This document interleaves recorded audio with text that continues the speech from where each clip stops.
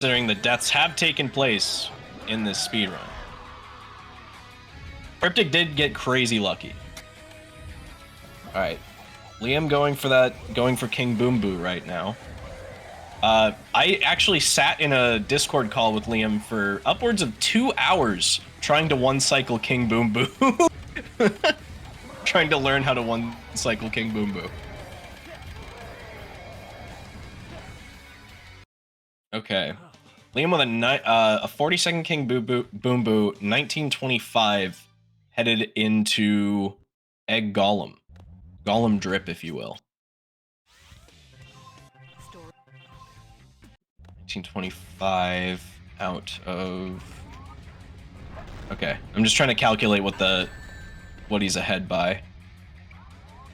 At least out of King Boom Boo. Come on, Cryptic. Oh, going for the super bounces. Okay.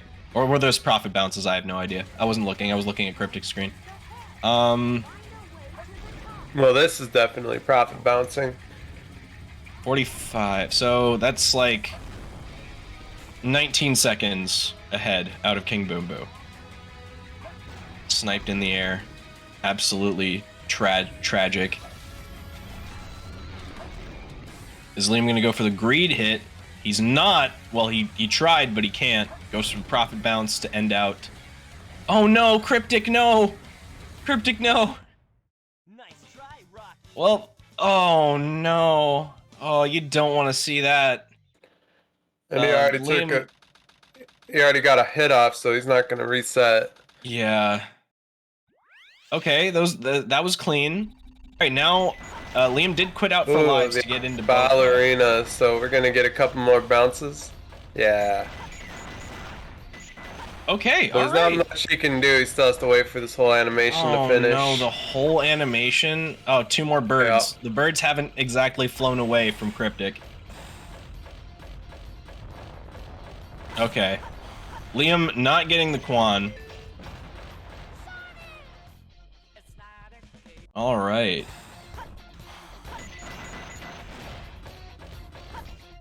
Going for another try, because second try is free. All right, so Liam's out. He is... Let's hope he doesn't... Well, I hope he doesn't go for Slofa. All right, let's see how Cryptic does right here going into Bofa, trying to get the Quan. Cryptic not getting the Quan, and going for second try Bofa. Liam ahead by 2060 out of EG. Okay. We're nearing the end of the speedrun. I definitely think that Meteor Herd and CGSS could still swing it either way. It's still anybody's game. Cryptic's out and on his way to the goal ring.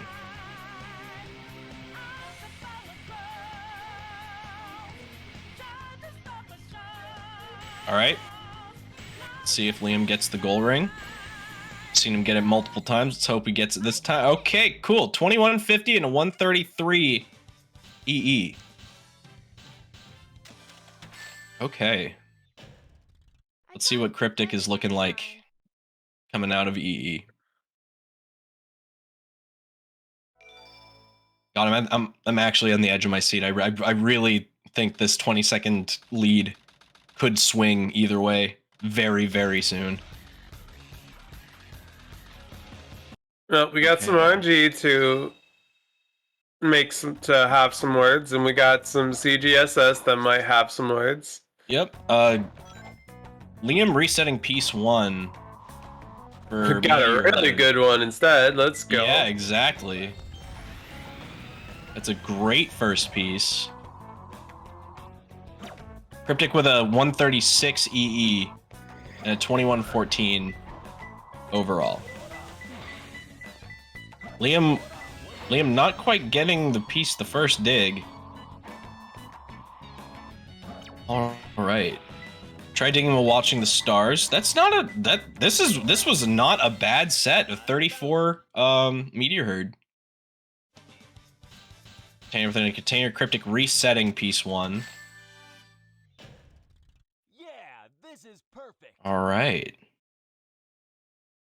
Liam is getting some crazy RNG. Cryptic dying. Oh my god. That's not good. The chaos, the artificial chaos snipe, but we got behind something powerful piece too. Maybe we'll just get blessed and have a double bottom. Yeah, let's hope.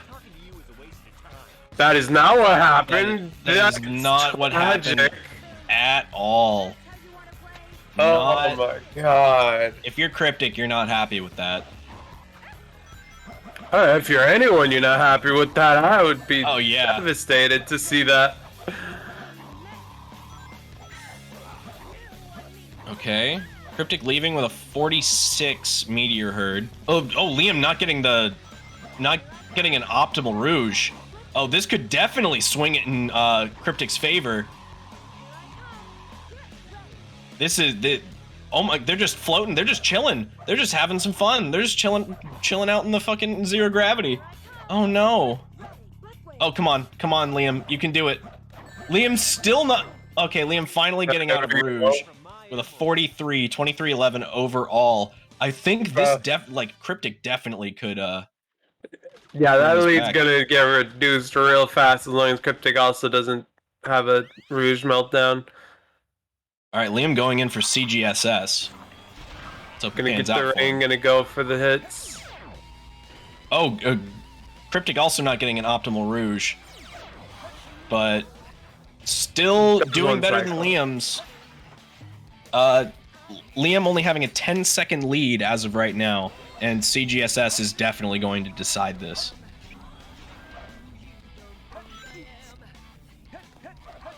All right.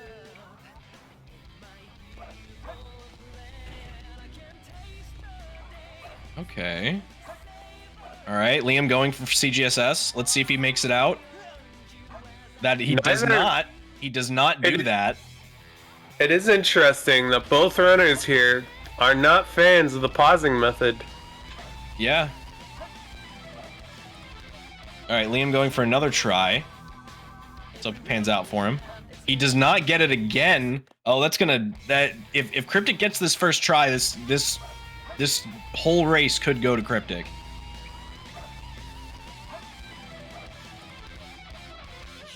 Box versus checkboard. Cryptic is out. Liam is not out. Liam is game over. Oh, this is not good for Liam. This is definitely not good for Liam Dunn, 23. Cryptic this is not the way I wanted this race determined. Yeah, I hate having races determined specifically only by CGSS.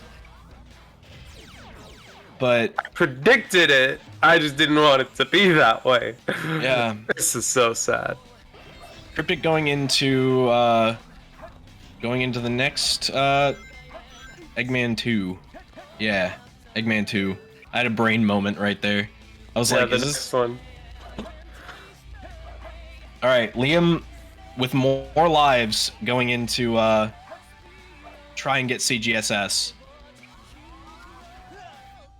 He does not get it once again. This is just making me sad. Oh, Cryptic dying in Eggman 2. I just noticed that. I was too focused on the CGSS. What just happened? That is so sad. This is some the spaghetti's falling out of the pocket. We're oh man, I'm speechless. I think I'm at a loss for words. Cryptic making it out of Eggman 2. He does not look happy. He's saying words that we can't hear. Again? What'd you say?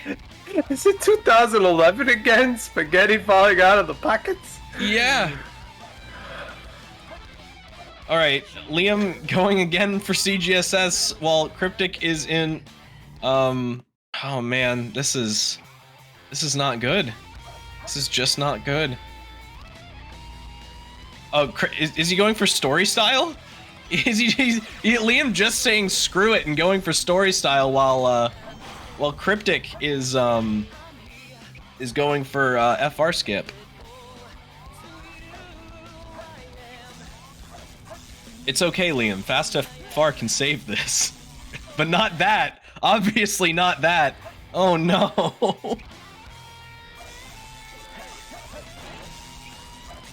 Oh, what did Oma Chow do to you, Liam? I I can understand you might be upset, but what did Oma Chow do?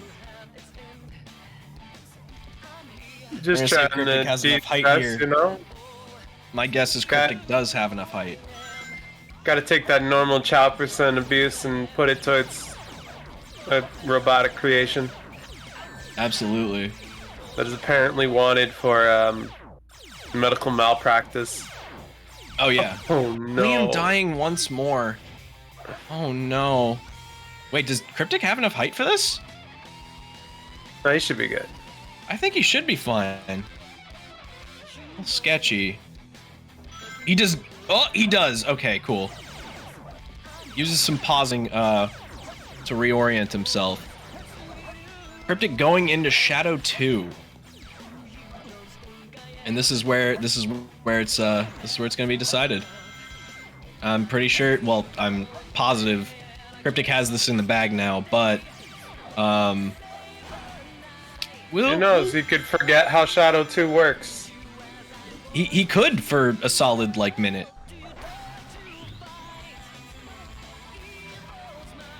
Liam's still going, still chugging along through restricted Crazy Gadget. I think it's 1, 2, 3. Oh, Cryptic not getting what he wants for Shadow 2.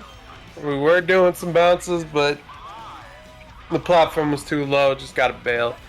And the last hit for Cryptic, and that's GG, everyone. Both runners put out their best. Let's see.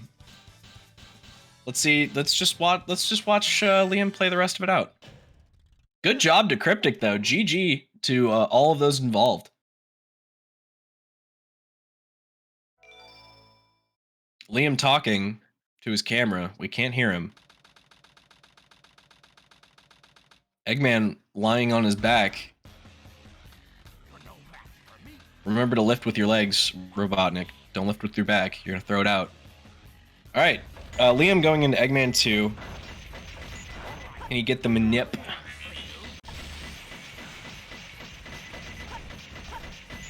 Oh, not missing a couple shots. Getting the propeller punch. Oh no! Oh no! He got stuck in the laser. Eggman 2, not back half of the speedrun, not being very kind to Liam. Oh no. Went from a 9.89 second Liam lead to a 3-minute and 40-second lead for Cryptic out of CG. Yeah. He had the CGSS mental block, that's true. And Liam going into Final Rush.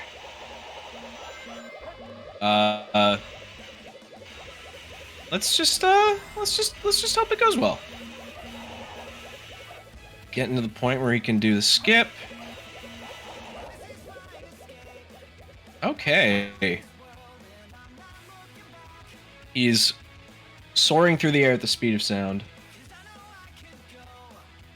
It was a very exciting match. I am very happy to have been a part of this commentating for both of these runners, both of these great runners. It was a very hype race, Cryptic. It was fantastic. Truly a roller coaster of emotions from start to finish. The fact that you flipped the bird twice and then looked around your room to find a third bird just kind of sitting on the floor. I don't think anybody expected the third one. I didn't know Cryptic was a big fan of flickies, so I didn't know this was a new type of flicky. Is that why flickies are primarily birds? I do not think that is the actual reason. But Liam is out of Final Rush and going into Shadow 2. Let's see if he can close this out. Huh. No problem. All right. Oh, what happened? What happened? The match you finished the fight. I don't know what time it was, but I'm sure they have the time. Okay. Alrighty. So, any interviewers? Any interviewers? Any cryptics lurking around? Cryptic, I miss you so much. Oh, cryptic! Yeah, he's here. Let's go, Cryptic. We missed you. Oh, how's it going? Let's go. All right. Yeah. You gotta tell me about that race, because from my understanding, from what I've read in chat, that was a really, really cool race with all crazy guys. Yeah, no. So, like, the lead went back and forth a few times, and then Crazy Gadget kind of sealed Liam's fate. It was very tragic to see. Yeah, he ended up having to do the restricted route Also, instead of going for CGSS. Also, Liam's RNG was fucking nasty. Yeah, he had some really good RNG on the Knuckles stages. Liam lost like 4 minutes to me in Crazy Gadget alone. Yes. Dude, shouts Yeah. like what a trooper, man. Like he kept going, bro. That's crazy. Holy man. Everyone give a big hug to Liam, because honestly, that's crazy. It's so deserved. Honestly, Is that yeah. 101 gold? What? Yeah, I don't route 101 very well. Sorry. Hey, it's a gold is a gold. It's fine. No, I was just like surprised because most people don't gold Route 101. Wait, were these real splits anyways? Yeah, these are real splits at this point. But, I mean, I hit C skip first time ever in a tournament. I think. Let's go. Let's go. Yeah. Yeah, that was Pog. Liam missed it. Liam missed it and still pulled ahead. I think Liam at one point was like 20 seconds ahead. Yeah, I'd be interested to know like what split that was on, because I know I died twice in Metal Harbor to like missing pulley skip by maybe a fraction of an inch. That was devastating, man. Oh yeah, that was absolutely that was massive. I hit think first try most of Moonshot, and then like Oh, yeah. I got to the end of Moonshot, and he was like, you know what? Actually, you know what? Today we're gonna move the rest of the stage 2 inches backwards. It wasn't here before, but we're just gonna do that now. Yeah, the most recent patch of the game that Yuji Naka put out moved the entire stage 2 inches backwards. Sad. But yeah, great job from both of you. That was a good race. I feel like I was playing really, really well. I hit all of the skips pretty much first try. I just had some really silly mistakes. I mean, like that Pyramid Cave death, man, that was like 30 seconds. Yeah, I light dashed and then couldn't bounce, and it was so avoidable. I'm just sad about it, but we're gaming, you know? Yeah, we're gaming. We're gaming. Also, We're not out yet. I hate the fact that on the screen for the stream, my name is blocking out your PFP. It's okay, nobody needs to see that guitar anyway. It was terrible. I was like Yeah. the first one I ever bought. Shoutouts to everyone who you guys both played a really good race. It was very exciting. Really just a nail biter from start to finish up until CGSS. Yeah, but funnily enough, like the worst stages for me were the hunting stages. And I don't know how that happened, because usually, I mean, I'm supposed to be the hunting guy, right? So I'm sorry I couldn't put on a better show for you people. It's okay because Liam's insane luck balanced it all out. Yeah. Can't wait to watch that man. back later. Oh yeah, you definitely need to. I have to say, I felt so bad when the gamble did not pay off going down narrow path. I've never seen that ping before, and then I went like halfway down narrow path, and I was like, wait, this could be left eye of the jumbo face, but with this piece one, that's just weird. And it was. I've never seen that set. It's crazy. You do the wall run for jumbo face so clean. It was so good to see. Oh, true. I hit the chain one from level 3 as well, all the way down to the top. That was sick. It was absolutely sick. Great execution. Thank you. Yeah, I hope I can bring it back later and put on the race that I know I'm capable of, because I feel good about this now, you know? I played pretty well this run, I just made some silly mistakes. If I can go another run without making those mistakes, I feel like we're gonna bang a race coming up later, May. I'm telling you, we got this. Let's go. Absolutely. 100%. Alright, so what do we have any another race coming up? Yeah. The next one is some shit. It is Pippi versus Strawberry Jam. go. Oh, that's cool. Oh wait, who And the- messaged me? And the winner of this gets to go on and face someone. Oh, okay. Drywall. So I'm being told before I sign off to mention that Sacer 2 will be live from 1 p.m. to 5 p.m. today. First up is Labris versus Zether. So stay tuned for that. Make sure Let's you're go. here. One closing thought.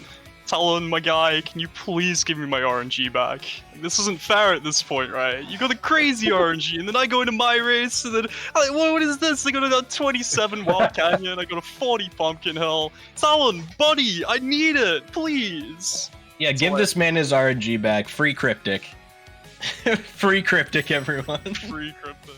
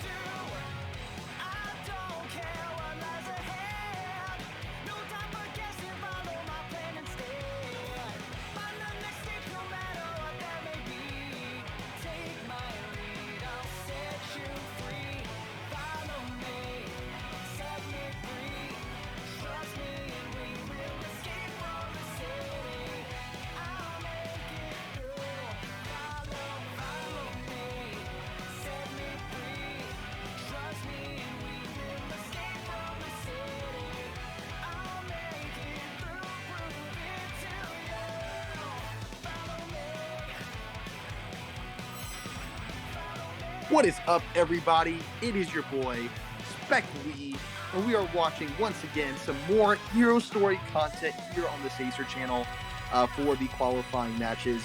I am one of the commentators, Spec, being accompanied by Black Doom, and we're watching two fantastic New York runners, Pippi and Strawberry Jam, who are pretty even in times, and we're going to see them go at it.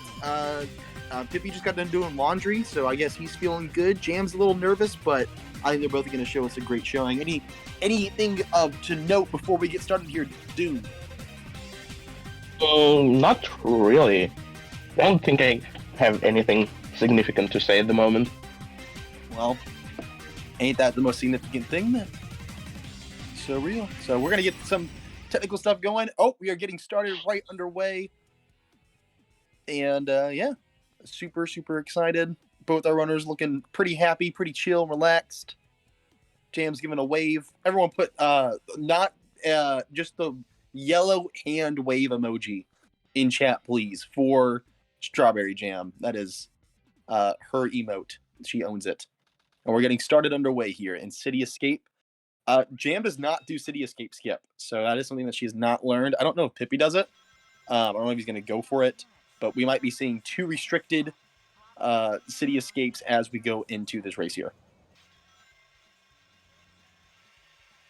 I mean, at least it's gonna be a fair competition, right? City Escape is it's like it's so weird that it exists in the first place. That like everything lines up so nicely, right? Like it just feels so random, yet it works. Yeah, It's such a huge chunk of the level too. Yeah, it's definitely a harder one to do. I just started getting City Escape skip, and I don't do Hero Story myself. I'm a Dark Story runner because I'm cool. And so, Pippi is going to be going for it and gets it. Oh, he got oopsed. No. That sucks. So, going to be seeing two restricted. A hard skip there. That why you get oopsed is either because of just because of either having too much speed or no speed, not enough speed. So, getting the oops. And going to be taking this restricted. One of those hard tricks that is heavily dependent on speed and positioning, and also when you unroll and when you jump on the ramp, you want to be jumping as soon as possible. So it's all good though. Makes for an interesting start of the race here. Pippi's still pulling ahead with some really classy movement, and also getting the roll down the building is going to give him a little bit of a speed boost as he goes through City Escape here.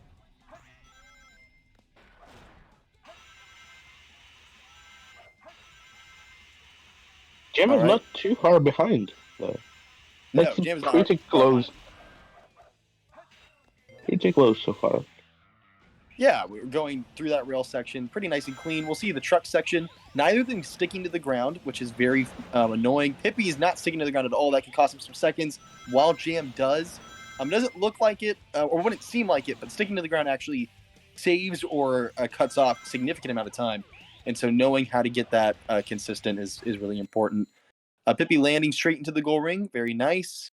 We'll see how Jam takes this ending here. Oh, getting a little bit of a slowdown, and having to jump into the goal ring. Being spread apart by 9 seconds. Not too big of a difference here. Piece of cake. Everything can change right now. Because the next level is a hunting stage. Yes. We right now. But before that, yeah.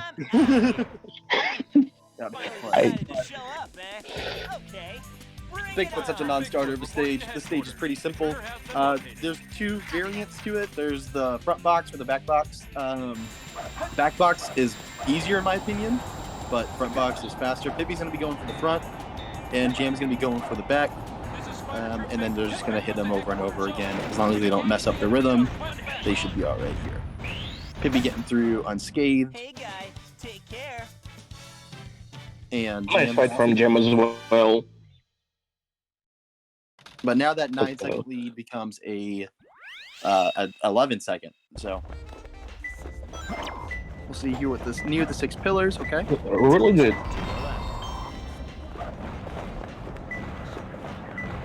Oh, getting yellow ink on the top of 10 figure. Nice. 3 Ps. Very good P1. She's just ping ringing it, or does she read the hint? I just didn't see it. Oh no, she's got a terrace with 2 legs. Okay. 19 seconds, not too bad. That's actually really good. This is perfect. Yeah, that's a sub 20 is always a good time. Then orbiting above the face. This is a really good set. Unfortunately, just was a weirdly placed one, 31 seconds. Now we have a bit of a discrepancy here. I can't do math. We're past the point of where Spec can do math. I'm sorry, guys. If anyone else wants to do math in the chat, do the math. But the lead has widened, to say the least. I think that's about 25 seconds. Yeah, any math people, I don't do that anymore. I'm sorry. I am a math person. What are you talking about? Oh, I said I don't do it. Oh, yeah, any math people?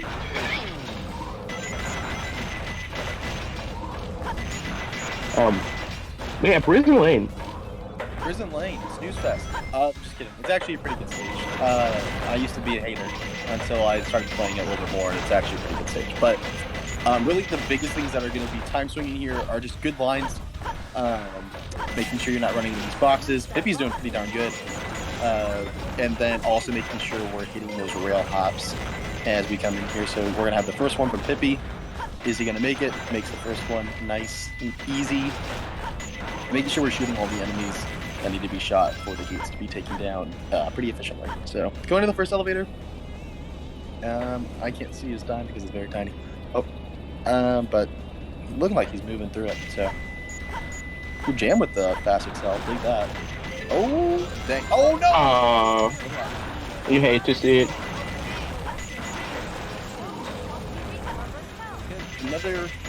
Another variable that's going to widen the gap there, but we'll see how Pippi finishes out on Prison Lane here. But I would say for some people, it's between this and Hidden Base is their favorite mech stage. No one really likes Mission Street. Oh no, Pippi! Oh, he's going to have to wait for the elevator. He got hit by the guy, and just like that, Prison Lane becomes the worst stage in the game. Just like that. Oh wow.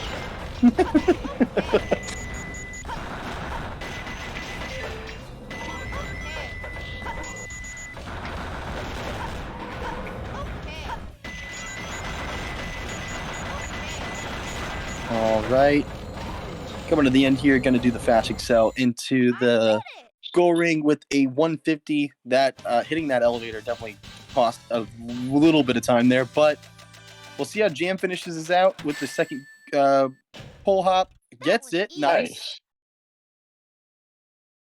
And she should not be losing that much time here. I actually think she'd be gaining time. Yep, gains about 3 seconds to Pippi, so that's very nice. Looking at 22 seconds if I did my math right. Coming Metal Harbor, which is a pretty. It's not necessarily hard. I would never call Metal Harbor hard, but it definitely has a lot of swag and depth to it that could make it hard. Oh man, maybe Pippi's making me eat my words, but yes, depending on the level of play and the level of speed you're trying to do that level of play can make it very hard, but I wouldn't say it's hard as a base level itself, but we'll see here. Pippi having a little bit of struggle to get into those rings, wanting to make sure he doesn't get owned by the light speed dash, which happens quite often actually in this game. And Jam's coming up. And it's not a game, to be fair. Yeah. There's only one game with the good light speed dash, and that's Sonic Unleashed for the Wii. So true. So true. Everyone knows. Everyone here has played Sonic Unleashed for the Wii. Okay. No ramp shenanigans. Will she be doing loop skip? No, just doing the storage. Taking the pulley. 102 check from Pippi. Okay. Is he going to get the missile skip? I don't think Jam goes for the missile skip here, by the way. She usually just takes the ramps. So this could be another time swing for Pippi. Okay. 2 second ahead of Pippi coming to this. Yeah, she's just going to take the ramps. Please do not run off the sides, Jam. That would be very, very not great. Not very cool, Hog Champ. But with the rocket being skipped, I mean, it's going to negate it. 135 for Pippi. See how Jam comes out with here. But Jam's holding, I mean, despite being a little bit behind from Wild Canyon, is actually holding pace pretty darn well. She was a little nervous coming into it because of, I think, the PBs between Jam and Pippi are a little bit wider. Oh wow, what was that? You see that? That's crazy. Yeah, that was nice. That was like the quickest jump onto the ramp I've seen. So only losing 3 seconds to Pippi. Not too bad. For not skipping the rocket, I think that's pretty good. I think she would have come out of ahead if she had done the rocket skip. Yeah, absolutely. Again, I'm not really familiar with Pippi's gameplay. Jam will not be going for Green Forest Wall Run. At least I don't think so. And then Pippi, I don't know if Pippi will, but we'll see how the Shadow 1 goes. This boss is really great and super cool, and I love him. He doesn't troll anyone ever. He's kind of trolling Pippi right now. Okay, doing the storage strat. Interesting. Okay, never mind. Do you know who I am? 1354, not too bad. We'll see what Jam does. I don't know if she has a strat or if she just kind of feels it out like I do, but we'll see here. She's going in with the storage, okay. Ooh, I don't like that. I think she should have just storaged into him. Okay. She's just kind of just feeling it out. Still, only 16 seconds, so another 3 seconds lost, which is okay. She's got a big old smile on her face, so she's having a good time. That's all that matters. Blows up. Absolutely. Any Emerald fans in chat?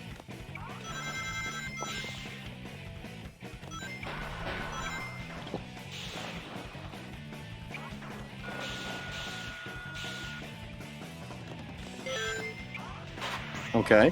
Okay, taking the rail. I thought he was going to try very easy for a second, and I was going to be like, what? But, okay, go on.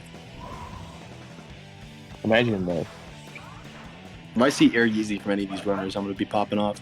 Oh, getting a little twisted there on the... Like that. That's not... Okay, yeah.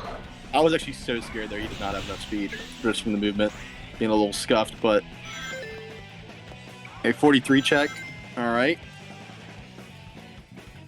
Coming on down here, taking the swing. We'll see how Jam owns up. I don't think she's going to do anything super fancy. She's going to try to have okay base movement. Oh, taking the loop because she hit the dash panel. So, and no wall run from Pippi. Very cool. And about the same check as... Oh, she did not get the check. Okay. Please do not die, Jam. But she got it the check at the same time as Pippi. So they're about even right now in the stage. We'll see the bungee skip at least, yeah. There it is.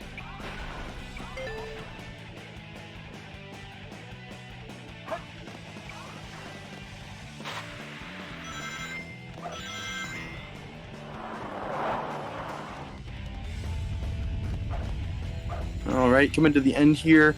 Going to be seeing a 143. Yeah, 143 from Pippi. Going to be doing Vine Skip from Jam as well. Very nice. Huh.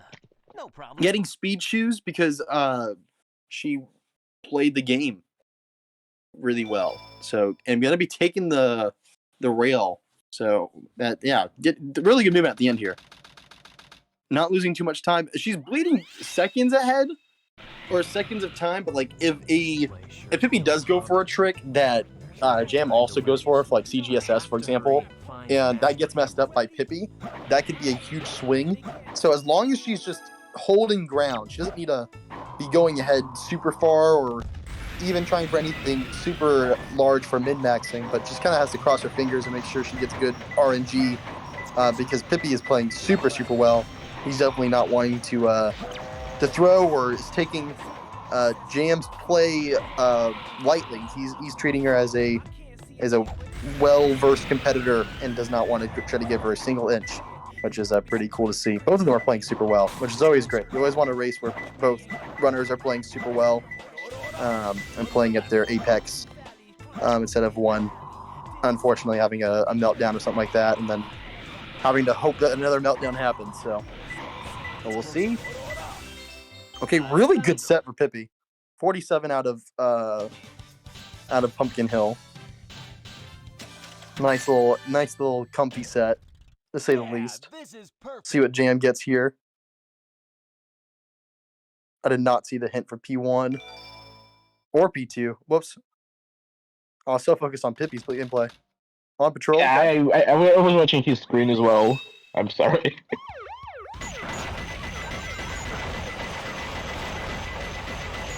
All right. Oh no! Ooh. Oh, That, man. that sucks. It's Okay, the one. he was gonna come out even, but that cost her 4 seconds. So it's another bleed.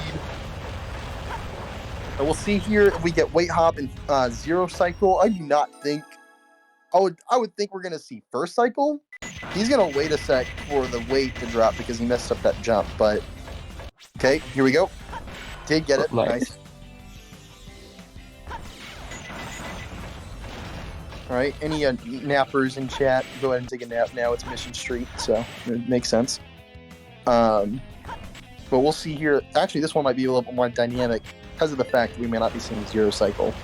So, gonna see how they do. This pause hover coming up on the grate. Or does he jump on the? Okay, he does do the pause hover. He was trying to do the rail hop, but instead opted for the pause hover, which just costs you more V1 time. Nothing too bad.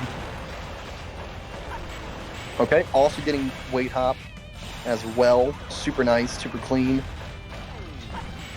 We'll see how this goes here. Okay. Is he going to do the pause hover? No. Ooh, really nice crossfire from Jam. Oh, That was really wow. cool. That was beautiful. She said, I will Some- max out my upper pings.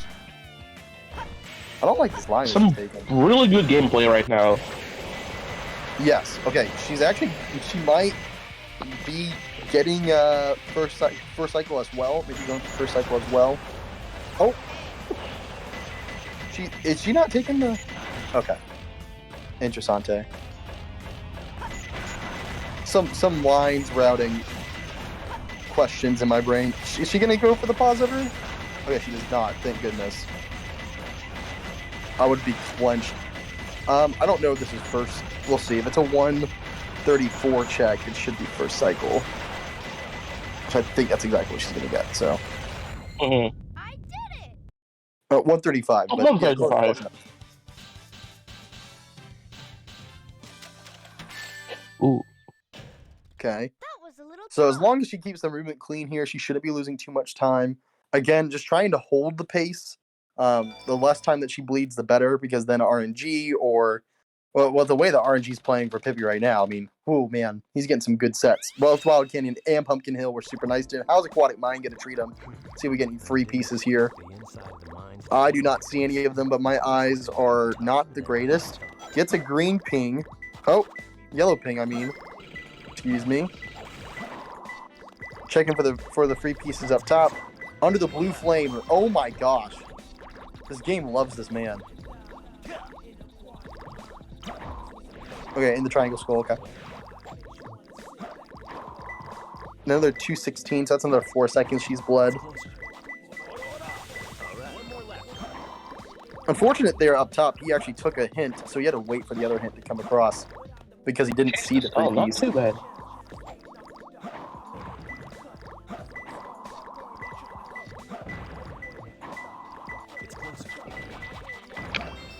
I found him. Okay, another 44. Oh my gosh, dude. Pippi is just like blessed today. See what Jam has. Yeah, Oh, this another RNG is like Yes, really good. This is perfect.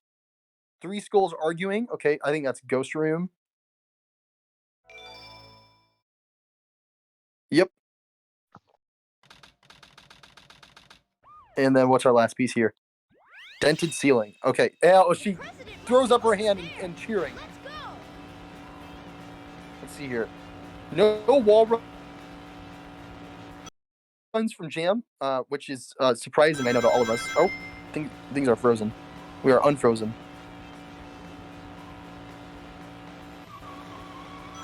Oh. Okay, gotcha. Ooh. Gotcha. Okay. 44 from Jam as 44. well. So, yeah, both really good sets. You love to see it. So now we're going to be in Route 101. This is when, if you guys are wanting to get a snack, wanting to take a nap, wanting to write to that person that you had a crush on in 6th grade, you never told them how you felt, and you probably should have, this is the time to do that. You should write that letter and send it to them through Pigeon and give it to them now. That this would be a good time to do that. If we had any ads or donations to read, I would also do that. But there are no sponsors. We'll say, sir. If any corporations are watching, G Fuel, if you're watching right now, please reach out to Alpha Dolphin so you can sponsor Sacer events. That would be amazing. Oh my gosh, or Papa John's even. God, could you guys imagine if we had a Papa John's code? That'd be amazing. I'm just beating Papa John's the entire time. So true. Tails, did you find the president? Almost, Sonic. Just a few more minutes. Power boost.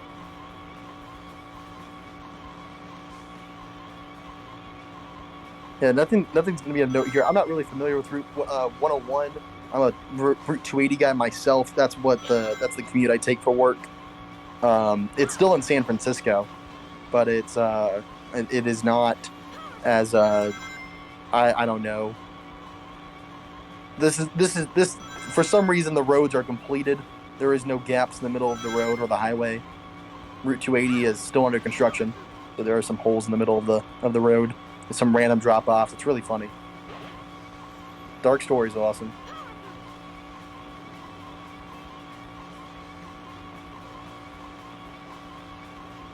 And if you're wanting some more content where we're not in Route 101 at this current moment, although we're about to be out of it because Pippi just finished up, go and check the Labras versus Zephyr race on Sacer 2. Or you're wanting to be a really cool guy, go ahead and alt-tab that. Mute one of us. And keep that other run going. Give the Sacer 2 events some nice love, some viewership, if you will. Be a nice little time. Thank you. Or you can just use the tool for watching multiple translations at once. Sure. That's also an option. Yeah, if you want to just have all of us talking at the same time, it'd be really awesome.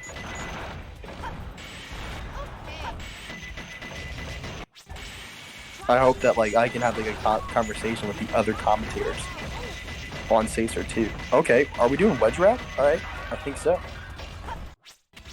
Yup. Oh, pause hovers, please. 219.90, not too bad.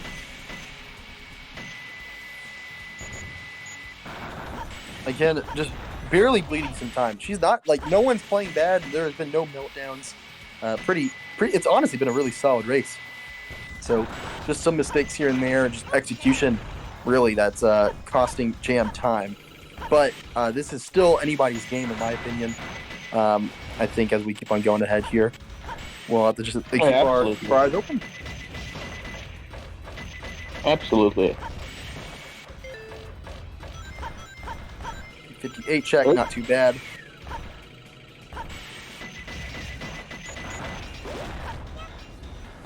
I don't know. Did Jan try pull hop? That'd be crazy. I think she went for axle jump, but not getting the lock on. Oh, getting shot at, as Tails does. He is a fox. This does happen. Oh, Pippi getting hit. All the damage to the mechs right now. They are rentals. Y'all, we could not be damaging them.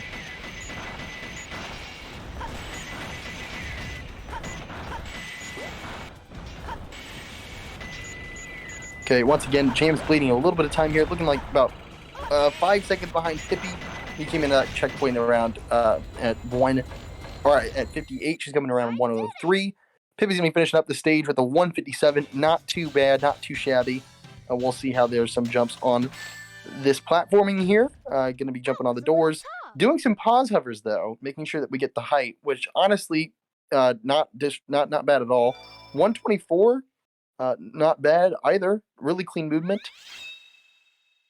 And we'll see as Jam finishes out Hidden Base, we'll see Pippi do Pyramid Cave. This is probably the stage that hurts my hands the most because there's so many super bounces to do. But, it's all good. Really good stage.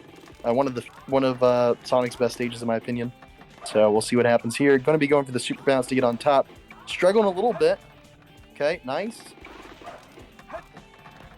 Gets on top here. Going to be skipping straight to those ramps as we go to the bounce bracelet. And Jam getting a 201.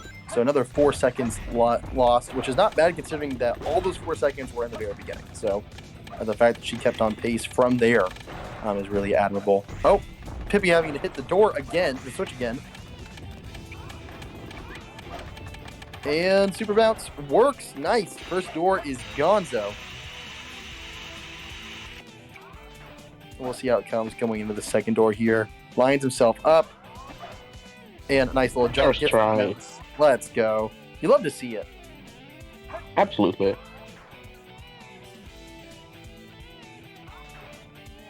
We'll see how Jam, she can gain some time here. Pippi had a little bit. Nice. First try on that bounce. And going to be going across here and going straight to the ramp.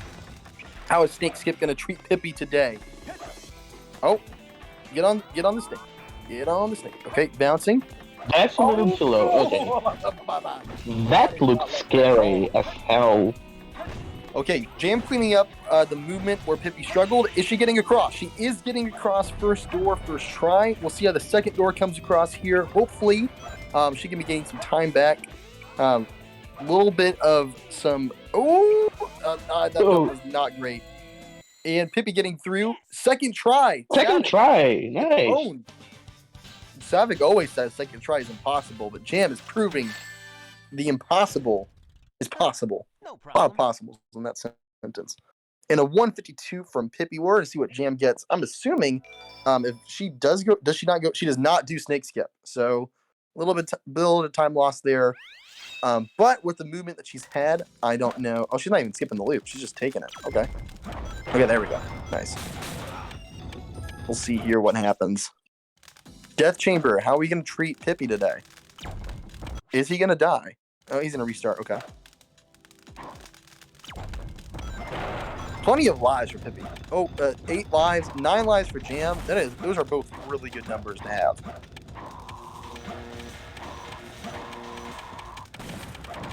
Okay, box clip, nice. Not the greatest set to start with, but 157 for Jam. yeah, that's the same exact time. So I don't know about the milliseconds, but she did not lose any time there, so that's nice. Okay, doing some death strats in blue. Oh, yellow ping. Ooh. Roasted keys. My guy. Will he die again? Waits for the hint. No. Angel's Ring. That's not a bad set. Give us the head nod. That's the gamer nod right there. That's the gamer head nod. That's what you do like in esports when your opponent does something. You're like, oh yeah, okay. Okay, nice. Straight to core. Okay, having to restart again for Jam. Snakes looking at each other. Gonna be taking that one. We'll see here. I don't think Jam does any of the box. I think she does booty clip, but I don't think she does any of the steel box clips. I don't know what those are called, but I don't know. There's a name. SA2 players be like, give a million names challenge. Oh, she got into the ring. Jam, just die. Stop getting the ring back. No. Okay, also yellow. What is this?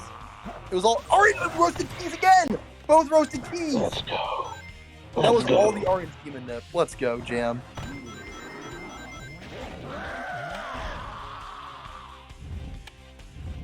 Okay, gonna be dying for that. Interesting.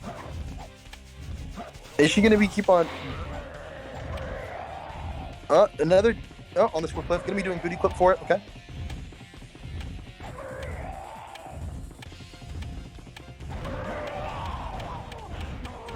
Oh, okay. Gonna be clipping back in. I don't think that was intentional. Did she hit the door switch? Okay, she did. Interesting route. Oh my gosh, Jam. No. No. Oh my god. Oh my god. Okay. Oh my gosh. I might have just died, I think. Okay, losing like 20 seconds there. That was rough. That was a little rough. But think of the out of bounds movement. We're gamers. We don't go outdoors. The out of bounds movement was a little rough, but that was fine. So I'm glad she didn't die there. That would have been heartbreaking. Okay, egg golem though, going clean for Pippi. You love to see that, getting those profit bounces, nice and clean. Okay, Dean Boom Boo, not to be confused with a Mario character that he shall not be named. Oh, Jam does not do cat boost, by the way, so which is very sad. But she'll just play out the regular cycle.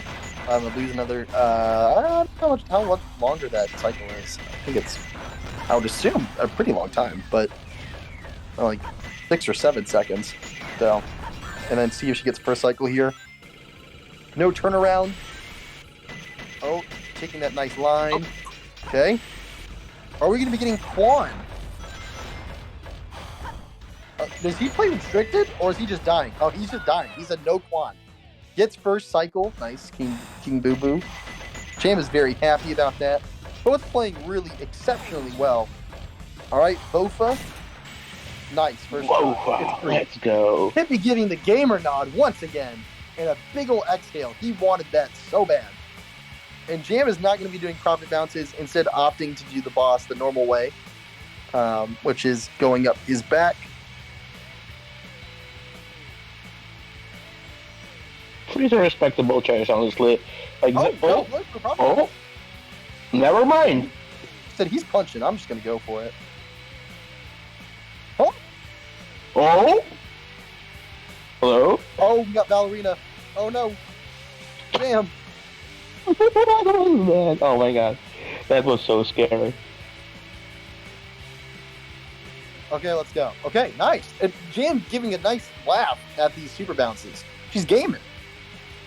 So true. Oh no! Why'd I say that? Okay, no, she's doing all right. And we're gonna hit the goal ring, right? We're gonna hit the goal ring, Pippi. Yeah, yes. Or are we going for slow? Okay. Let's go. That was a little scary. 138. Again, kind of a huge difference here. About over a minute difference here between these two runners. Again, nothing really huge. Just execution. Death Chamber was being Death Chamber. That's because it's one of the worst stages in the game. So just be like that sometimes. You know what I mean? Mm-hmm. Let's see what Meteor Herd has in store. Meteor Herd's base. Any other Meteor Herd fans? I think it's a pretty cool stage. Please put some wagers No on way. it. Oh my god. Right now.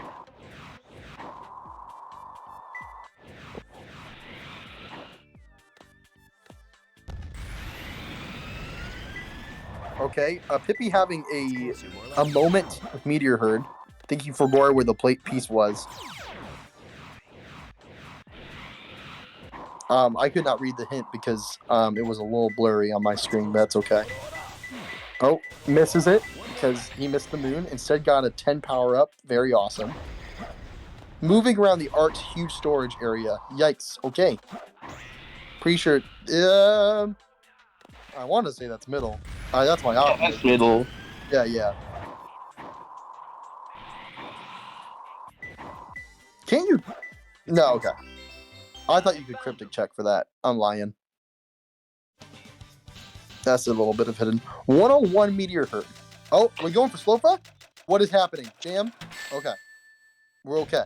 She's doing Slofa. This is perfect. Or Slow Quan? What is this? She is not hitting the thingamabobbers. Doing all right. 140. So even with Quan, at least to the IDT, she's losing 2 seconds, but because he did it second try, it should be evened up here. We'll see how her Meteor Herd pans out. Really, I do not think she goes for CGSS. I think she does CG restricted. We'll have to see what Pippi does. If he goes for CGSS, it's kind of be curtains, essentially. But if that is the case, they both go for CGSS, and we have a meltdown. This race is far from over, to say the least. So we'll see how that goes. Rouge fight going well. Nice. 16 seconds. Easiest boss fight in the game. Unless if you're impatient, then it's, like, hard. But we'll see how that goes. All right, Crazy Gadget, please be kind. Twin stars, nice. Please just do not be a top piece. That would be very cringe.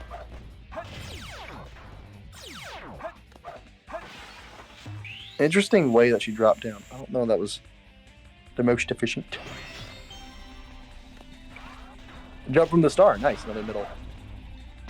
A mid, bottom, middle. Not too bad. Though it's definitely one of the cringier middle pieces to take. I feel like we're gonna see CGSS from PP. Let's go. Gaming. Not first try. Okay, I But- thought he got it and was adjusting his hair as he did it. And I was like, dog, that is like swag.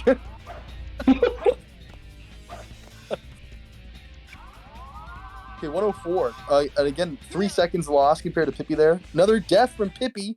We could be seeing a huge swing. There are a lot of lives from Pippi, though, so he's had a lot of chances. But we'll have to see here. So I'm not a CGSS doer. I do not understand what he's doing wrong. I could not tell you that, but he is dying. I can tell you that much. I'm not even on in this game. Okay, Pippi. Here's the hard part, is that when you miss CGSS, I feel like it's one of those tricks that once you miss it, it's like one of the hardest tricks to get next, because then there's so much pressure. Oh no, we're getting some flustered. Come on, PP. Okay, I don't like how Jam is doing this fight. Why is she doing it? There's a really weird rhythm. It wasn't like there was like a. Anyway, she's all right though. Gains a second on Pippi. Man. Oh no, another death. We got 3 chances left though. So again, a lot of lives, really good life management. Pippi getting himself a smile, trying to calm himself down, and also, just have a good time, because we're just having good times. We're playing Sonic games. It's good. I don't think Jam goes for it though, so we'll have to see. Gets it this try here. I don't know what he's doing out of bounds. TBH. This looks really scuffed. Yeah, that is really scary. He's gonna have to restart because he doesn't hit a kill plane. Exiting out for more lives. Okay. Wow. Jam's got a chance. We'll see here. Again, I don't know what's gonna happen, y'all. The movement so far is making me think potentially. Okay, Yo. Jam's going for it. Yo. Everyone. Ayo. Oh boy. Oh my god. First try? No. No, she died. Yeah, that what- looks kind of like. Okay, so we're going to be having a shoot off here in CG. Jam also has quite a bit of lives here. Oh my goodness gracious. Oogly boogly moogly. Okay. I think that's a little too far down. Yeah. Pippi Alright, gets it this Pippi try. gets an Here we out. go. He just need to restart. Giving the gamer nod once again. Thank God for the gamer nod. And getting Let's into the goal. go. Okay, here we go. Yikes. This is not an easy trick to do, y'all. This is a bit of a harder one, especially under pressure. Unless if you're Seahawks. Apparently you can do it under pressure. But whatever. Okay. Man. Jam's starting to get a little upset. I think if she doesn't get it this try, I think she'll probably do restricted. We'll see here. So I think she's going too far down still.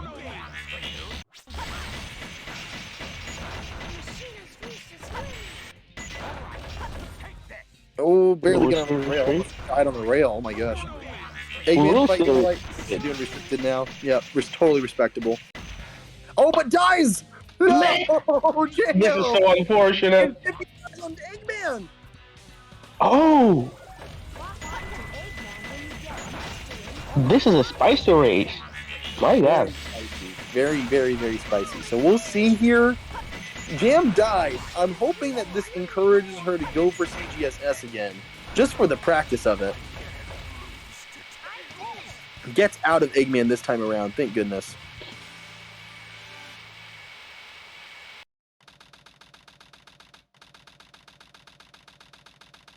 getting an extra life there, so she's at 5.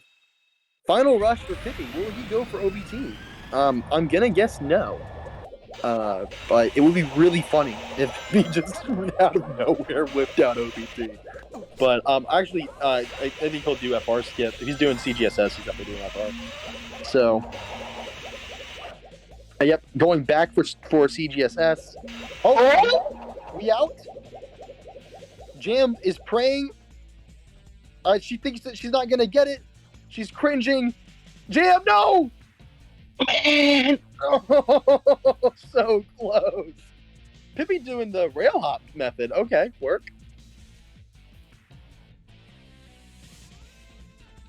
This always guarantees, from if I'm remembering correctly, always guarantees you have more height. By the way, and that's why people do the rail hop method. True. And I think it's a little bit like minuscule amount slower. Mm-hmm.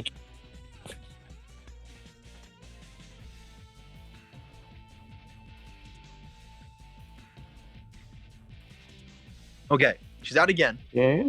I think she's too far to the left once again. What I would do is try to land on top. Oh, dang, dude. Man. He's getting there. Guys, if you guys, I don't know if there's a strawberry emote, but if you have a strawberry emote, can you guys spam a strawberry emote to give Jam some encouragement here? Huge respect for the commitment as well. Yeah, no, I definitely respect it. And she's getting close to it. She's saying, "Oh, come on, please." Come I on, think Jam. again. Oh, I think she's got that one. That's Oh, definitely Nah. not. I'm lying. Might be. I had hope. Okay, gonna do restricted again. Totally respectable. Please hit the rail this time.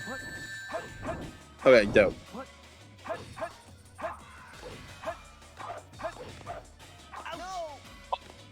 Oh no. by Pippi Shadow. dies. Pippi gives off a laugh though. I mean, when you're this far ahead, you just gotta laugh at the mistakes instead of getting flustered by it. This fight sucks. I'm not gonna lie. All the Shadow fights are kind of dog, and vice versa. Also, in your Dark Story. Oh, falls off. No. He didn't watch the tutorial from who was it? Who did I watch? Oh gosh, I forget. Oh well, I'm lying. I watched a tutorial about this. I promise, guys. Third try. It was like 10 minutes long. Okay, just gonna go for the casual strat. Totally respectable.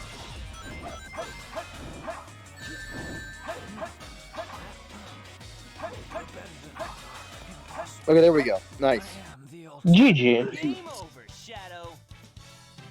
Oh, she spin dashed instead of did the light dash. No! Jam! Very sad. You hate to see it. Sonic, I did it. The good news is, I think she already got the upgrade, so now she just gets to play through the stage. Wait. What is she? Awesome job. Oh, She's not gonna finish it? She said DNF.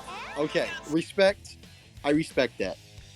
Understandable, yeah. I mean, that was a really good race regardless. That was a really good race regardless, and we had the heartbreak of all time.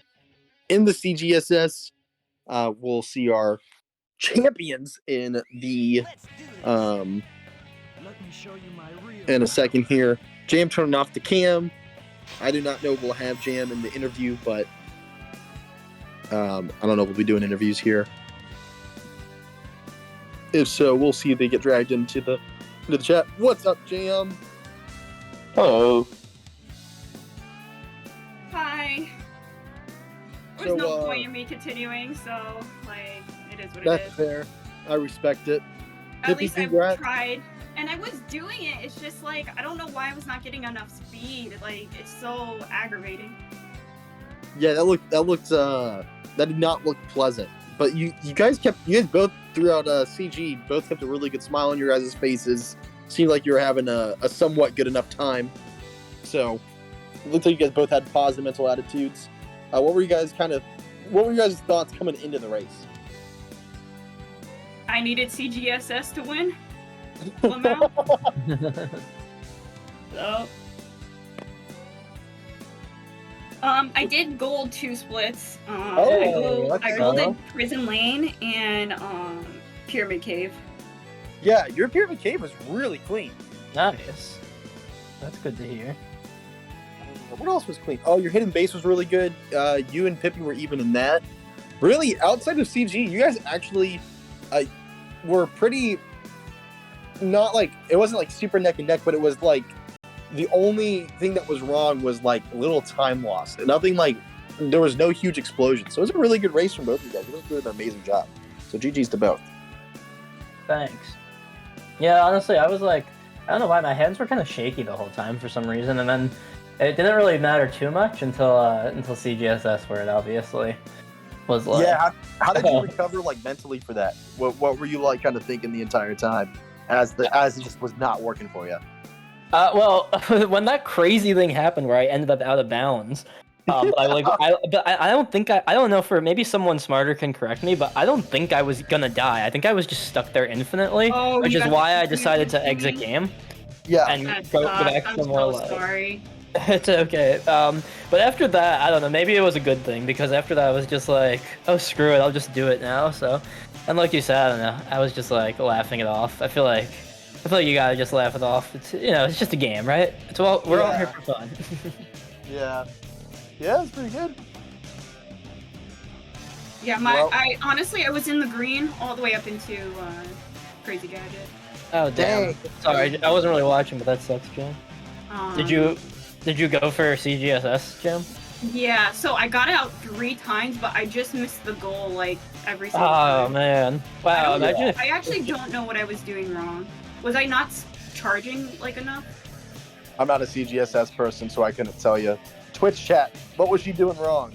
What was I doing like wrong there? Was I not like holding the angle down? Like, okay, but the thing is that I was like lined up with the goal. Just when I bounced, it was just like inches away. You'll see it when you watch it back. Yeah, it honestly was not that. It was at least honestly, I'm like getting out, you know. Yeah, no, getting out. yeah, getting out's the first step, right? So Yeah. you're 90% of the way there. That's the hardest part, in my opinion. So. I know for a fact the very beginning when you were missing it was that you were pushing too far down. You were aiming too far down at the beginning. So I know that much. Big Mikey says it was moving the stick too quickly, most likely was what was happening. So Holding thank you, Big down Mike. Too far? I'm confused by that because like I was like lined up with the goal. So if I'm not holding down far enough, then I'm not like lined up with the goal to do the bounce. So I'm like confused. But I guess someone's gonna have to explain it to me later. It is what it is. Yeah, one of the bot analysis things, but you know how it goes. I mean, at least I don't have any regrets, you know. Like I went for it, and that's just what needed to happen in this series, you know, in this tournament. Yeah. Well, hey, there's another reality where Jam got it and then bodies me because I was having a meltdown. So. Yeah. No, it really was like neck and neck coming into CG. It was crazy. It was. That's crazy. Yeah. No, it wasn't. Okay, I didn't peek any of this stream. Yeah, I missed CGSS. I think it must have been 5 times before I ended up getting it. So. Wow, that was what happened to me too. Yeah. But yeah, well, I think Jam's gonna get a 29 any freaking day. So. It's right there. True.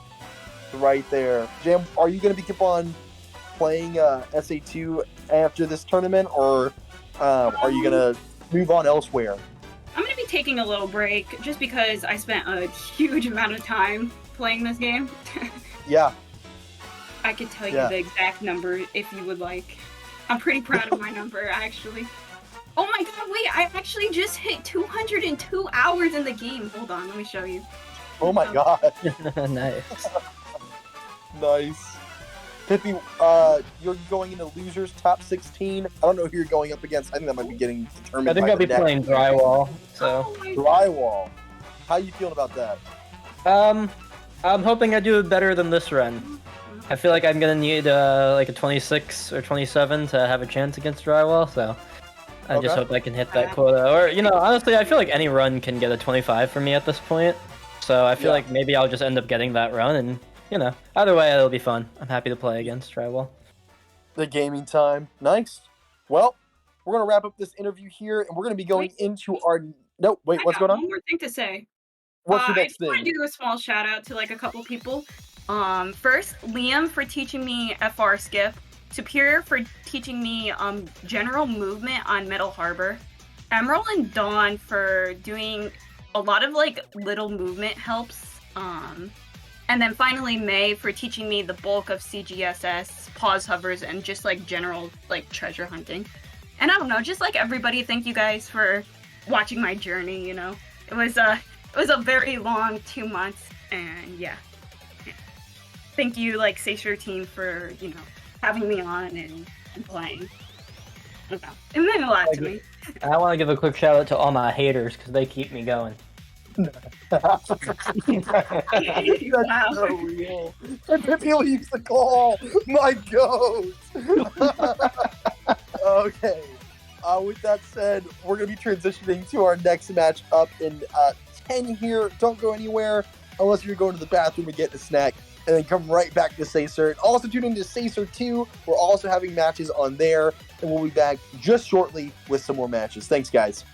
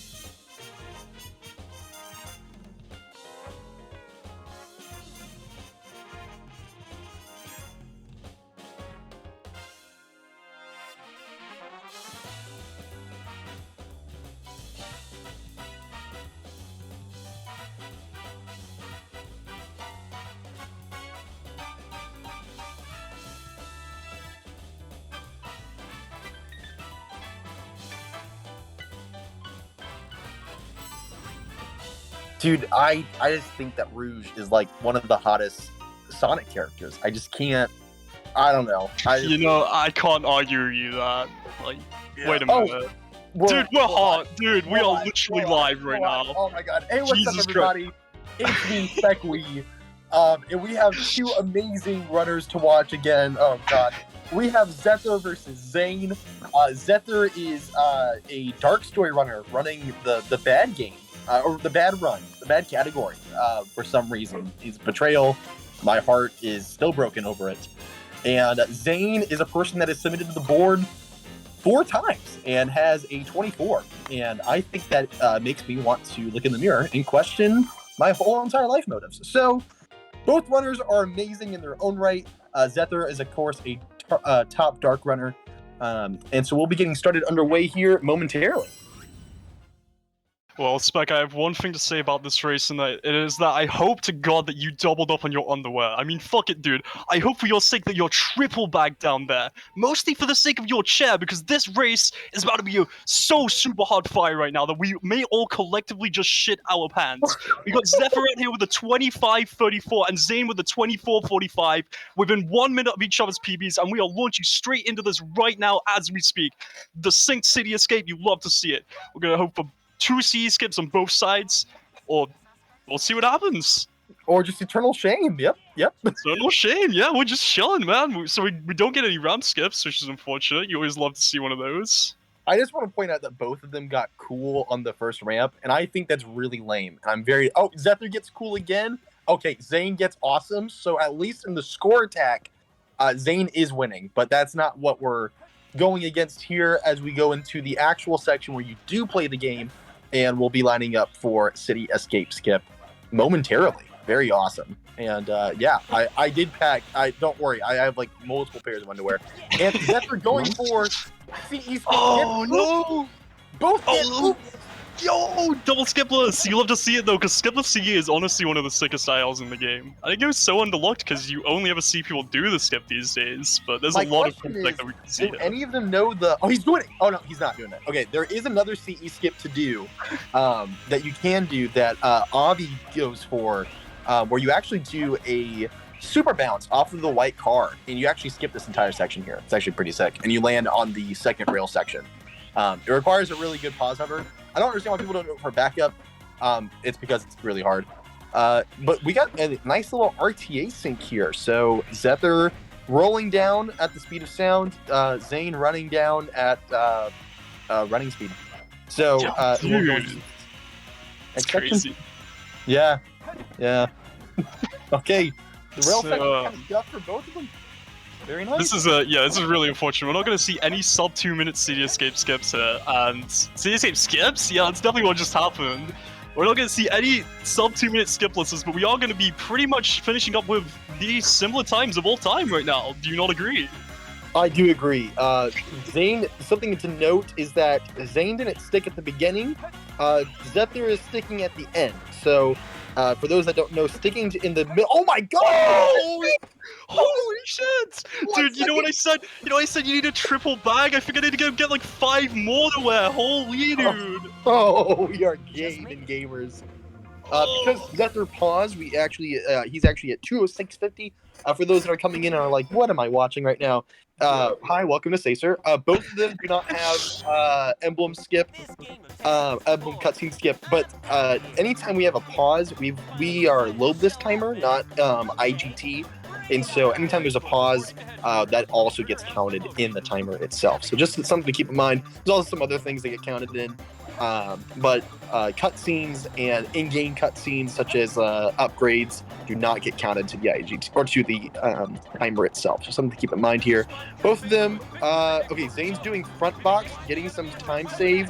Zephyr going for back box, which is kind of lame because he plays hot shot, but it's a can't believe he plays Dark Story and goes to the back box strat. What a lame-o. Anyway, I'm only gonna make fun of Zephyr because I know him. I don't know Zane like that, so I won't make fun of Zane. But I will make fun of Zephyr throughout this run. Don't worry, guys.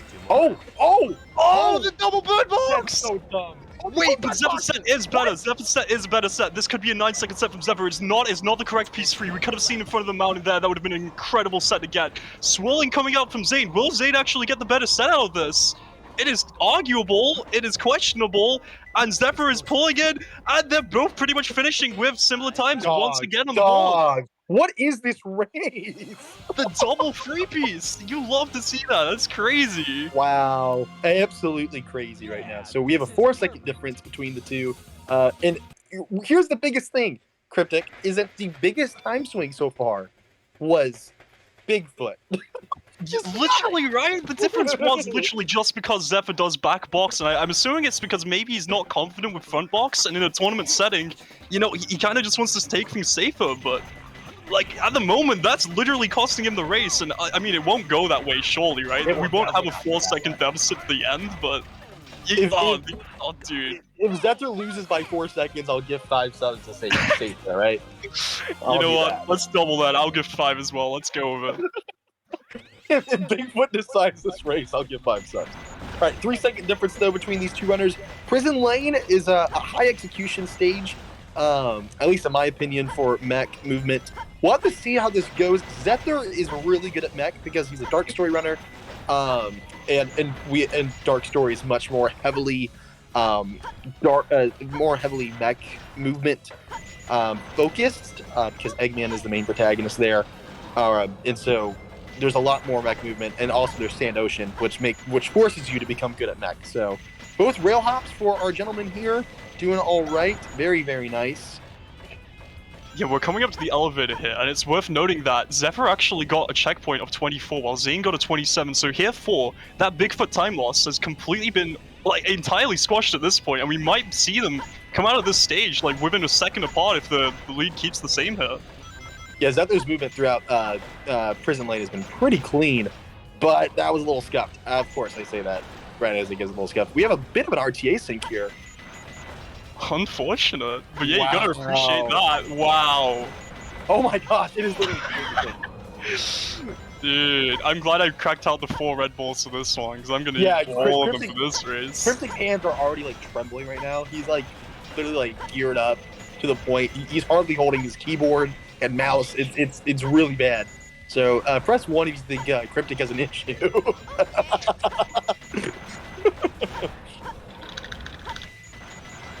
Okay, going. Oh, Zane missing the rail hop. Okay, that's actually really detrimental here.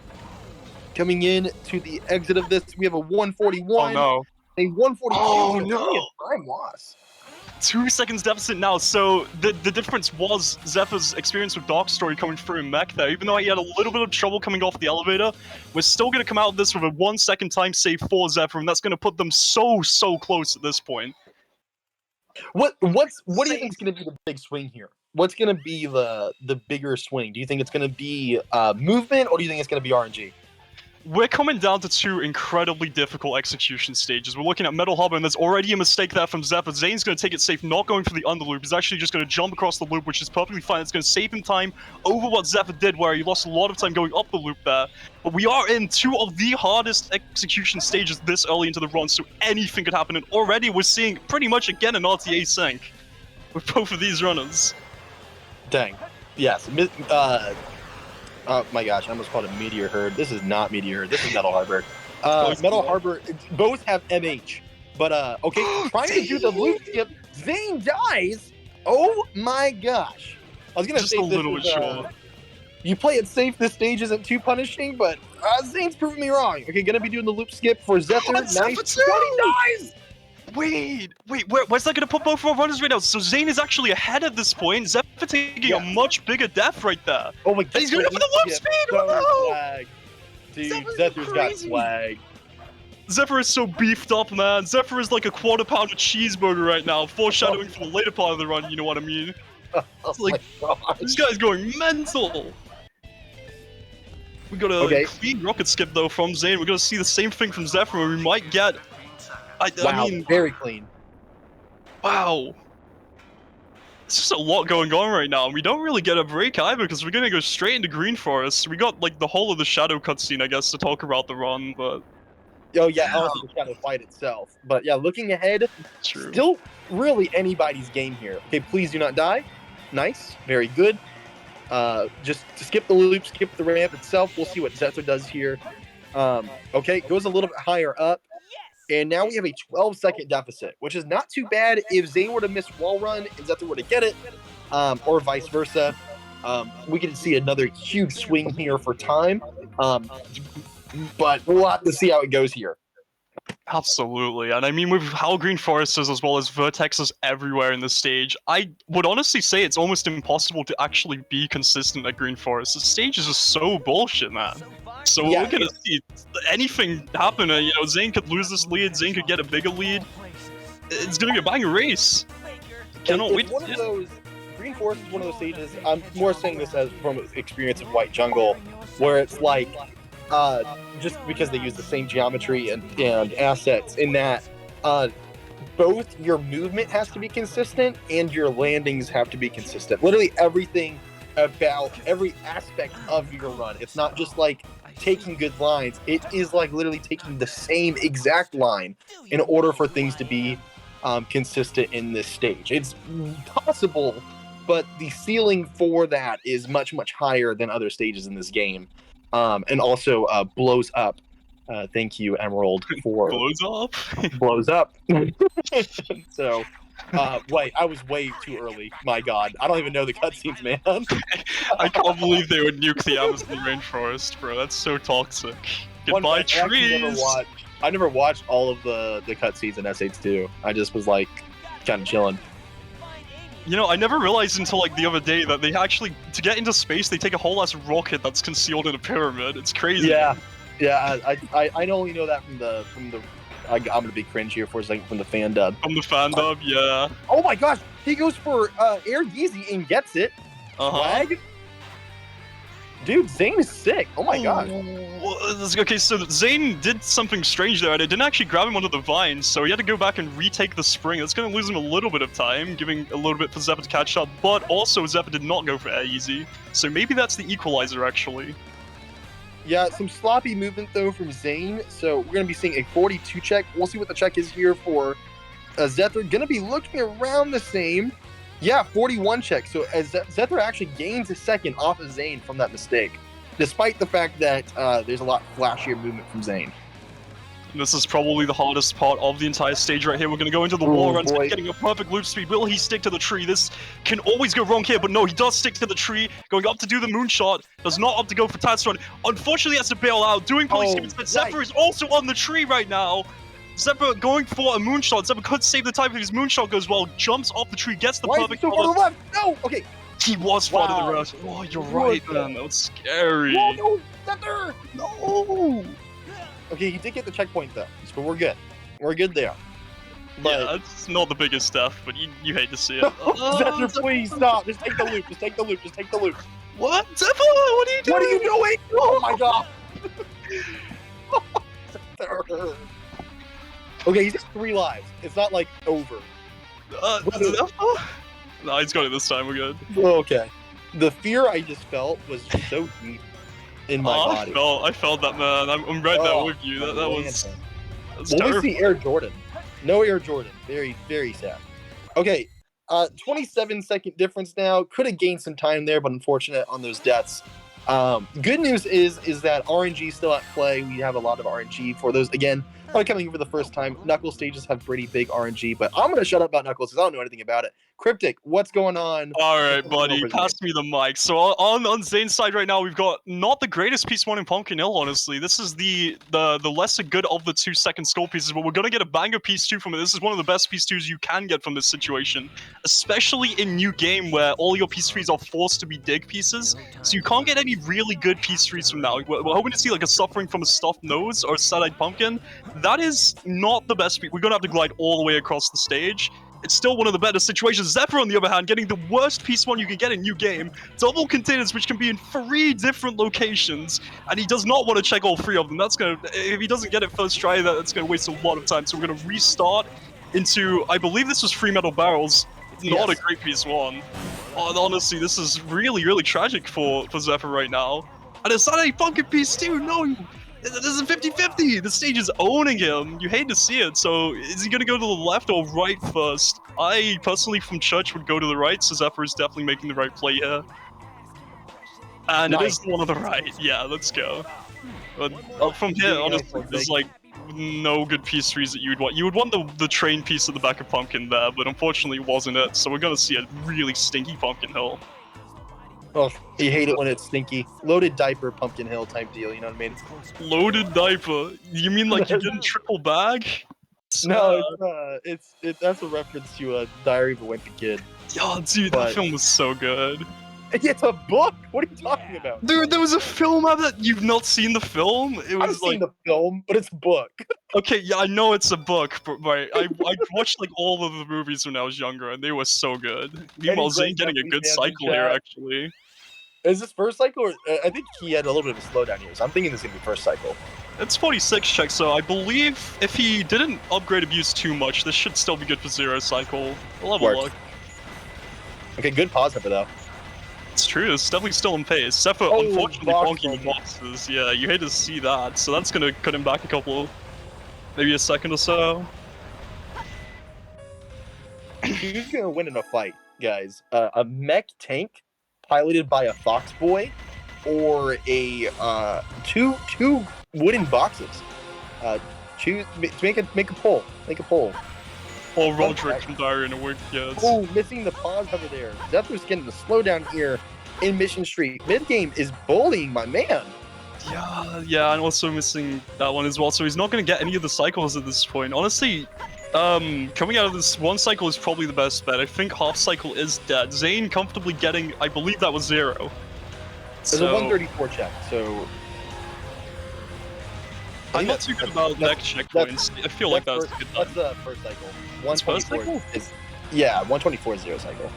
Oh, right, okay. So Zephyr can still basically tie Zane's time at a best here. We'll see what happens. We'll see what happens. I do not know the time script did not check after that stage there. Oh, not getting the switch because he's funny. Oh no! Oh, walk of shame!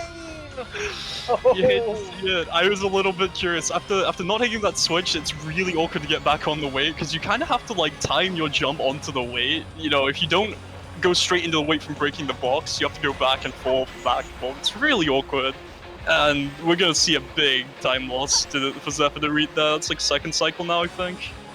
Yeah, he's gonna be getting a 149 check. So unfortunately, losing about 15 seconds there to Zane. Not what you want to see here. Looking like we're about 45 seconds behind Zane, which is okay. Still, nothing's over till it's over. But definitely not a deficit you want to have coming into Desert here as we're about to go into it. But Aquatic Mines, a really funny place. No free pieces for Zane. None of them. And also, it doesn't look like to be a very good piece. Oh, it was a free piece. Unfortunately, he did not go for the check in top room, or maybe he just missed it. So now he has to climb all the way back to the top. And from here, honestly, your piece threes are kind of far away from top room always. You have to come out of top room to then determine which direction, what path you're going to take. And set is looking pretty ugly right now. Yeah, I'm gonna have to go to Ghost Room. So, unfortunately, I'm missing that free piece. This could have been like a mid-20 if he saw it. Oh. We're gonna see what Zephyr gets on stage, see if he can save some time. That's definitely free time save looking like right there. With a good set, Zephyr could save about 20 seconds in this. Okay. Hoping through it. See any free pieces? 11:46 exit. 11:59 entrance. So we'll see here. Getting a restart. Green ping. I do not see anything free here. I see the free fence piece 1, which means he's not going to get the hint because he knows where it is. But unfortunately, this is one of probably the worst piece 1s in the stage. Therefore, not knowing that you don't need to check for the top room pieces with its piece 1. That's fine. It's not like common knowledge. It's one of those things where you just have to think about the layout of the stage a little bit more. And in the triangle skull piece 2, we could see a model clip to Ghost Room. That could save the set, honestly. He's gonna go for it. He's out of bounds. Nice. He pulls it off perfectly. It's sick execution straight into Ghost Room under the flat ground piece 3. So we are gonna be saving that time on the. Maybe not. He's Just got want to it. play it safe. Yeah. Okay, 11. Well, about I might be having my time wrong here, but it could be a minute 10 difference, if I am not mistaken. About 50 seconds, give or Or take. 50 seconds. Maybe I did my math wrong. I might have done it inversed. Yeah. So Route 101, the banger stage. Alright. Oh yeah, very banger, very cool, very. Anybody got a hot debate topic for us to talk about? Throw it at us. Let's just like, let's go on. No, but I did hear they're adding a spin dash to Sonic Frontiers. So, what I'm hearing is now is that because there's a spin dash, we should add Frontiers to Sacer events? Question mark? Is that what the S stands for in Sacer? Spin Dash? I think this is what. Yeah, spin dash, adventure era speedruns. That's it. Spin There's dashes nothing- are easily sexy real events. Yeah. Oh, that means we should also add Pac-Man World Adventure 2. That's what we should add as well. What? Yeah. Well, he has a spin dash, so. He does? Very awesome. No way. Yeah, he does. Yeah. We'll have the kitty on the stream. Don't worry. So yeah, see that future event, guys. Pac-Man World 2 is going to be on Sacer at some undisclosed time. Tethys is. I'm getting in my earpiece right now. Tethys is saying that I am wrong in that Pac-Man is not Sonic, and the S stands for Sonic. So we will not be seeing Pac-Man World Adventure anytime soon. Unfortunate, guys. Sorry. I didn't mean to break I your heart. love watching him swallow balls. Yeah. Alright, USR in chat says mayo instead of butter on grilled cheese debate. That sounds disgusting. I hate mayo. Mayo on grilled cheese? Uh-huh. That's disgusting. I'm so You glad don't we do that, agree do on you? this. Uh-huh. If me I does have that- heard about this before. Oh, I've heard God. about people using mayo as a replacement for butter and stuff, because apparently it adds like a little bit of extra seasons kick. Or I don't know. They're all degenerates in my opinion. Not you, you're an awesome person. No, alright? no. I didn't... Let's clear the picture here. Me is the degenerate. Oh, okay. Anyway, No. we're in space now with Zane. We'll see what Zane does here. Do we have pull up? No. Oh yes. Oh, not the IL. Gonna be opting for that's the GameCube version or what? What This now? is the GC. Yeah, but he's gonna miss it. He's gonna get dragged down too much by the wall, not clipping through the corner. So we're gonna restart into the beginning of the stage. It's like a 20-second death, giving Zephyr that chance to catch up just that little bit at the moment. Yeah, that was a huge death here. We're probably gonna go for pull hop again. What movement? Okay, GC skip again. Not getting brought down by the corner this time. Hopefully, nope. Yeah. Okay. Nah, he's good, yeah. So, unfortunately, doing the first pulse hover for pole hop seems to be the easy part. Doing the pulse hover on the pole is, I've always struggled with it. It's been maybe one of the hardest pulse hovers in the game, so understandable to go for GC skip both times. Zephyr could save the chance. We know Zephyr is good at mech, so if we see a pole hop coming out of here, Zephyr will be saving that time. And there it Nice. is. Let's go, Zephyr. It's a perfect pole hop, so not only will he be saving that roughly 20 seconds from Zane's death, but he will also be saving about 2 or 3 from this pole hop right now, making a 23-second time save already in the first part of Hidden Base. It's pretty impressive. Yeah, very, very good. As long as we don't have any huge meltdowns or deaths here, we should be all right. Very, very good for Zephyr. Always want to see a competitive race. I mean, that's always my opinion. I don't care who wins as long as it's entertaining and fun. And getting that keeps it entertaining and close, and I'm excited about it as well. But we'll see the rest of Hidden Base. It's pretty straightforward. Some pause hovers here and there. But to your point, Cryptic, I think the other hard pause hover, at least in my opinion, oh my. Is it that one there? I think that one's pretty hard. Yeah. Yeah, no, I have this conversation every time I'm in VC with someone in Hidden Base, right? There's something about that particular pause hover on that platform. It's just different. It's like got this brain virus that injects into you that makes it impossible to do the inputs. I don't know what it is. Let's see if Zephyr gets it. Oh, Nice. doesn't even go for it. Zephyr giving the middle finger to the brain virus. You love to see it. Well, if you don't pause hover, then you can't miss it. So True. Easy dub, really. I should start doing that actually. That's really smart. Yeah, Zephyr really good at oh my gosh, saving a whopping both the death time, but then in game time as well, saving another 4 seconds. So about 24 seconds is saved here from Zephyr. So we'll see how PC goes. PC is a really Yeah, I've said this twice in a row. PC is a cool stage. It's nice. Hurts your hands, and it's got bounces, which are fine. It's got bounces, true. But it's also a very variable stage. If you make a mistake, the checkpoints are not nice. They are very mean. So hopefully we don't see that here. But again, a huge time swing either way can go for these two runners. Plus, we have our two door skips. We'll see how Zane hits the first one, clears it.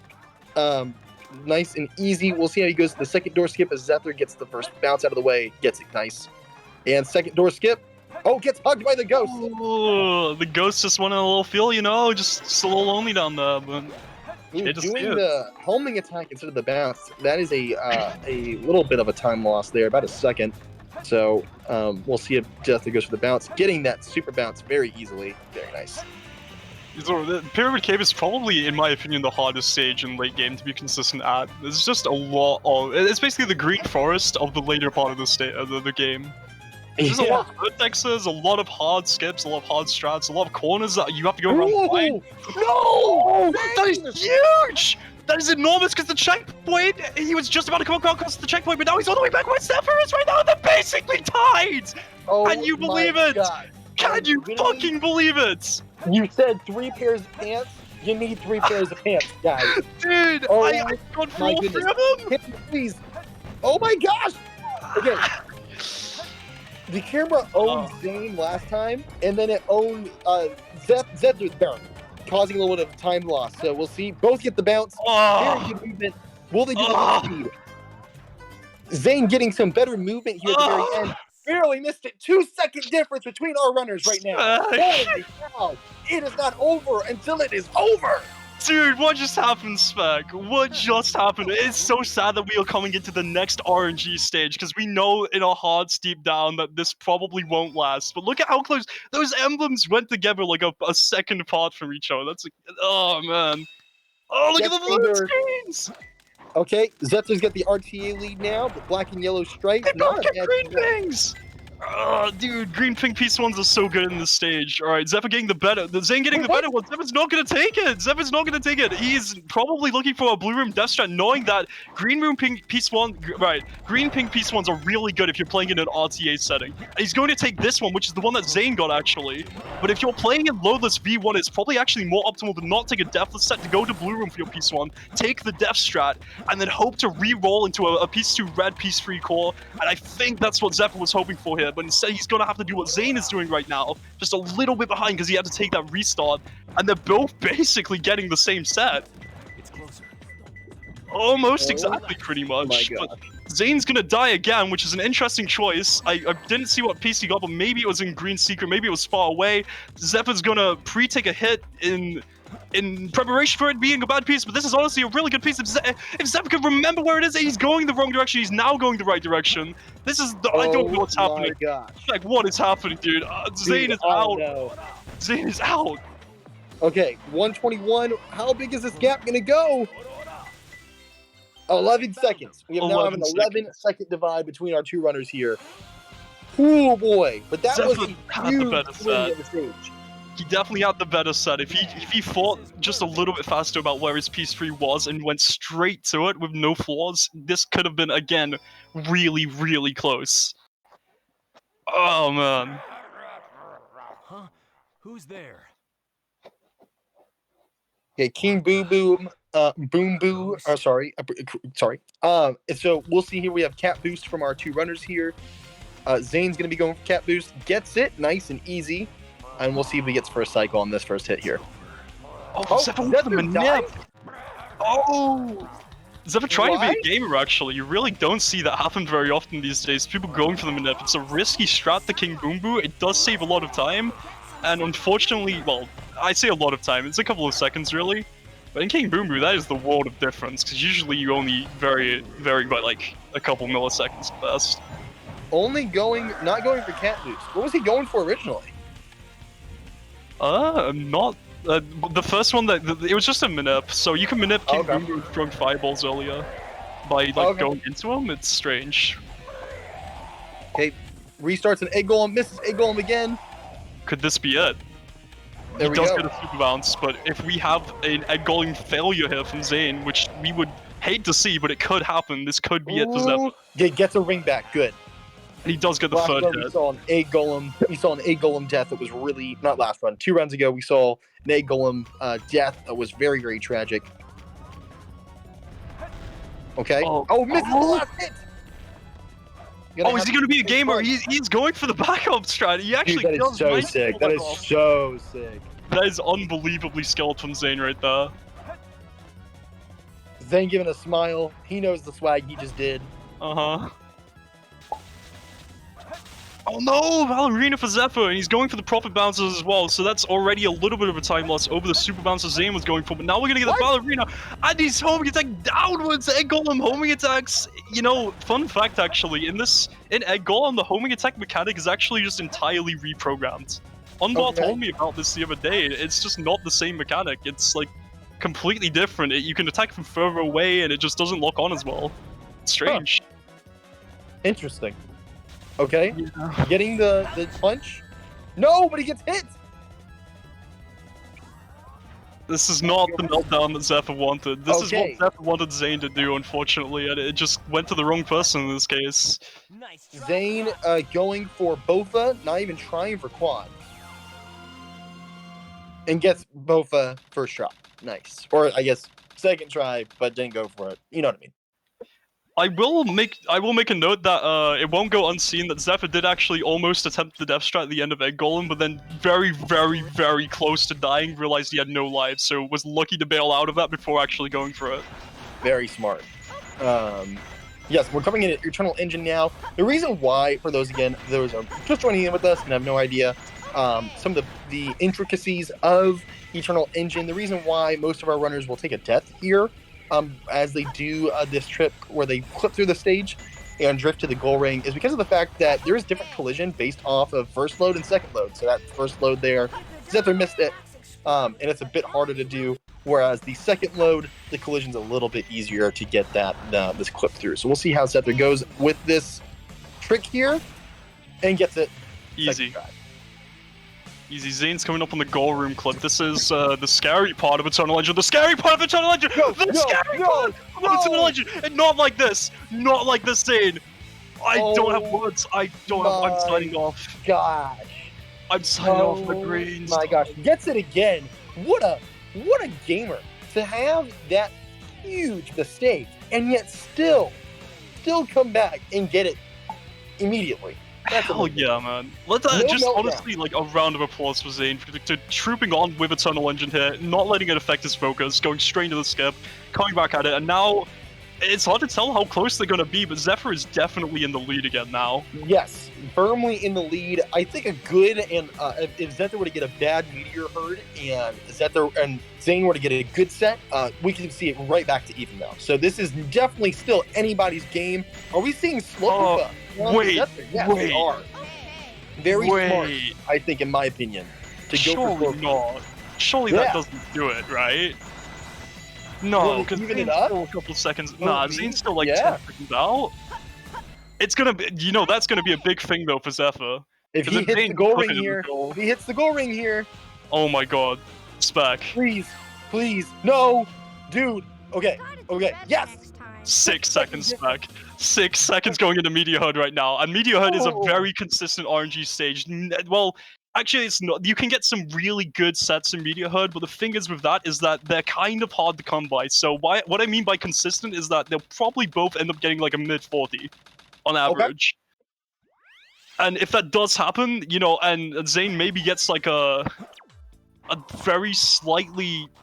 Hold on, who's in the lead? My brain is... It's Zephyr. Yeah, Zephyr is in the lead. If Zane gets a very slightly faster set here, we could also see an immense tie going into what is the last part of stage, pretty much the home stretch. And these are both really good piece ones from both of the gamers.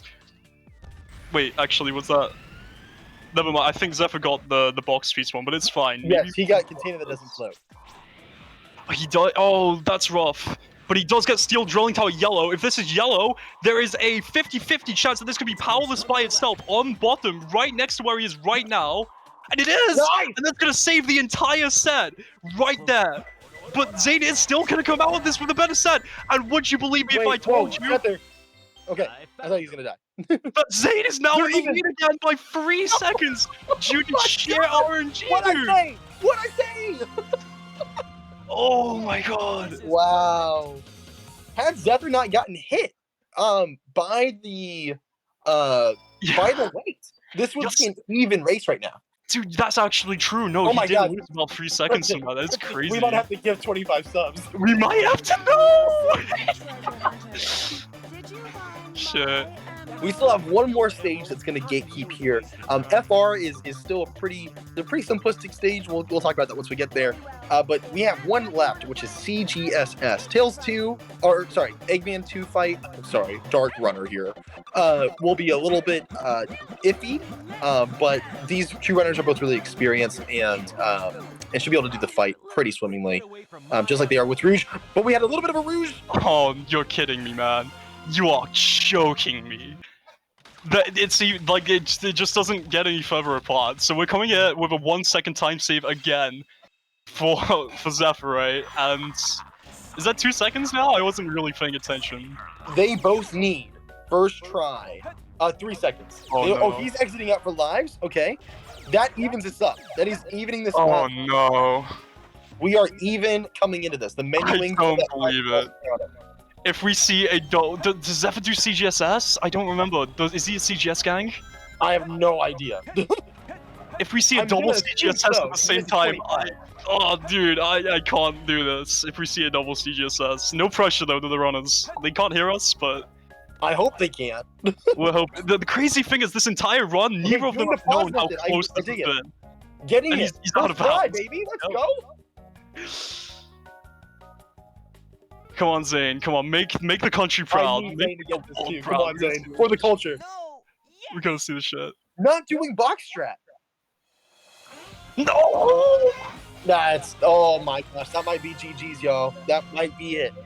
That could be it. It would take a Shadow 2 or some phenomenon to happen in Final Rush. And I'm not foreshadowing because Zephyr may or may not do some goofing around in Final Rush. Okay, gets it second try. This is not the worst thing in the universe. It's still pretty rough. Oh, but we also have Eggman 2, which can also cause a huge time swing if Eggman 2 acts up and acts a little goofy. True. Okay. Zephyr's chilling though. I think Zephyr has his own manip that he does. It's a little rough around the edge, but he's still gonna come out with a 16. So that's honestly a really respectable time. 25-35 coming out of Eggman 2, 25-38 going into Eggman 2. So we're seeing about a 15-second difference here. Nothing to sniff at. Again, if FR goes wrong, we'll have to see. But coming into this, there is a different method that Zephyr does, which Cryptic, what is this method that Zephyr does? Well, I feel like I'm pulling into the McDonald's drive-thru right now. Yes, welcome to McDonald's. Can I take your order? Hi, can I get a McDouble cheese? And actually, this is not the reverse McDouble cheese. This is the regular McDouble cheese, because he didn't do the backwards one where he goes to the left. He's doing the one where he spin dash jumps off of the platform, which officially doesn't really have a name, so the bit is kind of wasted. But I'm calling this the McDouble cheese because it's the inverse of reverse McDouble cheese. I've never seen this trick before in my life. But he dies! Oh my god, it did. Oh, no. This could be it. This could be it. Zane could go for regular FR skip, and it could be over here right now. Oh, but he's slow. What is this? Is this bounce? What is this? He has like no speed. I don't know what's happening. I don't know what's happening on both screens right now. I'm having a wait. Okay, so Zane looks maybe fine. Zevin's going for like fast FR or something. What is happening? Yeah, he's going for fast FR. He's going for fast FR. You want to know why? Because he got it in his off-storage run. Did he? Yes. But he dies. Oh my gosh, Zane might have clutched this one out. Zane, if Zane is low here, then they're gonna be pretty much like, no. Spec, this has been one hell of a roller coaster, man. All I can say is thank you so much for riding this to me, because this has been maybe one of the most intense races I've ever been on for my life. It's the actual. Yeah. That's what he should have done. He should have gotten the checkpoint a long time ago. It's true.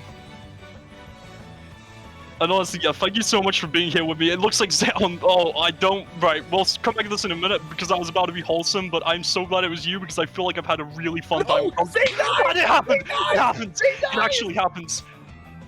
This is unreal. It's never gonna hit it. Zether's using his hover frames. I don't know what's going on here. Does he know? Is he good? I don't know if he's good. I have no idea what's going on. on. Zane's taking a different route. They're both gaming. I don't know. This is the part of the roller coaster where we go through like 16 loop-de-loops, 15 backwards flipping versions, and Zane's gonna do bounces. Is Zether dead? I don't know. Is he frozen? Yeah, if he's dead, then I just give up. I'm not gonna say anything. My brain's Okay. no, he's good. He's good. He's good. He's good. He needs to adjust. I don't even think. I think he's fine, honestly. I don't think he needs to adjust at all. Like, it would definitely help him with the height, but he's got so much height anyway that no matter what angle he approaches us in, he's just chilling in the air. Yeah, you're right. Yes. Zether gets back in the lead. What the heck did I just watch, man? Look, this was a cinematic universe. This wasn't a movie. This was a whole ass cinematic universe. We're gonna have lore about this. I'm calling Tethys. He wrote the script. That is nuts. We'll see what Zane does here. Oh my gosh. Okay, Zane also has enough height. If Zether messes up Shadow, this is still possible. Nah, surely not. Like there's gotta be like a. It would have to be a big old meltdown. But oh my god, I hate that he did it so early. He got the triple. He got 2 more hits. He's on the 4th hit. We got the one last hit remaining, and that is GG for Zephyr. 28-35. That final rush. If there was ever such a thing as being on the edge of my seat, I am outside of my window right now. That is insane. Shout outs to that final rush, and shout outs to both of these runners for just being absolute legends and putting on that show for us. Zane gonna be finishing this one up. Hopefully Shadow treats him well.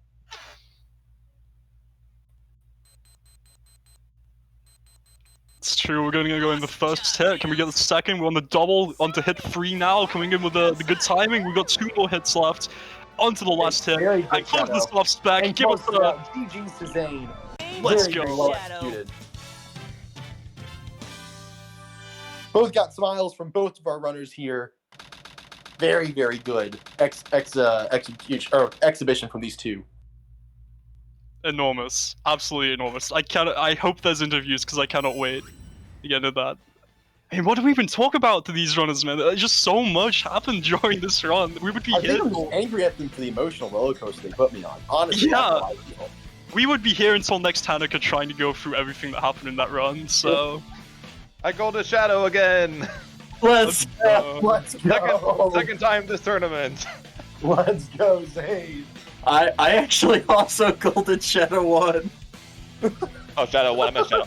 I meant Shadow 2. That's funny, though. That's funny, so both Shadows were golden, our 2 runners, very epic.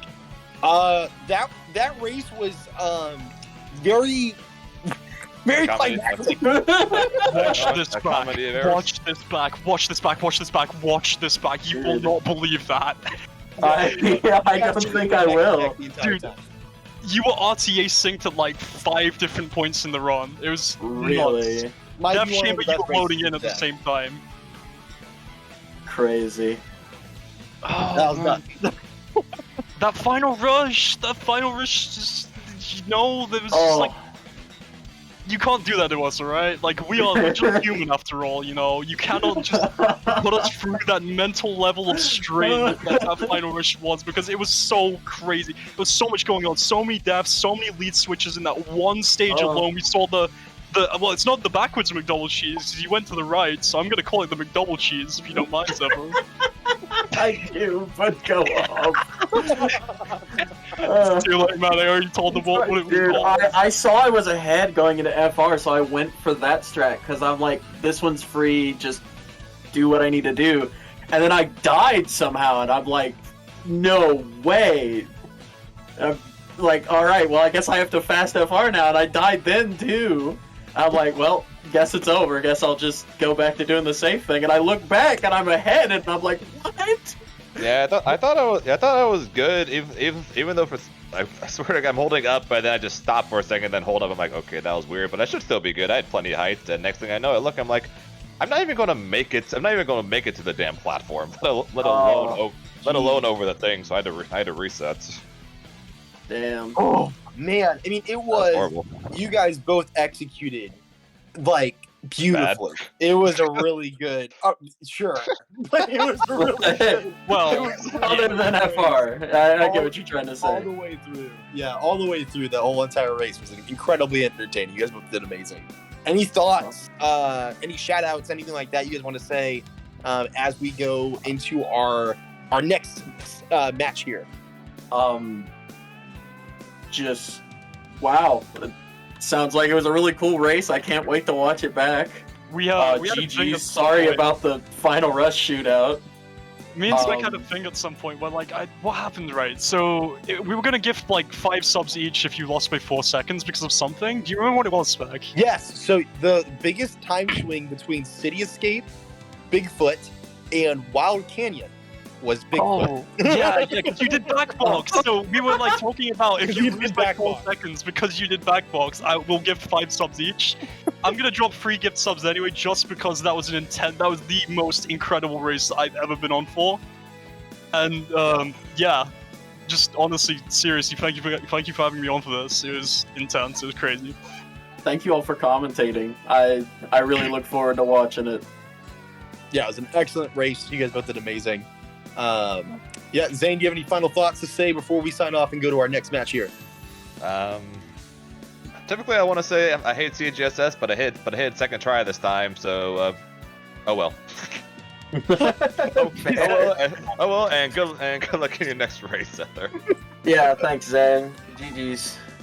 GG's to both. GG's. Thanks both for coming to this tournament and giving us your all. Guys, don't go anywhere.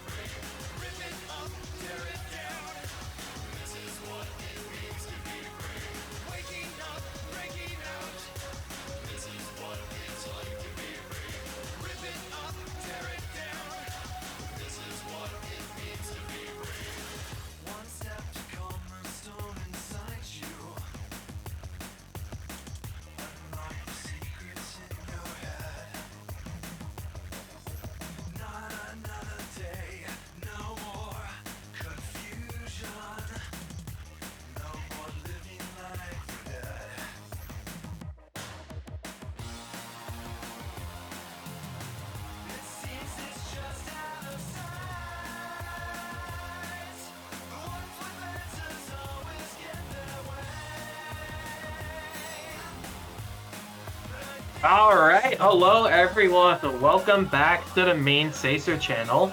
We got another amazing race coming up here as the spring qualifiers keep progressing. At the moment, we have Mazino versus Cryptic.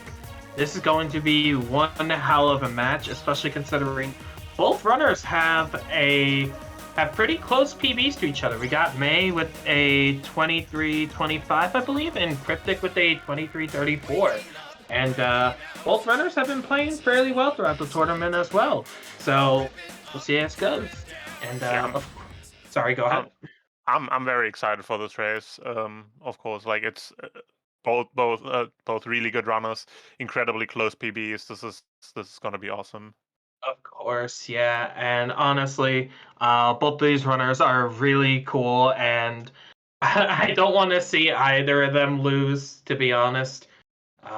But it's okay. Also, we got Cryptic dabbing. Let's go. Dabs in the chat for Cryptic, jamming out. All right, and it looks like both runners are off. A heart from Cryptic. Love to see it. All right, so first things first, right off the bat, we're going to be seeing if any of our runners get CE skip at the moment. We'll see if that leaves anyone with a discrepancy. So what are you thinking, Nim? What are you thinking about this match right now? It's hard to say. I have not seen like almost different matches, so I don't know how either of these runners are playing at the moment. From what I know about the runners, I do have the feeling like May might be more consistent. Cryptic always seemed like a bit of double skip. Let's go. Oh wait, we have a race right from the beginning. You can go, but please continue your talk. Cryptic always seemed like a very temperamental runner to me, who is like very good, but also prone to like huge blow-ups and such. So we'll see how this goes. Right, yeah, and that's kind of like just one of the unfortunate parts of SA2. But it does look like Cryptic is taking the lead because of a messed up rail section from May, but Cryptic kind of had a spin dash Eden over here, so the truck section is not being very nice to him at all. Yeah, that is rough, that truck section. Oh, man. Clean from May. He's not very happy. We're missing, like, I think it was like 3 different hills there. Very unfortunate. But, honestly, still a strong start for both runners. There's only about a 4-second discrepancy between them. So, yeah, straight out of the door, we got a race. Yeah, honestly, like, truck section always seemed like a very rhythmic thing to me. Like, you kind of have those timings of the spin dashes and the rhythm, and then one thing goes wrong and it just throws everything off. That's always how it seems to me. Absolutely, and honestly, the truck section getting those consistent results tends to not be the hardest thing in the world, but of course, even the tricks that seem kind of like simpler in nature just become 10 times harder when you have all the pressure on you, because both of these runners are kind of fighting. They're kind of fighting for their spots over here, not just to stay in the qualifiers too, but both of these runners specifically are very much fighting for their invitation to the summit during the summer. So, there's the pressure is on with every single race. And it looks like Jam. Oops, sorry. Shout out to Jam. It looks like May got a decent P1 into bottom P2. Oh, okay. Wow. That is very lucky. Yeah, that's a very good set, and Cryptic is also coming in with a good set. Wow. Okay, it's even. It's almost even, actually. I didn't see like if he picked up a hint, but it looked like he was just like radar reading. Yeah, so obviously, I think that's one of the that's kind of one of the uphill battles I think May is going to be facing here, because May obviously has put in a lot of effort into her hunting, but you're up against Cryptic SR. it's gonna be an uphill battle for hunting no matter which way you put it. Yeah. You know, even the worst of sets for Cryptic is going to probably be, on average, a little better than like some of the okay sets that May get. It's that execution difference and how much time and effort that Cryptic has put into that. But anyways, moving on to our race again though, it looks like Eggman 2 was fairly nice to both runners, no big explosions there, so we're going through Prison Lane. It's just good old mech movement. Love to see it.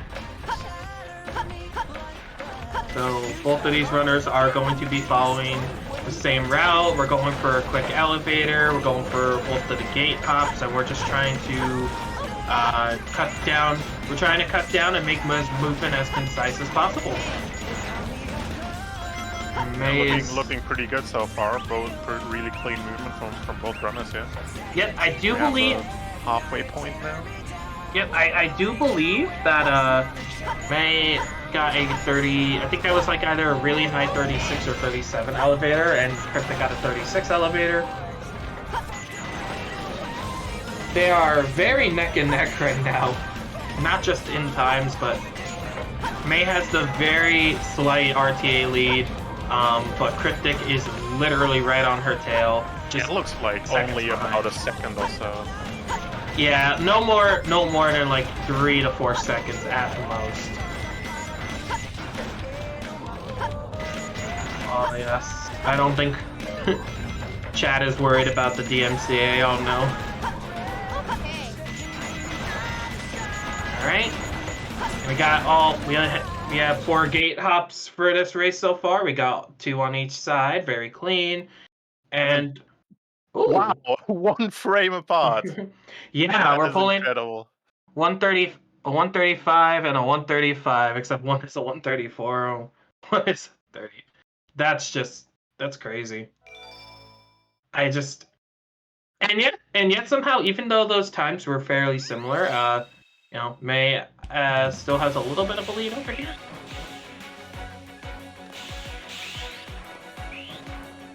I don't exactly know how I entirely feel about this match at the moment, because it's just kind of like, right now, they're just kind of trading places with every stage, and, you know, I'm not going to say it because I'm going to commentator's curse, so I'm not going to, but you know what I'm... Yeah, it's just incredibly close. Both runners are having an incredibly solid race. Like right now, it seems like it's kind of at the risk of commentary cursing, but I hope they maybe don't listen to this. So maybe it's just like kind of a battle of who gets to press this the longest without making a major mistake. And also, we now have an RTA sync because while May opted to just take the last pulley, Cryptic decided to do pulley skip and nailed it. Also, just a little bit of cleaner movement in general, so Cryptic will be taking the RTA lead once again and has the potential to save a second or two back, which would once again even out the race.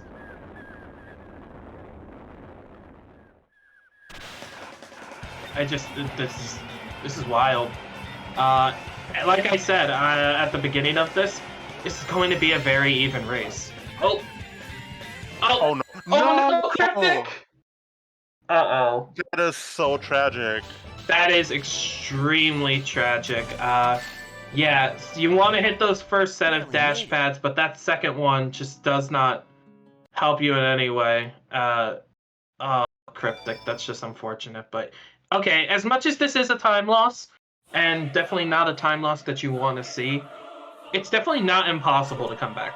This is still doable, but it does look like now there is going to be a noteworthy discrepancy between the two runners of roughly about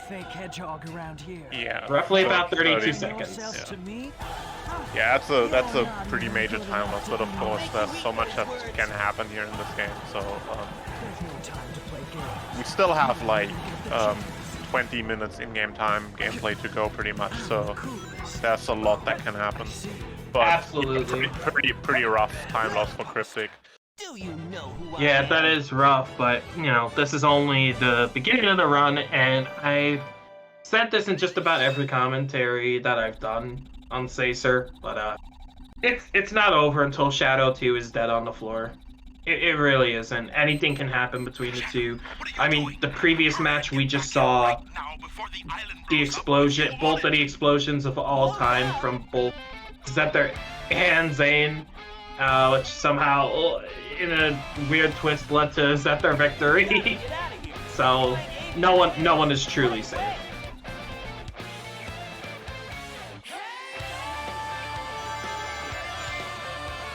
Also loving the P5 music over here. P5 remixes.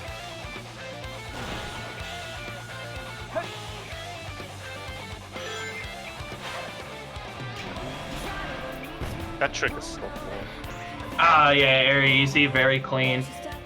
May practice her heart out for that trick way back in the day, I remember. And Because we had to use the bounce for that. fair enough. A little bit of a fun fact. I do believe May was practicing some of her ILs before this stage, and I do believe she got an IL PB for Green Forest. So. Oh, sick.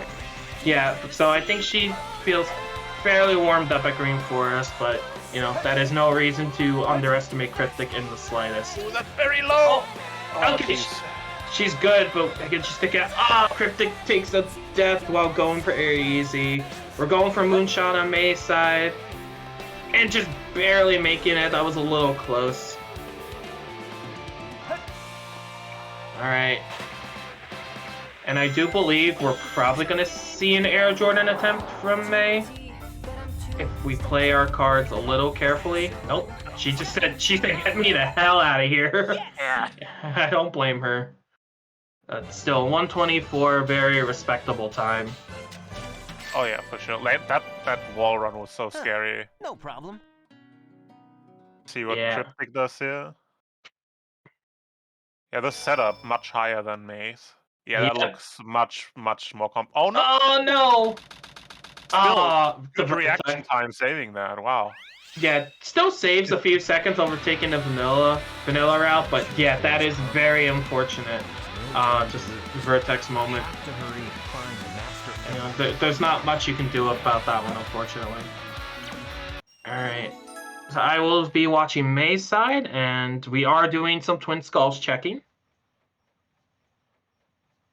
And I don't believe we see a Twin Skulls. I did miss her P1, unfortunately. Yeah, I didn't catch it either. Okay, it looks like... Okay. Please go... Three Brothers Tombstone. Okay, P2. And, okay, I guess we're going to, Yep, we're going to the Ghost. We're flying low to make sure the Ghost doesn't throw itself off, and it still did! So... Oh, that's... we're having a ghost moment, so we just gotta wait for it to respawn. And there we go. This piece sucks, by the way. And suffering from stuff now. Yeah, it looks like a pretty annoying set. Yeah, unfortunately, that ghost is kind of giving Cryptic the potential to capitalize. Unfortunate for May. He can very much capitalize, and he got very high up, which is a very good P1. Much better. The top, we love any P1s that are at the top of Church.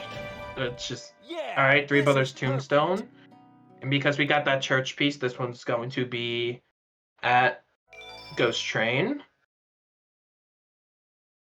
And into this, and we're going right back to Church over here for that one. Yeah, it's very good set. Wow. Very good set, but also very interesting with all the locations.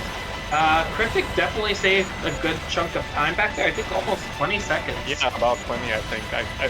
Or maybe even more. I think May had like high 50s something. Yeah, something along the sort. Either way, it was a good chunk of time. So Cryptic did a very good job capitalizing on the potential for that time save, pushing the upgrade a little bit, and all right, it's the Range for Zero cycle for May, and I'm sure Cryptic will be going for Zero cycle as well. I have no doubts. All right, we're taking some tight pause hovers over here, which paid off. So we're still on some Zero cycle pace on May's side. Cryptic coming in with a 22 check. Oh, quadruple 2. Nice. So it looks like about 26 second difference between both runners here at the time of collecting the upgrade. Yeah, and that is still, I guarantee you, that's still probably not a comfortable lead for May. Absolutely not. that is one bad knuckle station between.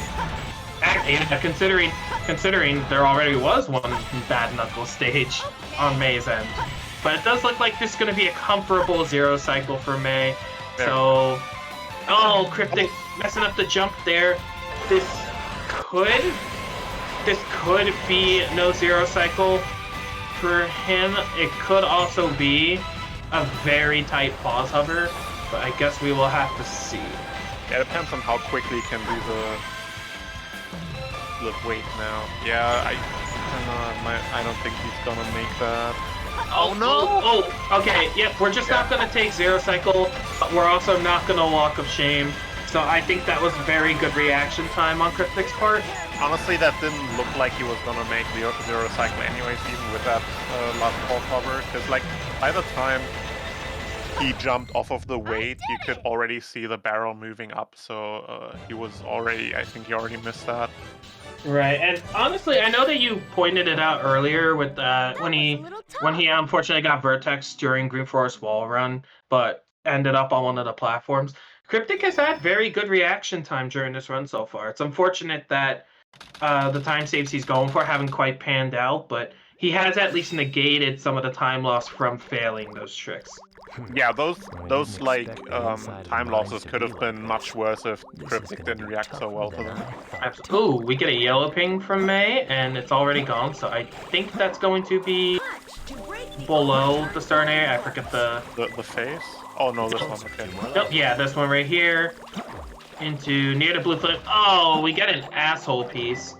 I'm wondering if May's going to search for a P3 perhaps, or... Nope, we're just gonna go get it. That's fair, but yeah, this is very much an asshole piece. Very sad, and I don't know if this is sad, but very dramatic and emotional music for this piece. Under the flattened ground, Ghost Room, not too shabby from here. What's Cryptic getting? Overall a bit... Oh wow, another yellow. Yeah, and I think it's the same piece too. Looks like it. I found him. Oh, no, he got right eye. This time it's the face. Yep, he knew it was right eye, so we're on... Oh, and the container on the shelf! This is a very good set so This far. going crazy. What is the last one? And he saved Dig at the bottom of... Not bad. He also did save a little bit of time over May by not doing any of the checks. Holy shit, he just pulled out a 26 aquatic mine. Good that was job, very Cryptic. good. Wow. Yeah, he saved even more time back there. That's crazy. But yeah, the knowledge also came in handy with Right Eye, knowing that we don't gotta go for those top checks with Right Eye. It's just not gonna spawn up there, if I'm remembering correctly. But either way, paid off, and now we have the infamous double Route 101. I think about 18 seconds difference between both runners now. If I didn't, mix up my numbers. I think that sounds roughly about right. Yeah, this is just, again, it's neck and neck, and as much as Cryptic kind of fell behind at Metal Harbor, he's very much not out of this race by any means, not even close. You know, May is not safe with the lead that she has right now. Yeah, I mean, it's amazing how well Cryptic is holding up over May here. Even though Cryptic had this massive time loss in Metal Harbor and also lost a cycle in Mission Street over May, and he's still, like, keeping up very well. Yeah, very much so. Also, for anyone, a lot of people are jamming out to May's ADXs. She has some pretty good ADX choices. Don't quote me, but chances are, if you've heard of ADX, it's probably from Xenoblade. she's gonna have a lot of ADXs from Xenoblade. That's just her go-to game. Everyone is just in Route 101. So true. But yeah, it looks like we have a little bit of time to spare. So, Nim, how are you doing today? Pretty good, pretty good. No, just chilling. How about you? I'm doing alright. Stretched a little thin for comms, but still happy to be here. Still enjoying all the commentary. Which, yeah, it is what it is. And it looks like one of our runners is almost out of Route 101. Yay! Content. Yeah. 16. 216. You'll love to see it.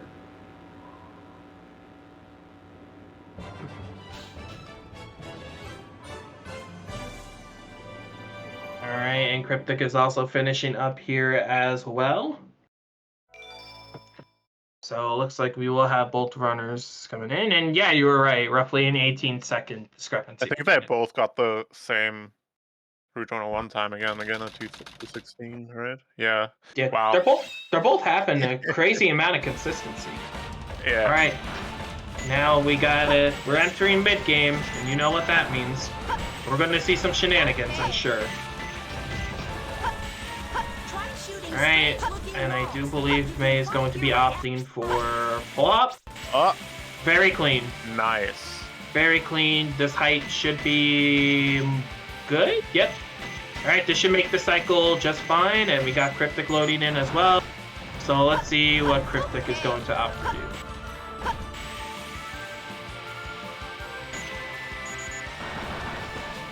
Yep. Oh. Also went for a pole hop, but with the second pause hover, so it looks like we will be going for a backup GC skip. Again, very good reaction to a missed trick here. Like immediately just turning correctly to land like as a backup on the wall and going for the other strat. Like Cryptic's got these backups nailed down. Like he reacts so well to this stuff. Absolutely, and GC skip is also one of those can be a scary backup too, because you just don't know if it's going to drag you too far down, and there you go, 20 seconds out the door, so very good job on his end over there. Unfortunately, he did kind of miss that pause hover there to get up from to just kind of keep going, had to fall to the bottom route just a tiny bit, but it's okay. We're still keeping up ahead with it. Alright, clean pause hovers from May. Oh, took a little hit there. That was a little scary. Only get 2 of the lock-ons. Very unfortunate. That's gonna waste just a tiny bit of time, but nothing too major.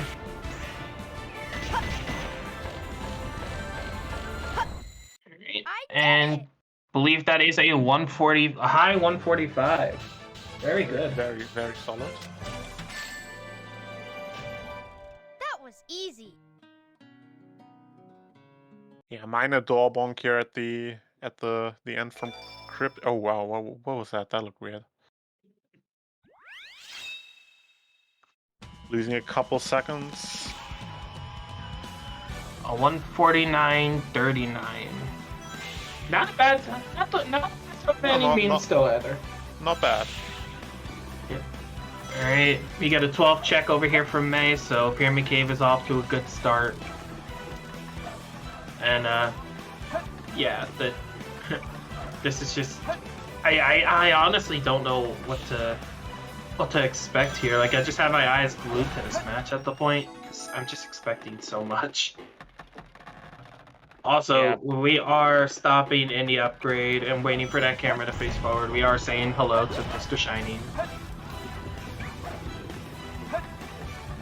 Alright. Alright, clean door 1 skip over here, coming up to door 2. Alright. Oh! Okay, having a bit of an issue over here. Alright, we're through, but unfortunately that does lose a little bit of time. Doors are existing on Mazino's side, but will doors exist on Cryptic's side? Very nice. Doors do not exist. Taking a little bit of time to make sure it's got the setup done, and yeah, getting first try, awesome. That's a really good chance for him to catch up. Right, and May also opting to just go for Snake Skip to not, because I believe she occasionally will go for Hex Skip, so I think she'd still. Oh, Cryptic ran a little too far up the snake. Oh, so now we got Now we're gonna see. Yep, we're gonna see Snake Skip, but with bad cam, which is. Oh, just missed it by a little bit. Okay, this is going to be putting Cryptic in a very rough spot. Yep, we're gonna be trying again for Snake Skip. Bad cam is just the worst for this trick. It really does make Snake Skip that much harder. It does look he went for an angle, he went for an angle with a little more height, and that did seem to work. But the first time I think he bounced very early, so he ended up with not a lot of height. And May in Death Chamber did get treasure chest storage, got the upgrade, reset it to junk storage. That is awful, Jesus. Wow. Yeah, really. She is going to be taking Small Flame in the red. This could have been either red or blue, so she did ping read for that. Into Scorpions who don't get along, which is going to be blue.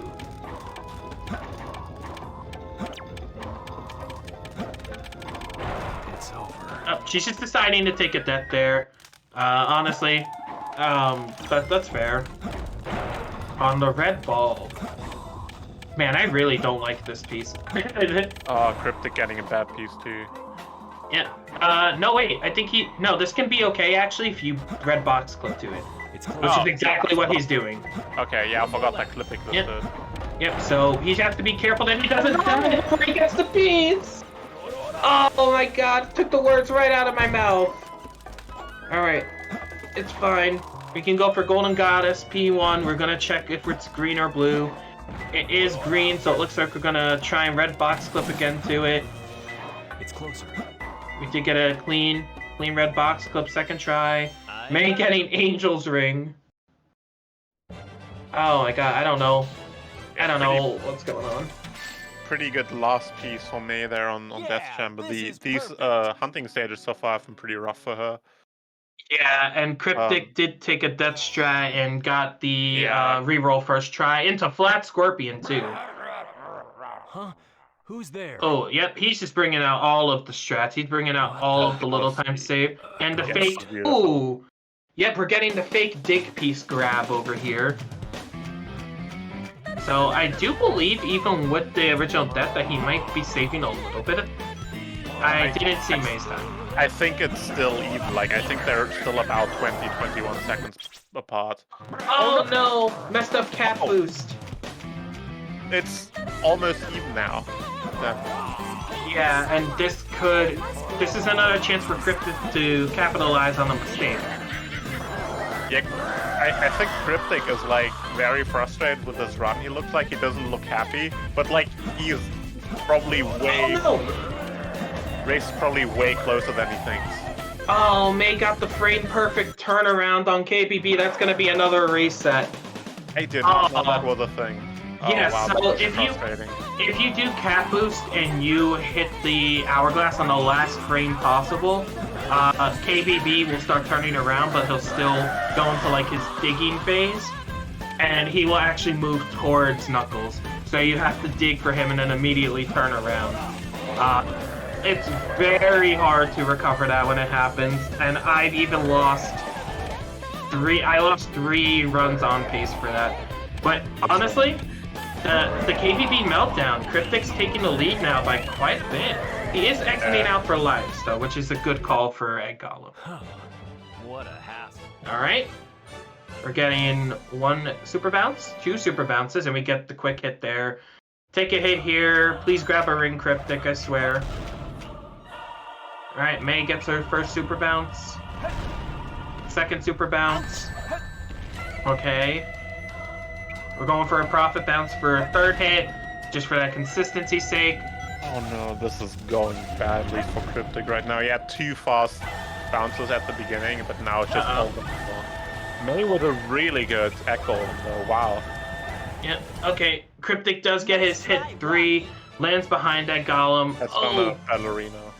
No ballerina. No, okay. No ballerina. No ballerina, but had the opportunity to take the vanilla, like spine pieces, whatever you want to call them. Opted to try and go for another super bounce, but didn't quite do that. Yeah, that is a super rough angle. Oh, and it missed the homing attack too. Oh no. Oh no, this is...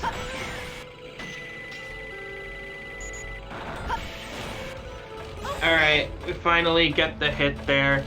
And we got a quad from May. So we saw May have a KBB explosion, and Cryptic took the lead. Cryptic had an Egg Golem explosion. Is Cryptic... Okay, he's okay. He's letting it go.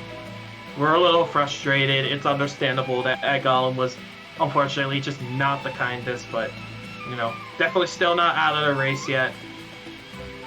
Both of the mistakes that the runners made have evened things out close enough, even though May has a fairly okay lead. Yeah, I mean, May does have, after that Echo, has a quite decent lead, but like that doesn't settle anything. There's so much that can still happen. Right. And yeah, considering everything that happened to Cryptic, like the difference is not that big, all things considered. Uh-oh. May? Oh my god, May just like mud. Oh no! Oh no. This race. Oh, and she didn't race? She didn't get the checkpoint either because she got Quan. That's even worse. Oh no. Oh no. Oh no. So, here's the thing. I think May has the potential to possibly... No, she won't be ahead after this. But she won't be that far behind. Okay, we are going for right side over here. We do get it. I don't think she'll be too far behind. Maybe.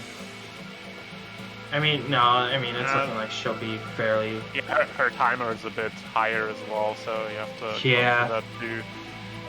I think that maybe like a 30-second lead for Cryptic now. This is a very rough position for May to be put in. Cryptic is looking a little far away. We are hovering to the spot though, and we do get that. So Cryptic does successfully complete Bofo, which means that May will be probably a good... Oh, well, she's already almost... 30. Oh no. She's already like 30 seconds behind. Yeah. Oh. This is going to be closer to a minute behind, just about. Camera, I think, is stuck inside a little bit. Okay. She did clip in, so it looks like she's gonna opt to do Slopa. Yeah, her positioning was a little off there. It happens, but at least Slopa will more or less guarantee that she won't Ligma again, hopefully. I did it! Alright, and I did miss... Alright, Cryptic got Art's huge storage area P1 into highest rotating beacon. Oh, that's a very nice set. This could be a good... This is a good P2 from here, so what are we gonna see for P3? Try thinking while watching the moon. Very solid. Does look like it's gonna be the lower moon over here. We're gonna dig for that.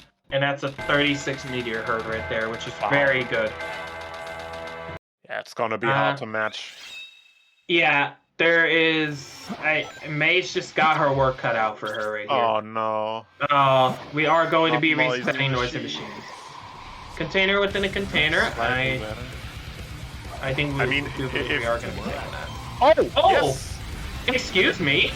Hi. Hello there. That is huge. That was one hell of a free BP spot. If she gets like highest rotating beacon now or something, this is pretty spicy. Oh, never mind. Floating stone. Wow. Listen, getting the P3 early at least helped a lot with that, but yeah, that is not a P3 you see very often at all. Unfortunately though, because it's floating stone of all things, it's just not going to be enough to gain any time on Cryptic, and I do believe that is losing roughly another 8 seconds. Yeah. And Cryptic's already out of Rouge. Plus a restart, so it's more like 10 seconds. She had noisy machines at the beginning. Alright, you know what? I don't want to say it, but the race still isn't over yet. No, it's absolutely not. I mean, we're just getting into CGSS now, and then we saw last run what can happen in Final Rush, so you never know. But And this is we are cryptic. we are having a bit of a problem getting into glass here after falling down. We're a little tilted at the game, but you know what? It's understandable. The game has been very frustratingly bad to both runners at this point. Yeah, for sure. I don't think Cryptic expects that he is quite significantly ahead right now. I never lose. Get away from my emerald. Oh boy. Oh, camera, nice. Alright. Takes a death, just barely. Almost got out, but I believe that was probably like the third kill flame, maybe? Like one of the back ones. I have no clue. Alright, let's see. Cryptic. Alright, Cryptic is out. We're out over here. And we've got a bounce and a home win attack ready in case it's needed, which... Oh, we're just doing a home win attack, okay. Very Ooh, nice. that was a little close, but still perfectly fine. So we do get second try over here. If May can get first try, we'll save a little time. She missed the checkpoint. She missed the checkpoint. Yeah, if she doesn't get this first try, there's going to be a massive problem.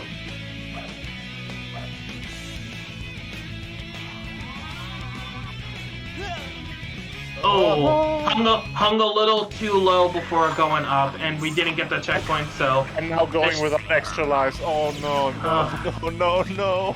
This is just rubbing salt in the wound. With the way that May does CG, I don't believe that she got the extra life that's after this tube.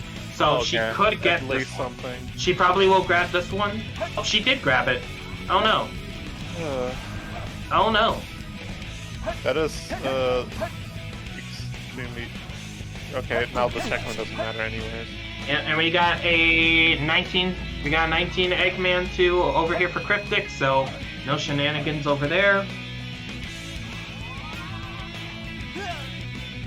And that's another death. And that's a game over. So May will have to run through CG for a third time to get the CG skip. Very unfortunate. Barring a meltdown on Cryptic's side, it is his race to lose at the moment.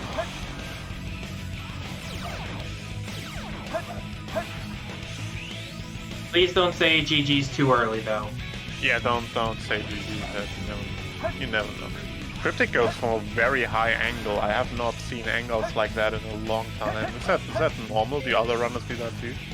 Yeah, I've seen some people take some slightly higher angles into a much faster turn, like Cryptic does. Okay. So he does hang a little more towards the center with the way that he does. It's hard for me to tell because the way I do FR skip, I tend to hang a little more to the right. Yeah. It's just like... surprising to see for me because, like, I remember when the skip first got found, the strat was pretty much to try to conserve as much height as possible. So you went for super high angles, but then as it got optimized more, people figured out you can go lower and get like a more direct route. So that's what that looked like for me. Yeah, and it looks like Cryptic has more than enough height here. May is loading into Eggman 2.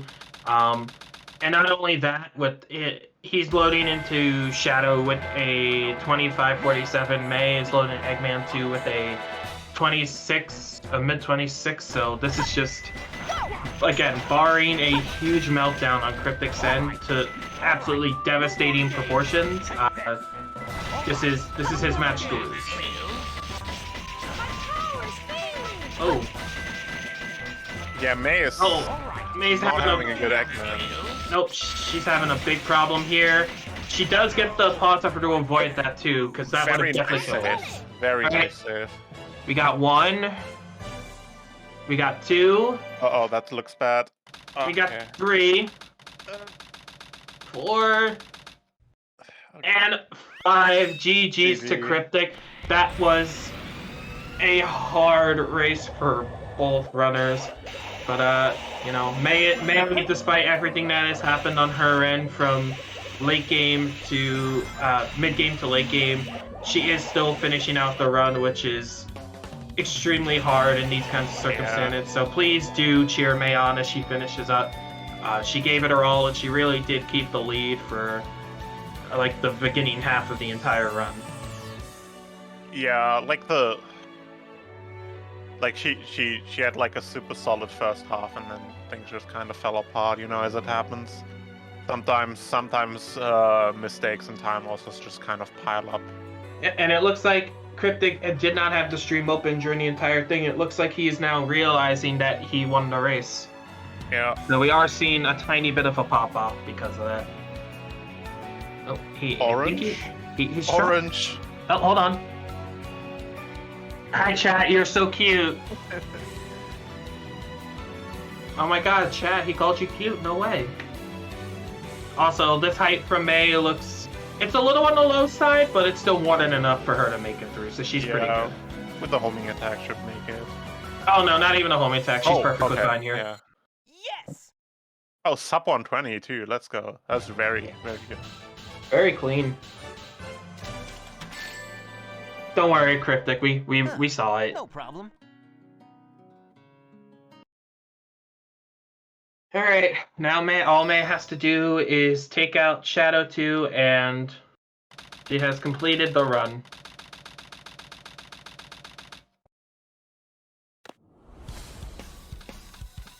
Before this is over, I'll show you the true power of chaos control! Alright, 1. Alright, back up. 3. Oh, he jumped right over it. And let her into the death. Oh, that is just like... Unfortunately, that is just kind of like the final screw you from Shadow right at the end of the run. Yeah. Like starting with the backup bounces like already on the second hit. That's recipe for disaster. Oh no. Oh.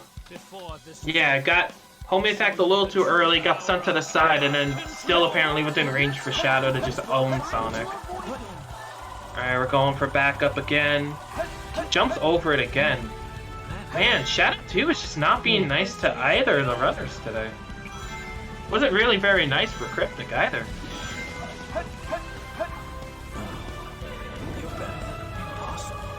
Alright, May finishes with 28.58. GG's, May. GG, yeah. You tried your best. Yeah, good job on still finishing that. Like, so much stuff happened, like... Yeah. Alright, so let's see if we get our runners in for interviews. Alright, we got both runners in for interviews, so very much first off, congratulations on the win, Cryptic, and good game to both runners. It was, honestly, the game was extremely mean to both of you at various different times, and it was one hell of a race, to say the least. Yeah, GG's. Did May goal ring? Yeah, I had like I had this really weird thought because I knew that I was going to be behind going into Eternal Engine, right? And I was like, I don't want to say that I willed this on you because that's really toxic, and I definitely didn't do that. I don't have the power to do that. But in my head, I was like, May's probably gonna goal ring, and I'm gonna be okay, and this is gonna be crazy. And I can't believe that actually happened, and I'm really sorry that actually happened. Holy shit. Yeah, let me think. I had a meltdown in KBB. I had to reset the times. Then I had a 27 egg golem. Then I had like a way too long adventure through space. I had a meltdown in Eternal Engine, I had a meltdown in Crazy Gadget, and I got floating stoned. Yeah, so basically what happened is the entire beginning of the run up until like KBB, May had the lead. An okay lead, not the most comfortable, but like a good 30 seconds like on average, maybe a little more. KBB was extra rough because it went into a failed cap boost into a frame perfect turnaround that May unfortunately couldn't salvage. So that was a third try KBB. And then Cryptic, you were in the lead, an egg golem. Then you had an egg golem meltdown. May was back in the lead by a long shot. Yeah. And then she like mud. That egg got right, so I got 2 really good super bounces, and then for some reason, I just couldn't move my thumb anymore because I was shaking so much, and my thumb froze on the A button and just didn't go for any more bounces, so I got a 121. Oh no. Yeah. It was rough. Yeah, it was quite brutal. Like there was so many lead changes like around the mid game. Like there was so much stuff happening like to both of you, and it kept changing like who was in the lead. RNG. Yeah. The run was really not nice to you with RNG. It never is. It literally never is. This game hates me. Cryptic was actually fairly okay with RNG, especially that meteor herd. But May, the one thing you do have about your meteor herd is that you spotted wandering and got it as a freebie. Oh, let's go. Yeah. That's a rare freebie. This was only like 17 sets with that. Oh, 14, sorry. It was outside 1024. Oh, damn. So Yeah. you look good. It's honestly built different with that one. But Yeah. I still got fucking floating stone. I'm still mad. yeah, that was really awful because depending on your P2, so Cryptic got, I believe it was a 36 meteor herd.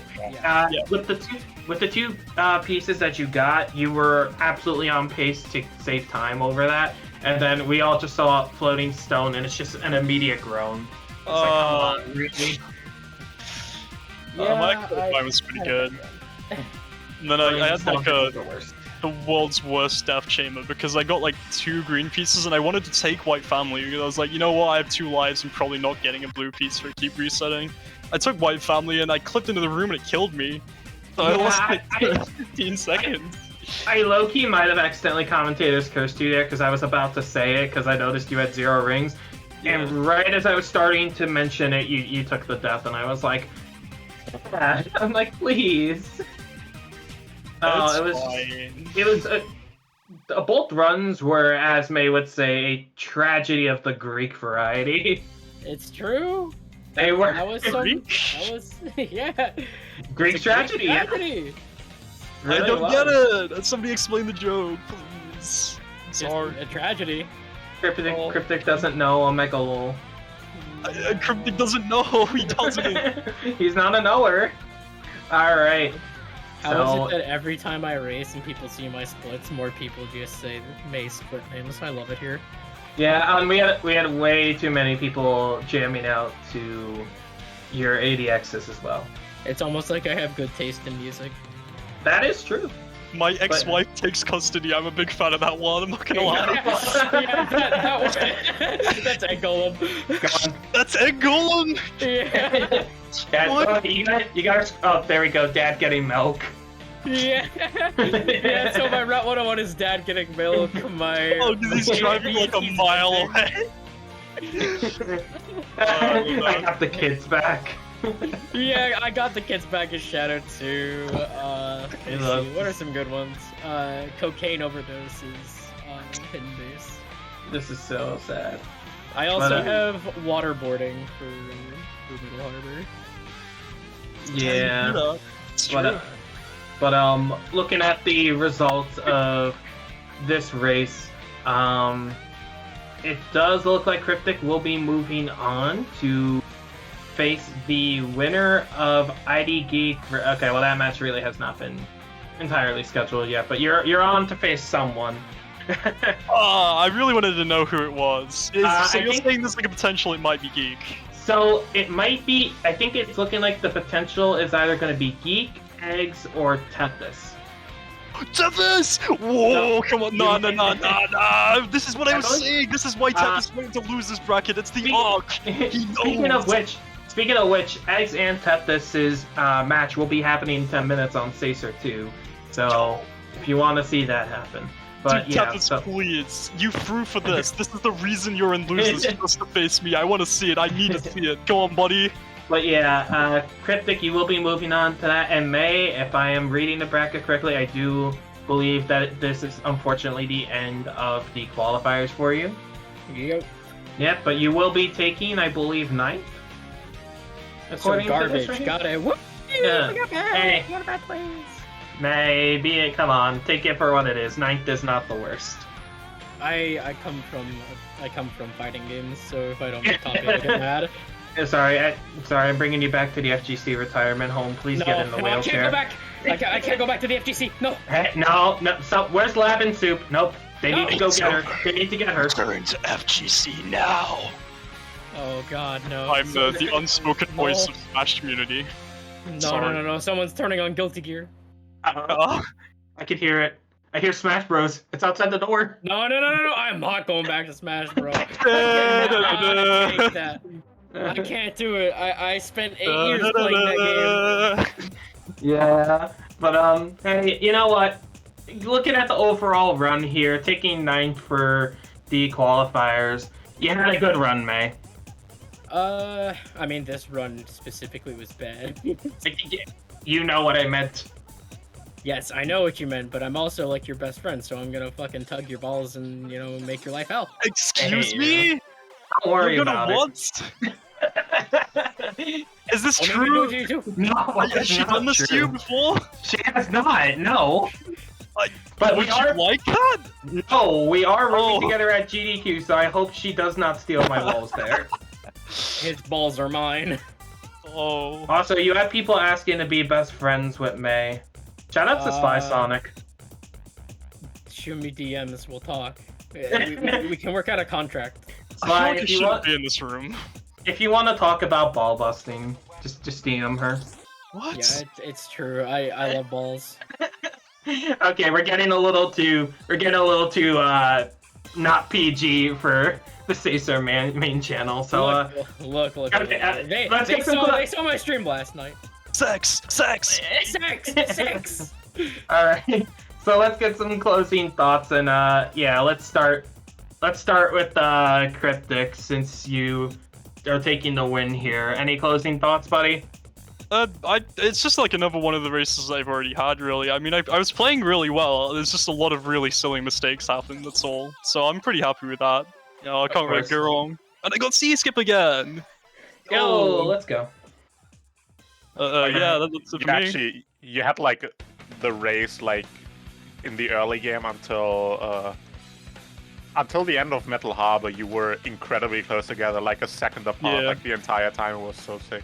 Yeah, that Metal Harbor death was super, like that's 30 seconds right there that I'm never getting back. It's crazy. Alright, and then May, do we have any closing thoughts from you? This run was good until Aquatic Mine happened. Then it was really bad in space because apparently, I don't know, apparently you can't breathe in space without oxygen. That's crazy. Yeah, I don't really have too many thoughts. I had fun. Definitely disappointed with my play at the end, but we move on. I wanted 22 more than I wanted qualify anyways, so after this I'm just gonna... After my commentary block, I'm gonna go back to grinding for 22. Back to the SA2 9 to 5. Yeah, the 9 to 5, and I guess the last thing I want to say is thank you to Jazz, Flub, Seahawks, Gem, and of course you, Jack, for supporting me and being good friends. Of course, anytime. Alright, so with that, I guess we will start prepping for the next match that is coming up on Caesar 1 here, which, if I am looking at the schedule correctly, that is going to be Flub versus Jazz. So May will actually be jumping on comms for that, and Nim will be hanging around for that as well. Y'all thought you could get rid of me. Yeah, you'll see her again. But yeah, with that being said, again, GG's to both runners, and we'll see you around. Let's get ready for our next match. Bye.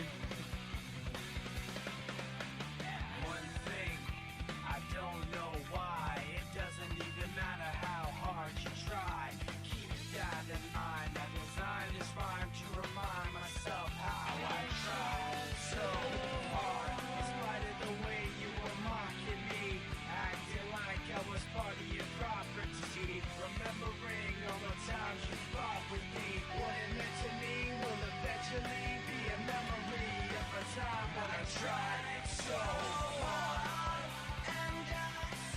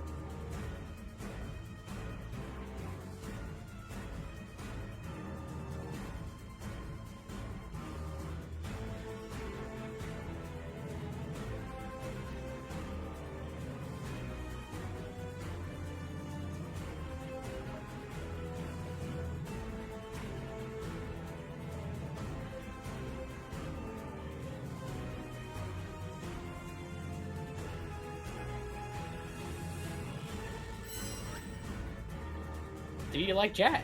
Or do you like Flub? Today we've got Jazz versus Flub here on Sacer 1. Alright, who's ready for some crazy shit? We've got ourselves an insane 22 level runner and somebody who's just about to break that 23 threshold. What do you think, Nim? Yeah, it's gonna be like a really cool race. Like obviously Flub is like one of like the strongest runners like across pretty much any Sacer game. Like he's around like in nearly every event playing different games. Like he's so good. But also Jazz, like just incredibly experienced. Like she's been pretty much around like as long as I can remember. Like she's like been here forever for all I know. So yeah, I'm excited to see both of them play here. Yeah, so just a few details about these runners. First up, let's talk about Jazz. Jazz has been playing for roughly 8 years and started out with Dark Story and pioneered the sandwalking trick. Then moved on to Hero Story and has been playing Hero Story ever since. On and off for, again, 8 years. Now we've also got Flub, a top player in a couple games, very talented SATX runner, amazing 06 runner, and insanely talented Sonic Adventure 2 runner. I know we're in for something really good right now. Look at those happy little faces. Look at them. They're little beautiful people.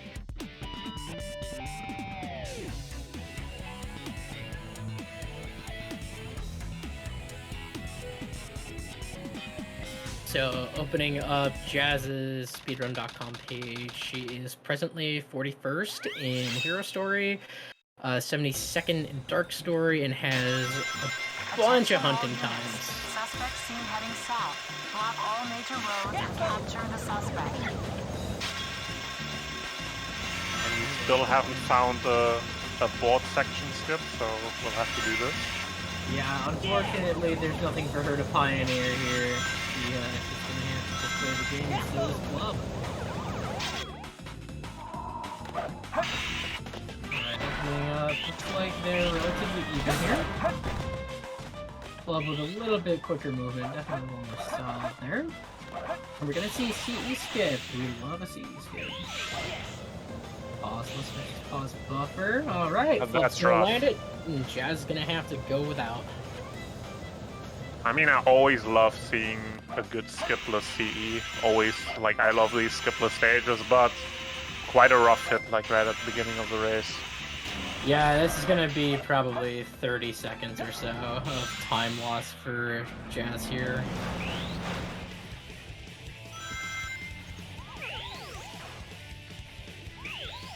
Flubber going down these hills here, sticking just looped. nice. Oh no, not the loop. She got like stuck on and off of the loop speed. That was very bizarre.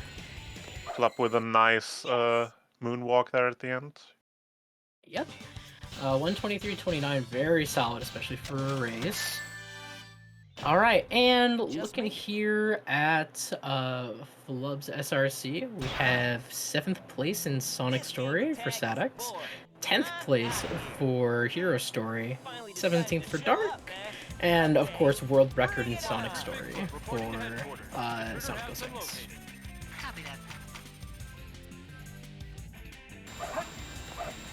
So Jazz definitely has a bit of an uphill battle here, but we'll see how this goes. Especially once the Sonic 06 rematch between them happens.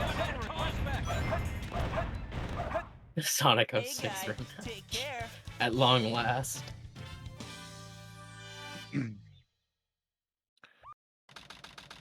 Sorry, I meant to say Sonic Story any percentage. But yeah. Alright, let's see the Wild Canyon. We're starting off with P1 on the pillar, and he spots a 3Ps. Lap of the wall painting. Right in the wind tunnel. What else are we gonna find here? Anything else? No, just gonna go right into that. No ping on a railway. It's the good one, though. It's a good one, yeah. That's a wow, 17. That's awesome. 1769 is incredibly solid and really well executed. Yeah. Going back over to Jazz here, let's see what her time is on Bigfoot here. Not gonna get a bunch of frame perfect hits, but definitely very solid. I'm gonna say 21. Oh, okay, I was close. I was gonna say 2150. 2160, very solid time. As Flub enters Eggman 1, we've got Jazz entering Wild Canyon. What's the set gonna be? Seen any free pieces inside statue storage area? Oh, there was a free piece. She's got eyes, I don't.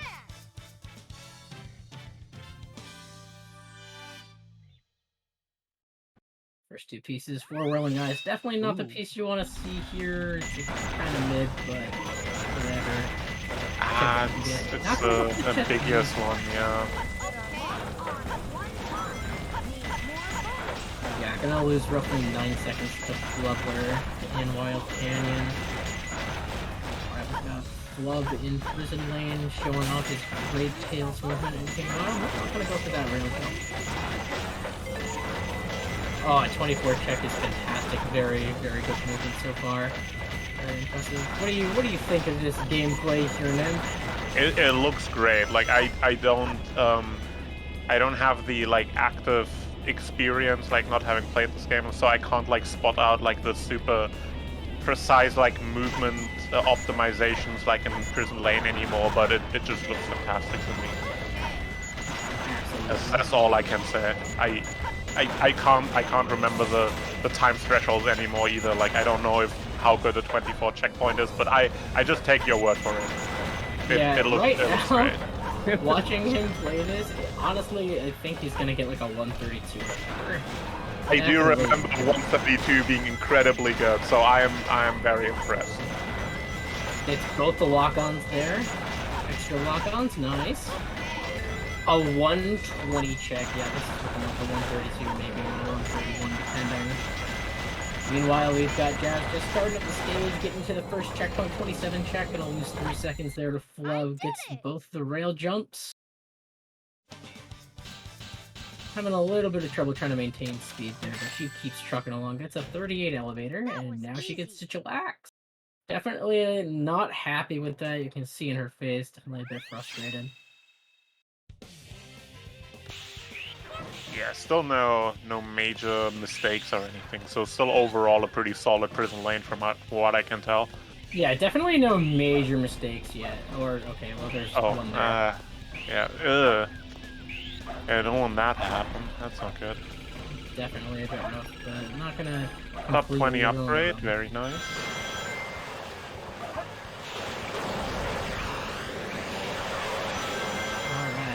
Here we have a 28 check. Are we gonna see Polyskip? I know that Flub is... I would think so. I think we're... Oh, well, that was weird. I'm not going for it, okay. Yeah, after that I That looked a bit sketchy. That would have thrown me out of the loop as well.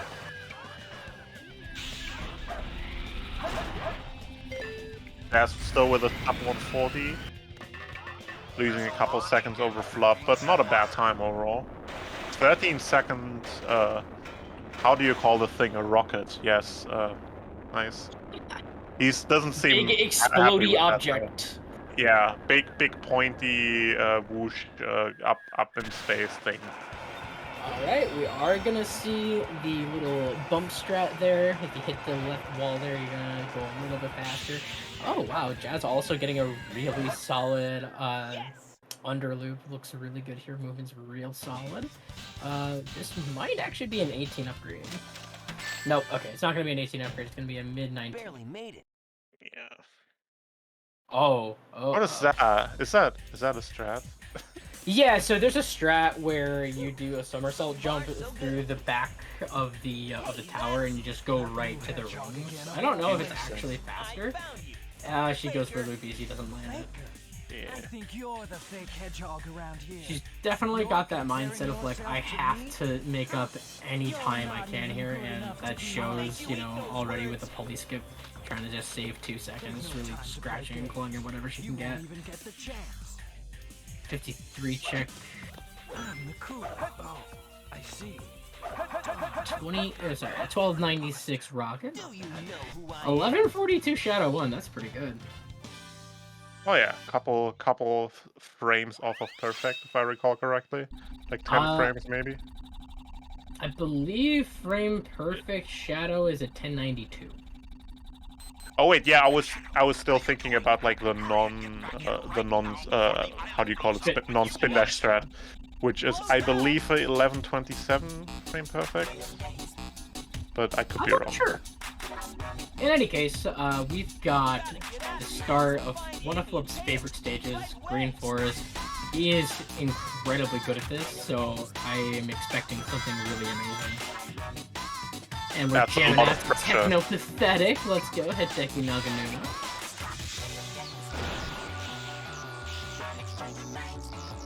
15 check, a little rough. Beautiful. Well, yeah, that was a very well executed area easy. I love how cleanly like he got like back onto the ground after this. Like Yeah, it was so good. Like when we did that strat with the bounce, like in ILs back in the day, it was always like a huge, like not really a struggle, but that was like part of what made it so hard to do well, to get like back on the ground, and that was just like instantly stuck. 33 check for Flub, 46 check. Alright, we're gonna be going for Tasseron here. Nice. Beautiful, beautiful. Beautiful. Really well Love done. to see it. 1 checkpoint, that's really fucking good. This is gonna land him probably like a 113? Oh no, not with this error. This is looking more like a 117 now. Nope, okay, 115 because Air Jordan. What a fucking Chad. Yeah, really nice Green Forest. Just this one slight dash at the end. But like, I mean, who can expect for light dashes to work properly in this game? Yeah, still with a 115 with that garbage, like that's impressive. Yeah, definitely. Yeah, let's compare with Jazz here. Jazz notably fucking hates this stage. Honestly, a lot of mood. people hate it. Yeah. I can relate. Look at that face. That was awesome. Good move in here around this first check area. Oh, that's rough.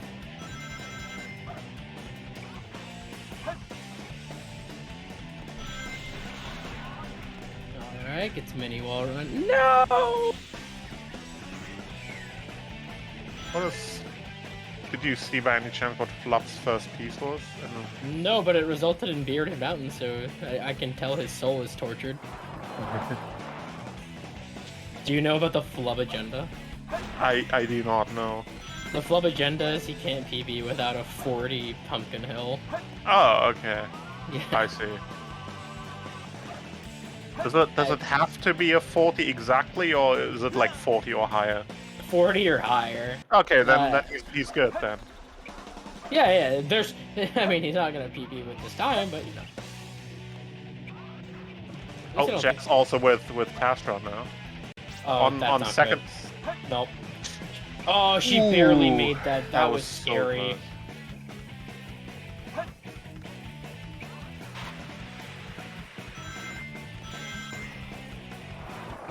Still, doing Castron nonetheless really, well done. That trick is not very easy. They just make it look easy. Yeah. 807 exit, definitely behind here. Flub is actually gonna miss out on a 12 seconds here. Gonna miss weight hop. No problem. Yeah, Jazz is good at mechs too, so they've got a great opportunity to catch up here. Yeah, notably, I like to call her the Eternal Engine Queen because yeah, her Eternal Engine's good. Yeah, she's done so much Eternal Engine. Yeah, she has, I believe, a 1:15.99, so definitely not a time anyone can just get. That time requires a ton of effort. Yeah, I run the IL world record history spreadsheet, so I've done a lot of Jazz putting time in on Eternal Engine. Oh, laughing into tears? Can this spawn the funny piece? No, it doesn't spawn the funny piece. Sad. No cooldown bars. It's closer. 2 more left. Flub taking the safe strat there for getting across the gap, hovering a bit early. Something different between these two players that I note is when it comes to Mission Street and getting across that guardrail with the ramp, what Jazz does is she'll wait until Tails skids across the guardrail, she doesn't hover early. She hovers after Tails gets across it because it maintains speed, so it makes the cycle easier. I have honestly no clue what you're talking about, but I'll point it out when she gets there. yeah, okay. I cannot I can't really pass what you said. I have no idea what place on the stage it's referring. I will tell you when we get Okay. Yeah, 214. That was first cycle, I believe. So I just looked at the clip. Please go look at the clip that Trump just put in the chat. That was really funny. I'll look at it and read one. Yeah, it's good content.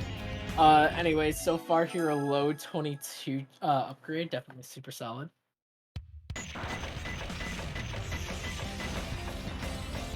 All right, what's the second of here? All right, that's a really good first Very piece. nice. That second piece sucks. Yeah. I'm gonna check the free pieces.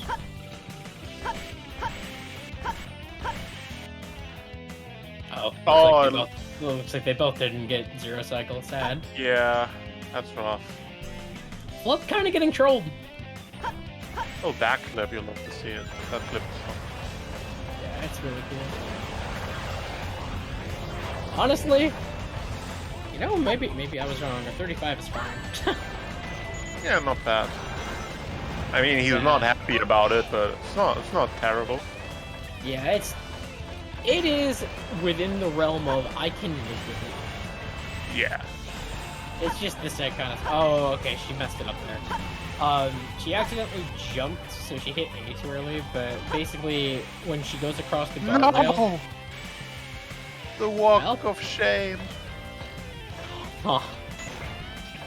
That is unfortunate. Shameful, even.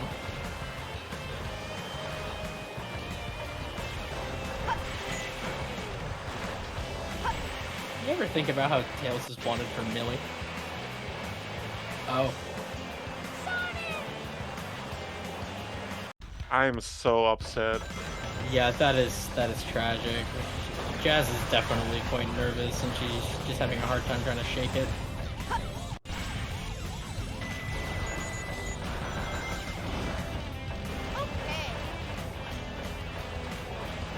Not much really to note here, just kind of going through this again. Hopefully she'll get the pulse hovers this time. And she messed up the strat.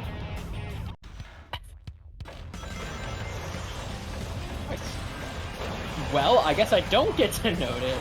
Sad. But this is really unfortunate.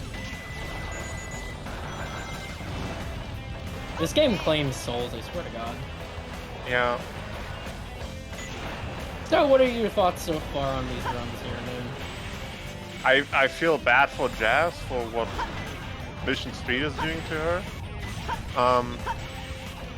Flop seems to be having a pretty good run, even though he doesn't seem particularly happy about it, but looks very solid to me.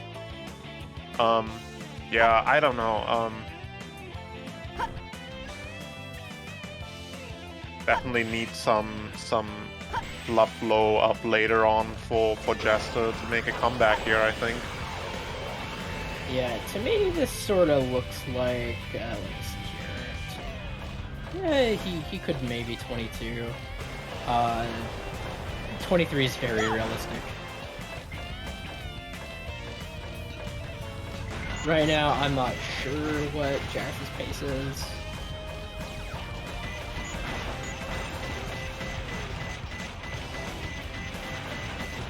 $25, I want to say. Somewhere around there, 25. 26. Like, she's about, like, 2.5 minutes behind Flop, so just adding that on to the pace that you said about Flop. Yeah. Yeah, that makes sense. Flub is entering my beloathed. I fucking hate this stage, Hidden Base. Jazz taking off the headphones, taking a breather, just trying to compose herself. Flop going for backup GC skip. Looks like he missed the pause hover onto the pole. Didn't expect the inside of the mines to be like No. Very nice Oh, wait, backup. there though. is Oh. one piece she gets. It's close. Oh, nice. Steel pulley or steel pulley. Jail window. Is this gonna be One more lap. Is this gonna be a no switch set? Path to the Abyss. Oh my god. You don't need to hit any good. switches for this. That's good. That Wow. is so good. Wow. Okay, saving time here. Let's go. I'm used to I like Path to the Abyss intuitively provokes like a negative reaction from me, but I was like, oh no, Path to the Abyss. Wait, no, that's good. This is perfect. Meanwhile, loved it bottom route and hidden base. That's sick. Yeah.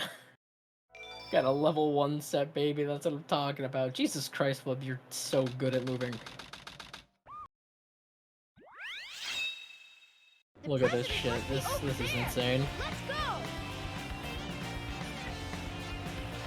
Well, now that Jazz is in Route 101, we can just kind of focus on Flub here for a little bit.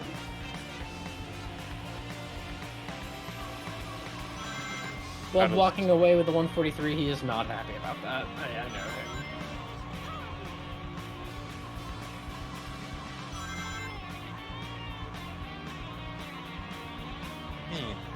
We just gotta say, like, to be fair, Flop has very high standards. Yeah, absolutely. He does, you know. Being in the top 10, you know, that's a hard place to be. True. Can't just take any old stinky pace. You gotta get the good paces. Low 12 check, very good. His Pyramid Cave is notably very fucking good. Although I hope I didn't just curse him. Let's see here. Light dash. Nice, solid 28 upgrade. How does he go about this? Okay, just a little extra bounce there. 37 on the rail, very good. Uses the free camera there for a quick second to sort of adjust himself. Almost, Sonic. Just a few more minutes. Yeah, very clean so far. Yeah, this is a pretty good second hallway as well. 57 check, Jesus Christ, this guy is balling. Hex skip? Yeah, he's going for hex skip. Yep, there he goes. He's quite good at this. Let's go. Oh my god, the time he's about to get. This is like a mid 125. That is incredible. No, this is gonna be like a 124. This guy. Holy shit. No, I was at 125 because he fucked up. Yeah, slight like stumble at the end there, but still incredible. He's so good.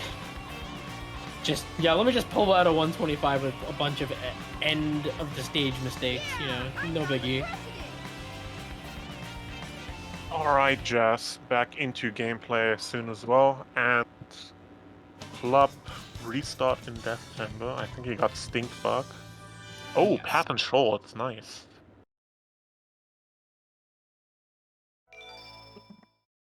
Alright, where is this gonna go? We're gonna see like a core death strat, Gorilla's hideout. Oh no. Just gonna go right for the door clip. Beautifully executed. Alrighty, and now we have Jazz in the second half of the game. Hidden base. Let's take a look to take just a quick second to appreciate her map movement here. Very, very solid. Going for IO pull hop. Wow, that's crazy. Beautiful. That was wonderful. Oh my god. And she was too far right. Oh no. And Flop with a very good death chamber. 41 with a pretty quick death as well. Like, Jesus. Probably like a 45 with restarting the death. Yeah. Messes up second try. Yep. This is real rough. I don't know if she can actually make this, can she? I don't know how the strat No, works, she's to be dead. honest. So basically, the stage is on a cycle. Yeah. And you want to be off of the pole when you're doing pull hop by 17 on the clock, otherwise you're not making the Ah, okay. In that instance, she messed up because she was either too far right or she didn't have enough height.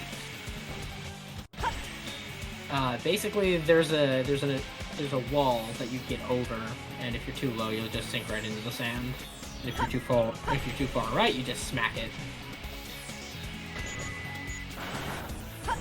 Alright, I'm also going for GC skip.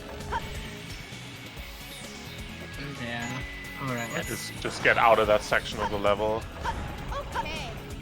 Leveler is coming up here on the enemy. Let's see, any super bounces? Nope, okay, gotta restart. 56 check with a GC skip, not terrible. Ooh, I like that, the little pot shot. Like, literally shot the pot.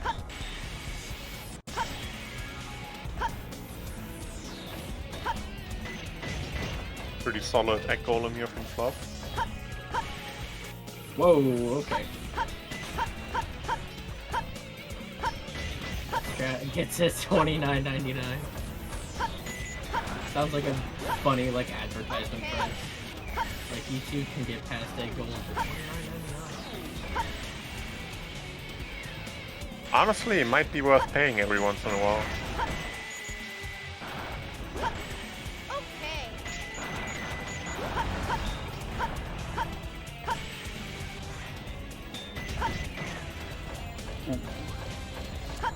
Doorbongs here from Flop. Alright, Jazz is out of hidden base. That was a little tough. Yeah, it was a little tough. Definitely rough.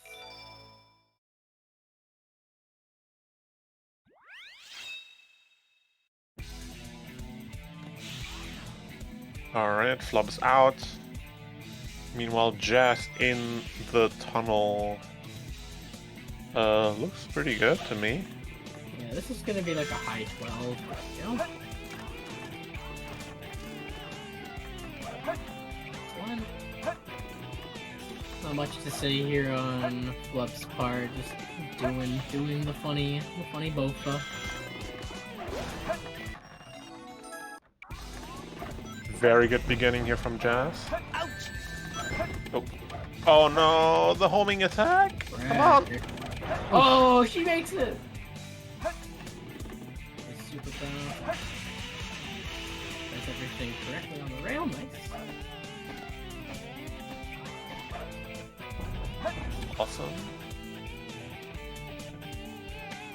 Oh, that is a really rough hallway.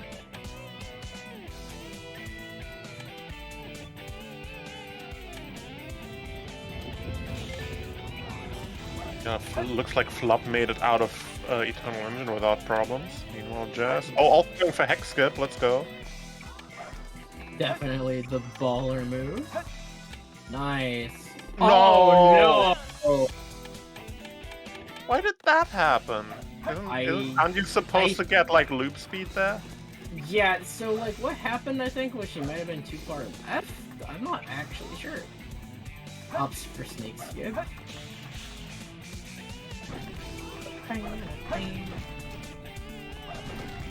Flop got a really quick bottom piece. I missed what it was, but 0.5.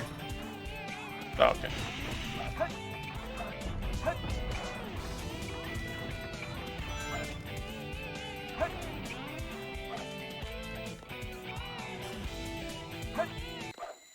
Yes!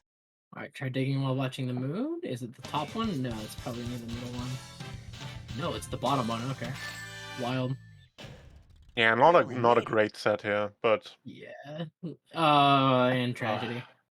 Murphy, please. I agree.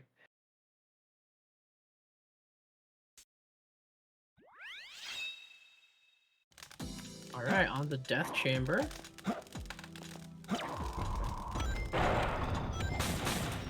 okay, nice first piece.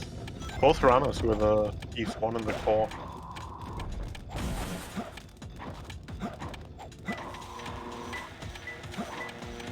It's closer. Alright. 2 more left. Nice. Okay. What are we gonna do from here? Measure that you can't open it. Blue room.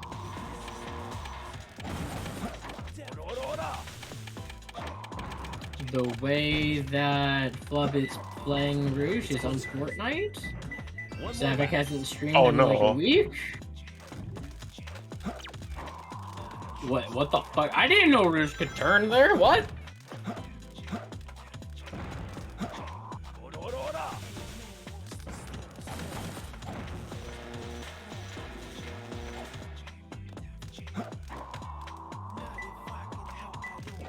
Alright, picking up her last piece here above Omochao. Moving on to the back-to-back bosses, KBB, our friend, not mine apparently, into the enemy.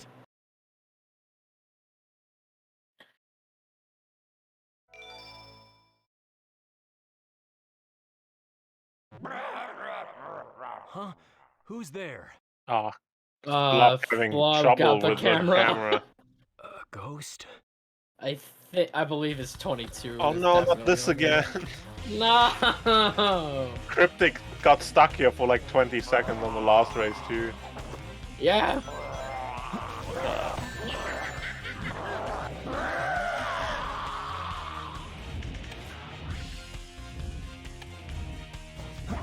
Checkpoint! Checkpoint! Checkpoint tragedy. This is so bad, checkpoint. Why is Crazy Gadget doing this today? Oh, he's gonna do bad cam. He has no choice. What? Or he can die. What happened there? Did he accidentally go too much forward? Yeah, he went too far Yeah. forward slightly and hit the kill plane. Oh my lord. Well, alright, yeah, he just wants out. He's like, get me out of this bitch. The weak point is the head. Find a way to the top. Alright, let's see. Super bounces. Oh, you got bailed. Never mind. That's so fucked up. I hate this boss The fight. way to get on top. Ouch!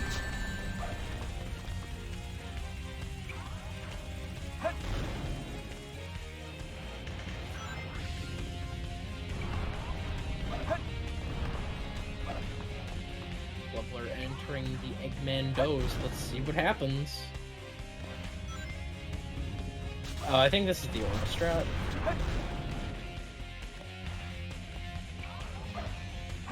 I gotta learn this shit. This is such a good strat.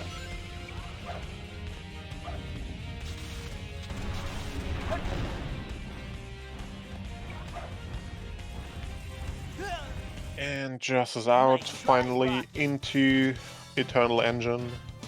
Home. Let's see if she'll kind of give us a little flex here.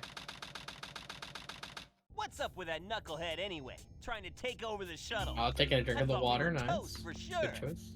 Huh? Where did he go now? Shoutouts to the voice acting. What's up with that knucklehead anyway? I don't know, Do we but ever Flop figure is out? going for OBT, I think. Oh shit, weird. But I don't know where to look. Jazz Eternal Engine or the thing Flub is doing. OBT. He's doing OBT. But it's Jazz's Eternal Engine though. Oh my god! Okay, no, he smacked the kill plane. I thought he got it for a second. I was like, excuse me? If the dynamite packs explode, the colony. Okay. She's having a struggle here. She's definitely on Mondo tilt. Yeah, looks like it.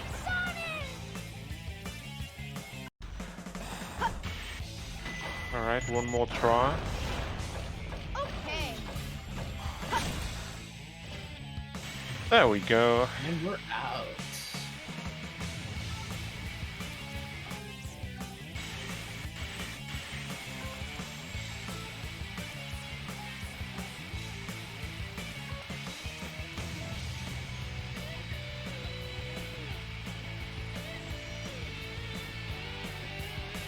Not much to really say here, honestly. They're both just doing skips. Yeah, this is a great moment for space fans. You're a fan of Space. Oh, space. No, we he's got space. What is happening? Huge day for fans of space. That's unfortunate.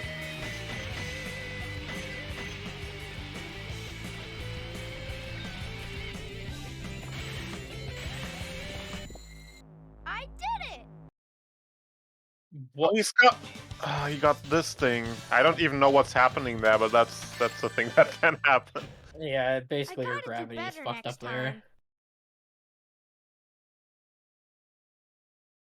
Holy shit, what is happening, dude? Very aggressive angle now.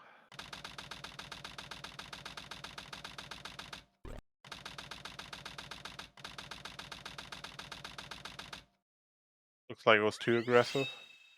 Definitely. Well, I'm having a bit of a little funny meltdown here. It's close to. Alright, going right on something strong. What are we gonna see here for our next piece? Looks like she's gonna take a different hint. Oh, interesting choice. Alright, going to Yeah, top. nice, You I guys like gonna it. check? Nope. Okay. It's closer. One more left. Alright, what do we got? Oh, this piece.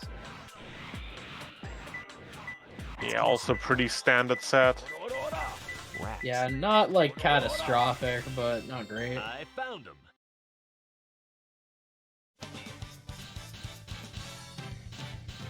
This looks very low again. No, there's no way he makes it. Not a chance in hell. Oh my god.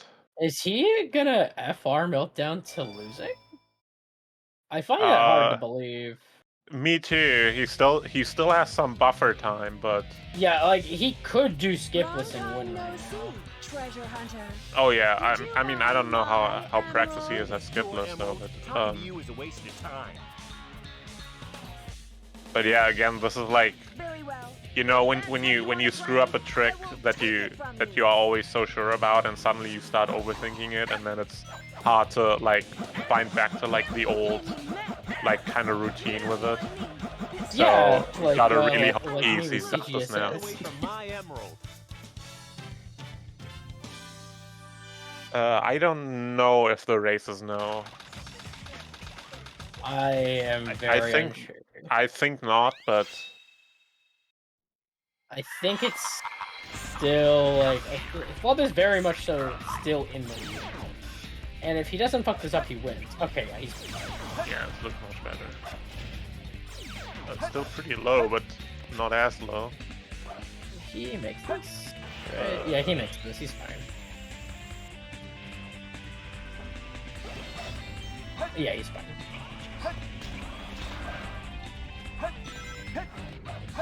Stop 120 though. Let's go.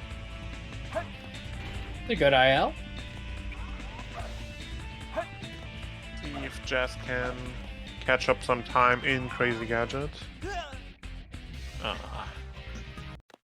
Sad.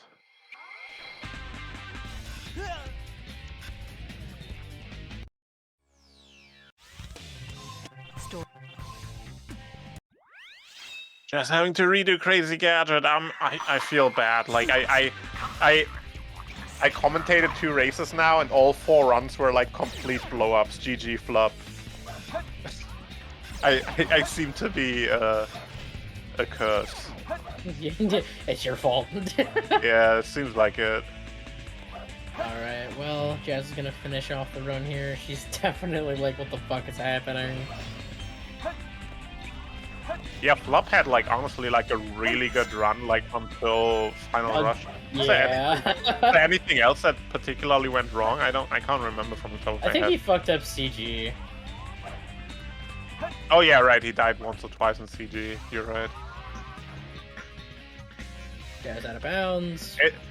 It's so annoying, like when you have an overall good run, but then like at the end of it, you have like 1 trick or so that you get caught up on, and then your time is suddenly super bad, even though the run was good in general. Yeah, I I hate know the that. feeling. I hate that. Huh. No problem. Alright, Jazz is out of CG. And on to the last Eggman fight. FR, and then wrap it up. You're no match for me, you weak little fox.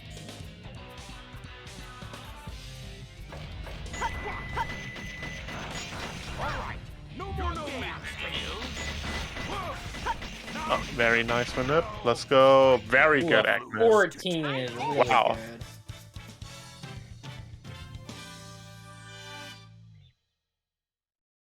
able into FR? I believe so, yes. I'm not sure. At least 23able into space.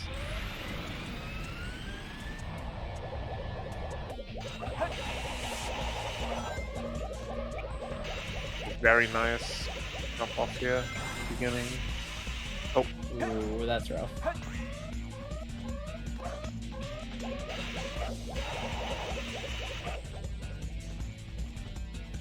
What? What is that?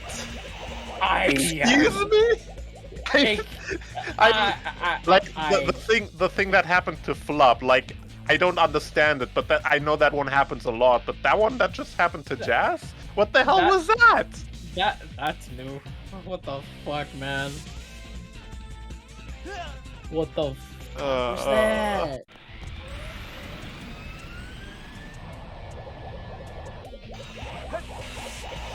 It's wild.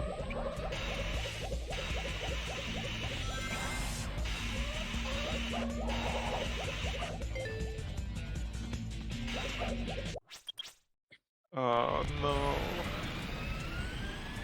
That looked like a muscle memory brain moment.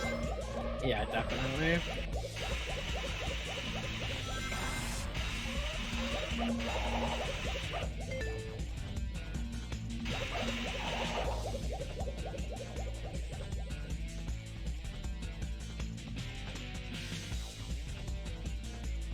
Oh, come on, you got this.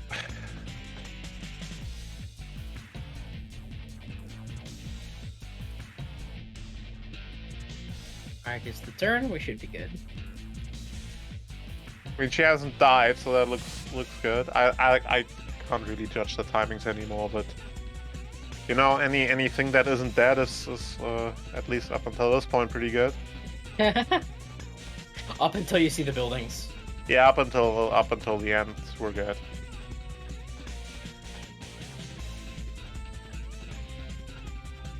Oh, okay, beautiful, nice. Yep, we're perfectly fine.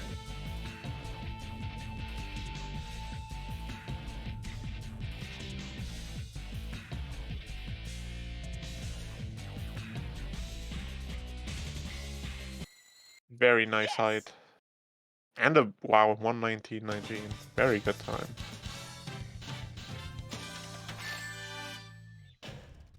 Huh, no problem.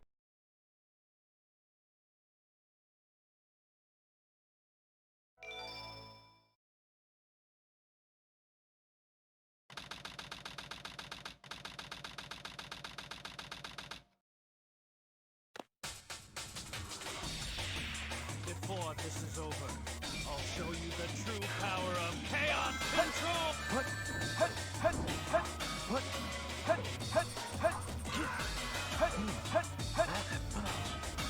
That was such a clean fight.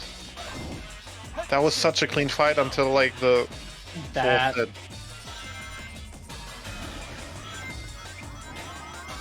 Oh, we're doing Alright, this yeah, fast, just okay. yeah, Yeah. out of here, just out of here. Yeah, she's Yeah, so that fucking was. done. Yeah, I honestly like she finished the run. I feel that's Yeah. more than I could have done. Yeah, That was rough. I Yeah. do not have been able to mentally do that. Sorry, y'all had to watch that space I bet- explosion. We both got Murphy's Law, I think. Yes. My run was like 22 pace until freaking like CG. I had the biggest mission street meltdown of like my entire career almost. was just saying something because I've had some big mission street meltdowns. It's like I don't know. I got walk of Oh, shame, jeez. and then I like died, and then I don't even know. It was just such a mess. And then everything after that, my mental was just thrown off. I got IL pole hop and hidden base, and then like hit the wall and died, and then I got pole hop again and hit the wall and died. Yeah. What a terrible run! What an awful run! God awful. Jeez. Yeah, sometimes just like everything comes together and nothing works anymore. That was quite rough. I'm sorry for that.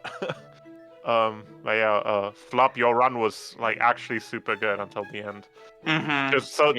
Just cut off the end and pretend. Yeah, let's pretend that never happened, because Jazz could have absolutely won this race if it weren't for that, to begin with. So. If I had a good run, I mean, what was your time? 27:03. Oh my gosh, yeah, that's a run. That's a time I can beat if I like play okay. Like just You got a better. You literally. What? I got a better run first race. So yeah, but I just did not play well. That was awful. Yeah, I mean, we're both pretty tired, honestly, though. To be fair, so Yeah. both of us, we're kind of missing here and there a lot of things. I just hope my next race in losers doesn't go so bad. You play at 9 p.m. against Zephyr. Oh my god, I'm gonna have to take extra caffeine and shit. Like, Yeah, me too. I'm not touching the game until Seahawks' match that I have to play with. So. All right, so I gotta step out, but you're in capable hands with Nim. I'll be back for the next match. Okay. All right. Fantastic. Oh god, I was not prepared for this responsibility. It's okay. It's fine. Let's see. What do we have? I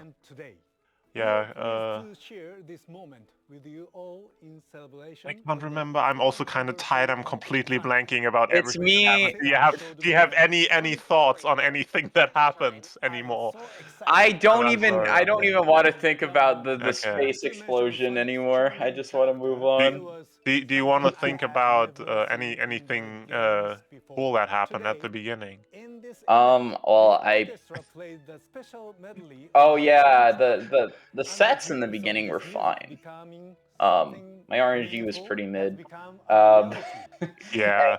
Yeah, overall it was like pretty here and there. Some places better than others, but Dude, your Green Forest was super good. 115 with like a slip, like a bad light dash at the end. Yeah, I don't even know how I got that too. Like I had so many mistakes. Thanks to the Air Jordan, mostly. But besides that, yeah, no zero cycle in Mission Street either, which was kind of a bummer, but it's whatever. Yeah, I mean, my pace was in the beginning was good. I think just by the time that I got to like CG, because like I'd been ILing it all day, I kind of got lost in translation, and then from there it was just like explosion, like after explosion. Can we talk about my aquatic mine? That was so funny. What happened? I got skull pulley and then jail window and then entrance past the abyss. It was really funny. So I just did switch one strats. Like I didn't touch any switches. It was really funny. Yeah, that was a really good aquatic mine. I saw that I had skull pulley and I was like, I'm just gonna go for it and then see what I get. It turned out to be a switch one set. It's really cool. I never had to even go up top.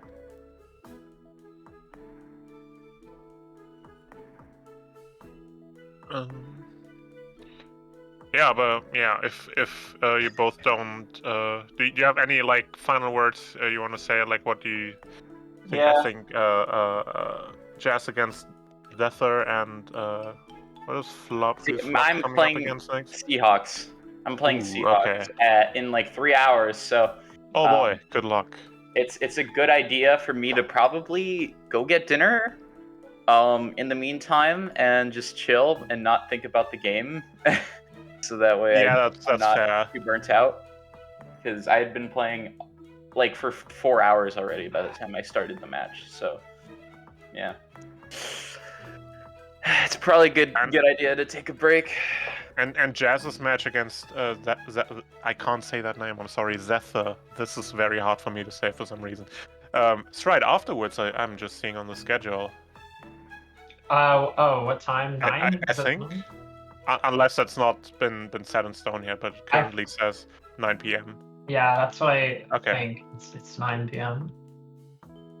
Yeah. Yeah. You just gonna relax until then, or more practice, or what's your plan to how you're gonna tackle that race? I think I'm warmed up. I just I don't know. I don't want to like overdo it.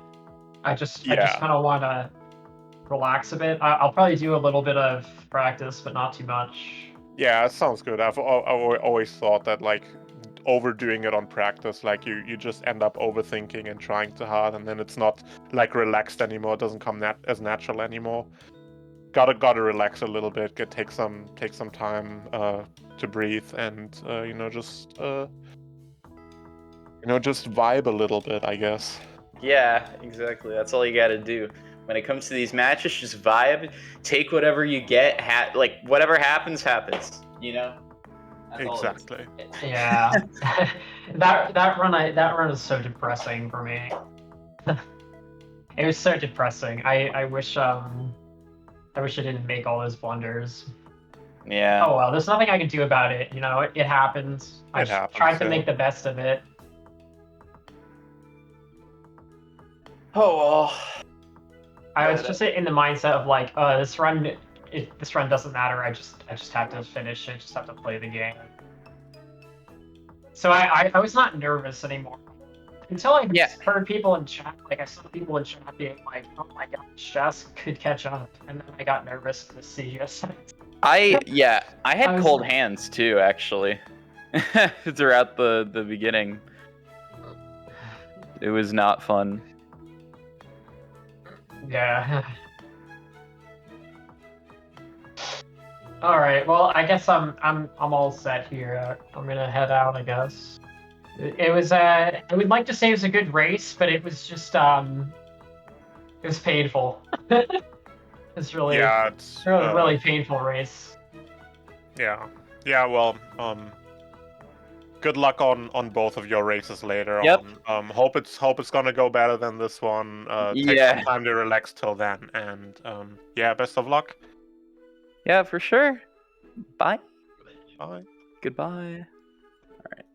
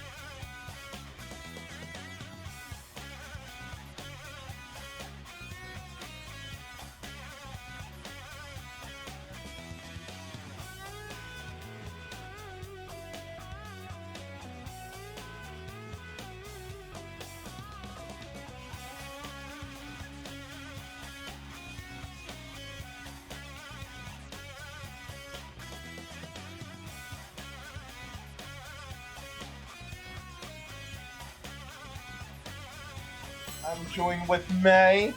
Yeah, what's up? For Drywall versus KPL. This set's about to be baller. Baller, let's go. I'm excited. Yeah, These this are is going to be pretty good. You know, both of these runners got 24s, both pretty solid.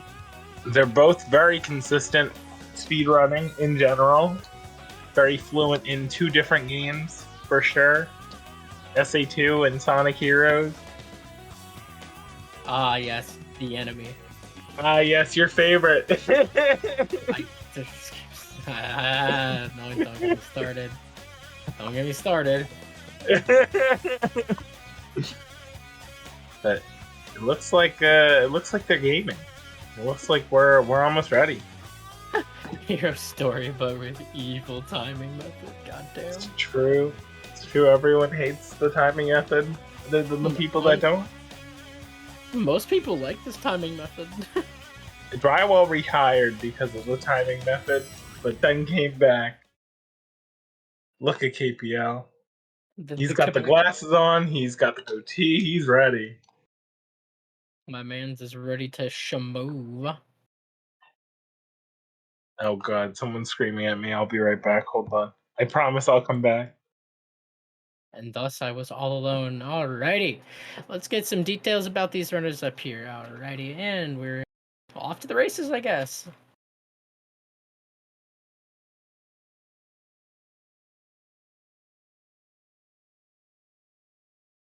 Alrighty, let's see here. Just comparing the times of these players. KPL has a 24:39 and Drywall has a 24:16. All right. I'm back. I'm sorry. I was getting yelled at about double A's. I don't know where they were. Tragedy. But it looks like they'll both hopefully be going for CE skip. I would imagine. Also, what Drywall is just playing with pure ambience. This is true gaming. Peak gaming, even. Alright, let's see here. Anyone getting it? It looks like Drywall is not getting it. On Fortnite. Alright, we're gonna have a double skipless. They're pretty neck and neck right now, too. Only a second apart.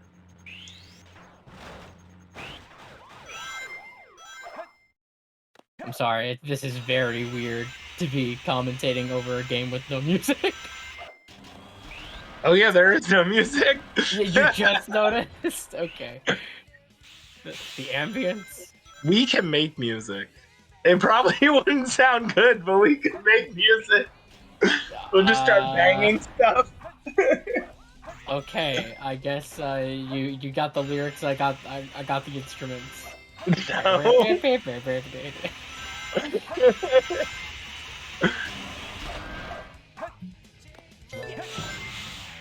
Well, either way, we see here KPL is in the truck section, a little bit ahead of the one and only Driest Wall, the Drywall enjoyer and eater. Now we have music, thank God. Beautiful. All right, a 156, very solid. Thanks to Talon for the raid. Hi gamers, welcome. Yeah, let's get Soup on the trumpet here. It's true. I gotta roll out the trombone. Where is it? We need the Sacer band. Alright, so far, 7-second difference, KPL in the lead. This could obviously take a really big swing in Wild Canyon, or someone could somehow die in Bigfoot. I've done that, that's funny. It's true, they could die. But they're both very good at Funny Dog. KPL is also Funny Dog, so surely he will have the better time. Yep. Also, taking a look at this little prediction here from the chat, we've got 41% on KPL, 59% on Drywall. Who's taking home the money today? What's your prediction, my fellow What's my prediction? I'm predicting someone's gonna PB, and I don't know who it's gonna be. Because I typically, when I'm on comms, someone PBs. It's very funny. If someone PBs, then I don't know, I'm laughing. I think Tragedy. Not gonna check Sandy Path, huh? Oh, okay, weird transition. Exactly. Big transition. Oh, he missed the free one. That sucks. Oh god. Oh, yep, this is why he should have checked it. And Drywall going for sus ceiling. Actually, this is a pretty good set. Yeah, looks like... I think he got a free piece. Yeah, Drywall is only 5 seconds behind right now, but definitely could have saved more time. I still think my prediction's KPL winning, even though he's super disgusted on that Wild Canyon. But let's hope he doesn't continue to be tilted. Given the very strong showing that Drywall had against Emerald, my prediction is Drywall. You know, he comes out here just busting out, you know, a 24. Like, I don't know, man. Like, that's my prediction.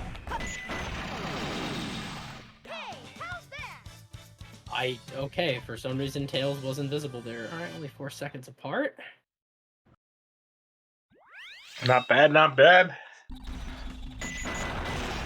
Alrighty, let's start up with Cruisin' Lane. Having a little bit of a rough start there. Let's see. Nice little jump around the corner. Not gonna get the double lock on, so I think he's loses like half a second there.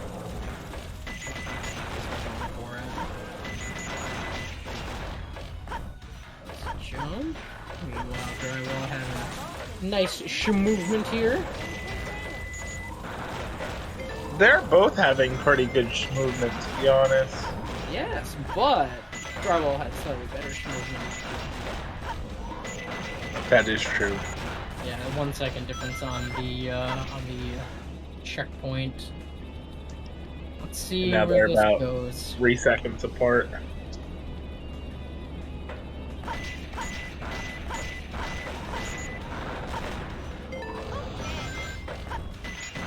I can't tell what that fucking checkpoint is supposed to be because of the fucking cow stuff. The chaos drives in the animals.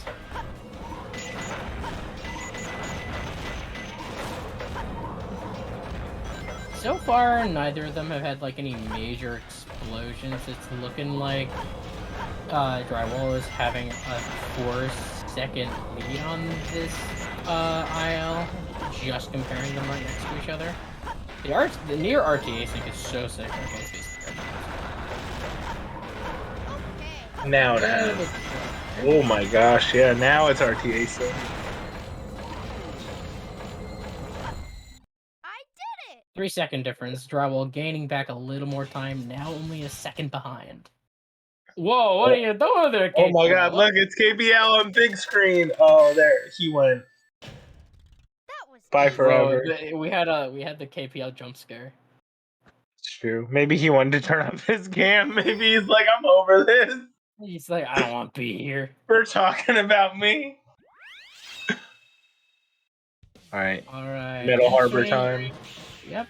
Any under loops? 1 under loop. Okay, nice. Moving here by KPL. So far, so good. Yeah, it looks like KPL's movement's a little bit better than Drywall's. Yeah, in this IL specifically, but like that could just be because of the 28 checkpoint, nice. Taking a bit of a wide swing there to get around loop, easy loop. Both of them are going to avoid the very risky police skiff. It only saves like 2 seconds. On a race setting, yeah, it's very, very risky to go for. Not like you can just reset. The way Drywall does that is a little bit different from the rest. Oh, KPL. Big mess up by KPL. Double big mess up. Oh, huge mess up by KPL. I don't think he's gonna make it. No, he doesn't make this. Nope, he's dead. I cannot believe it. He died on the rocket. This definitely puts KPL in a very comfy lead. KPL is not happy. No, I predict molding. That purple screen is volumes. Yeah. I can see all the reaction. Yeah, this is pretty rough. Oh, he gets the wall boost. That's good.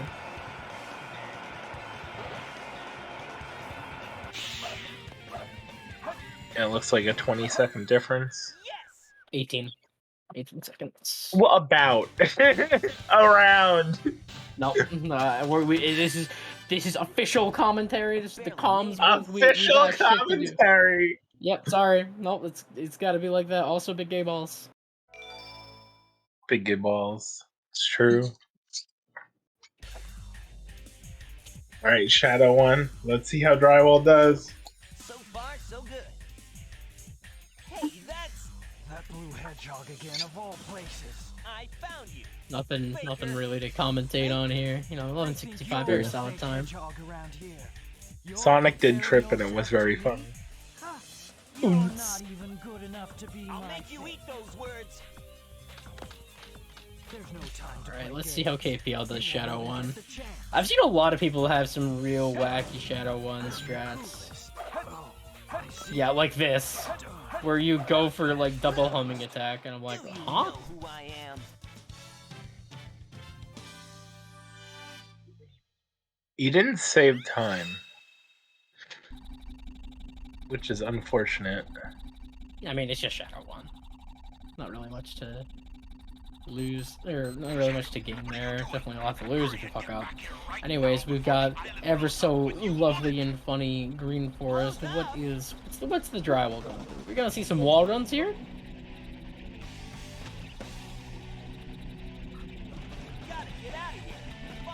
Well, we didn't see Air Easy. Yeah. Let's see if we see mini wall run. Nation. Let's see if we can see mini wall run. No mini wall run. Yeah, no. My prediction is now there are no wall runs. No. What about KPL? Will he do it? No. Okay. No. They are both just making me sad. I just want to see a cool wall run, man. We might get mini wall run now. Let's see. Let's see. Are we doing the funny? No, we're not even. No, it doesn't even go for it. And I think KPL's gonna go for it for sure. Yeah, I mean, like, considering how far behind he is right now, I would definitely imagine he's gonna try and get that, like, 12 or so second time save. I'm curious if they have both. Oh, yeah, no, he missed the spray. That's, yeah. Huh. This poor man. Now he's probably definitely gonna go for the wall run. Surely. Yeah, if he doesn't go for this wall run, I don't know. He didn't get the checkpoint? No, he's not going for it.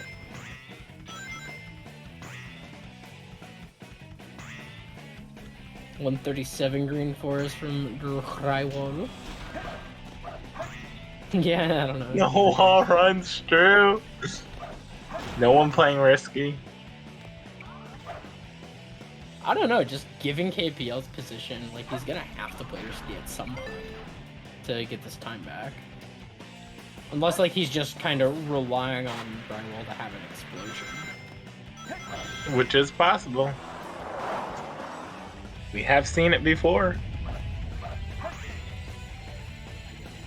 Alright, let's see here. Or, you know, RNG could change things. Under the chimney. This is a solid P1. Alright, this is the close one. Can definitely give some good sets. Sad-eyed pump. I fucking hate this piece. I don't like the 50-50. Yeah, just take the hint, dude. From Pumpkin, okay. This place sure feels haunted. There's no time to lose. Lost Pumpkin, that's so tragic. Looks like an awful set. Floor also Because I'm very well versed on hunting, for sure. Yeah, that was a really unfortunate set. About to fall off. Woo! This may help KPL though. Let's see. 3 Scarecrow Brothers, that's pretty good. Definitely saving some time here. The real question is how much? It's closer.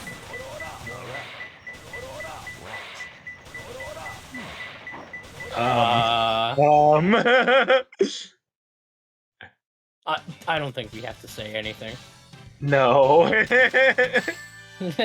Yeah. That was a little rough. Perfect. A little too left.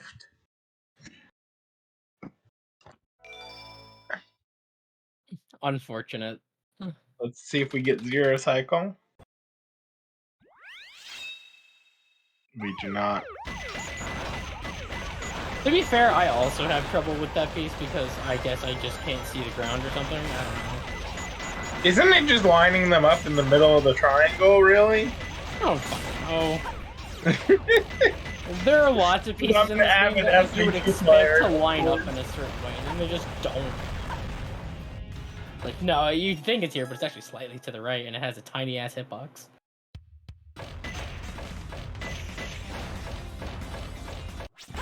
Alright. So, Okay, KPL on 0 cycle pace. Drywall not gonna have the same luxury, so default losing 12 seconds. Looks like KPL's having a better mission streak than Drywall has.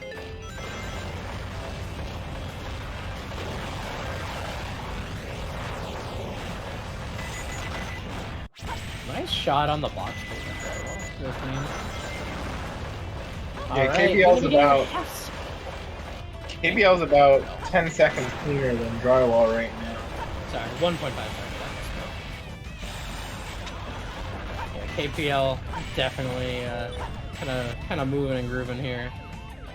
Moving, as the cool kids say. No! Oh, it's We commentator cursed. Oh no! Oh, he almost died. Yeah, he did almost die.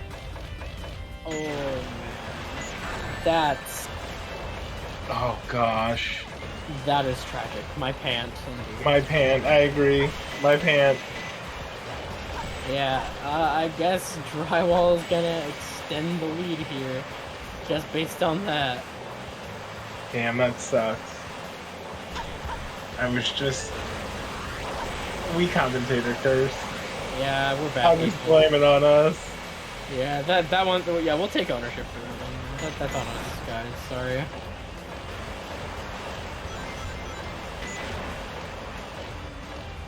Alright, moving on to Aquatic Mine. Aqua Dick Mine. Aqua Dick Mine, it's true. Yeah, we're mining dick. Water dick. Water dick. Okay, so there's chat. Yeah, so he got wooden roof, so there are no free pieces up top. Okay, and Drywall knows this. Nice. Good knowledge of the 1024. That was a little Triangle skull. That's rough. This is probably gonna end up being Ghost Room or Brick Room.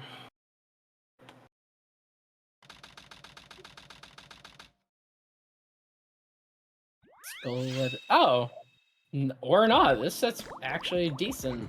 Nice. Didn't expect the inside of the mines to be like this. This is. Yeah, that was a really good set. It's all right. It wasn't great, but like, yeah. What is that emote? It's like he's smoking. Good emote. It's closer. 2 more left. Alright, wooden box. This set is already a tragedy. Any free piece? Nope, sad. Had the booty clip.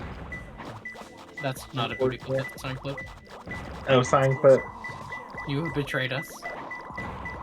Oh no! I know so much about hunting. This is... Yeah, that's bad. Oh no. Yeah, this set was really bad. KPL has not gotten through the first half without the game just kind of spitting in his face. I feel bad. I found him. Oh, 1 Definitely minute. super rough. Yeah, he's over. He's like a minute almost behind. That is such a bad set. Yeah, this is perfect. He's had such a rough go so far. Yeah, his first half was definitely pain. But I mean, we're in Route 101 now. He can take a second to sort of recenter himself and enter the second half strong. The president must be over there. In the meantime, how's it going? It's going well. It's going well. Yeah, I've been doing some gaming. Yeah, it's And Route some 101. There's not much to say. That's true. Just don't hit the cars. Yeah, don't hit the cars. Not hard. Use Forehead. the booster route. Horrible. I'm sorry. It's horrible, Deku. Yeah, me too, Deku. It's like that. I don't know if I'm helping or hurting the horrible.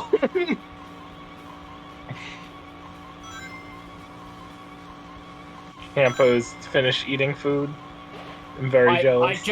I have never seen anyone hit that red car, but that was really funny because the car just went through the fucking ground. Like it just collapsed face through the ground like a fucking ghost. What the fuck was that? I did not see it. I do think that drywall has hit a lot of cars, though. I think I saw him hit like 3.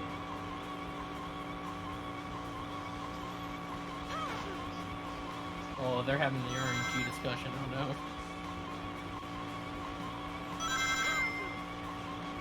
no. Ban everyone in chat.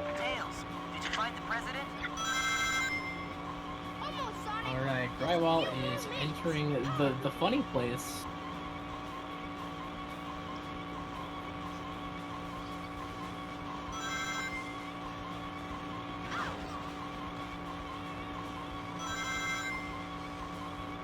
Alright, now that we're starting the second half, let's see what these gamers can pull out, you know? Definitely the harder part of the game. Hidden Base being a pretty difficult Tails level for a lot of people. You know, got a lot of options here, a lot of choices you can make. Let's see which ones Drywall is gonna make. We're gonna see Wag Route, we're gonna see, no Wag Route. Pole Hop? No Pole Hop, we're just gonna go right to Axle Jump. Solid pause hover, very nice. KPL having a slightly better Route 101. Drywall Not barely much, surviving that everything. That scared the piss out of me, but you know, let's go Drywall. Nice.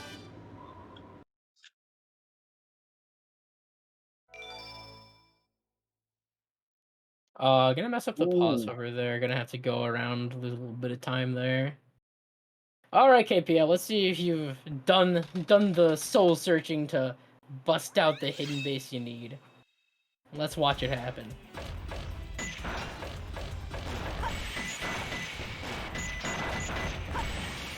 Alright, gonna slow down there and just make sure you don't fuck it up. Nice. So far, so good. Going for a wet route. Interesting. Big wet route fan. And beautiful pause over. Very nicely done.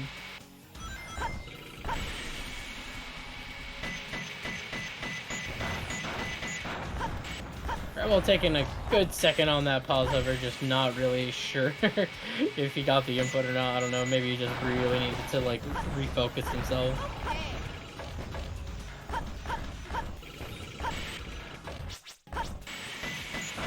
Alright, also gonna have the same little mess up. We're actually gonna take a wider turn than Drywall there on KPL's end.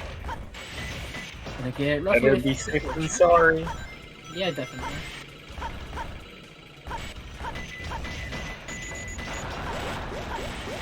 Alright, gonna take the slightly slower route, but this is definitely the route you want to take if you have a rough time with the spring.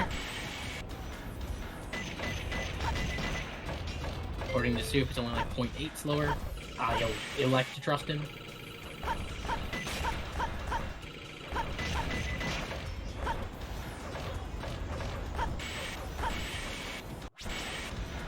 Alright, nice pause overs here. And doesn't use the pause hover for the last one. Nice. This is looking like a 150-ish maybe? Or sub 150? Yeah, it looks like sub 150. Yeah, this is looking like a 149.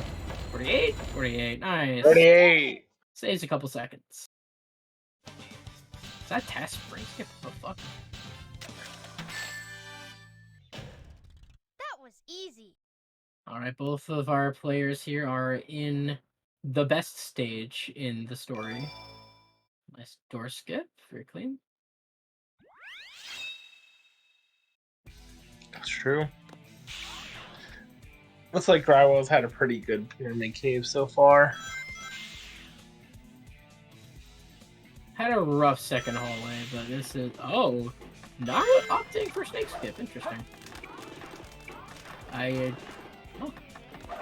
And he's playing this section fairly well. Where are you? The camera! I'm sorry. Excuse me? That was... I don't know, do we have like a Lakitu-esque friend just pulling the strings on the camera? Like, what the fuck was that?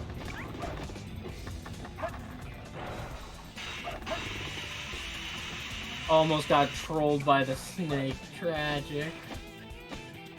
Alright, definitely a pretty rough pyramid cave, but, you know, nothing he can't bounce back from. Meanwhile, we're gonna see if KPL can pull it back.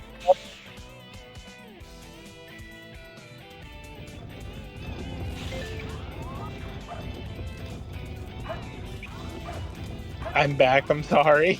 You exploded. My internet went out and it's still out. So amazing. Mobile. The mobile gaming effort. True. Alright, well, let's pay that no mind. Looks like KPL's on a significantly better pyramid cave run. This is looking like a mid 130 as opposed to Drywall's 144, I think. Yes. So 10-second time save. Definitely needed that there. Looks good. Did I miss any deaths in Pyramid Cave or no? No deaths, just you missed the camera ever. Oh, yes, spaghetti cam. Lakitu camera moment. Still great. Oh. Oh. Uh-oh. That is okay. Well, this is definitely gonna help. Suddenly this just swung in the opposite direction. Now KPL is pretty much in the lead. Absolutely bonkers.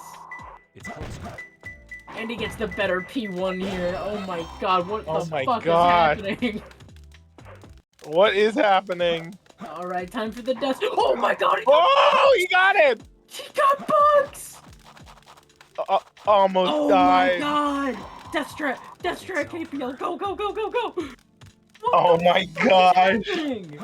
It's over. This is insane! Oh my god. That's either treasure chest. Okay, yeah, treasure chest protected by a scorpion. I can't believe this.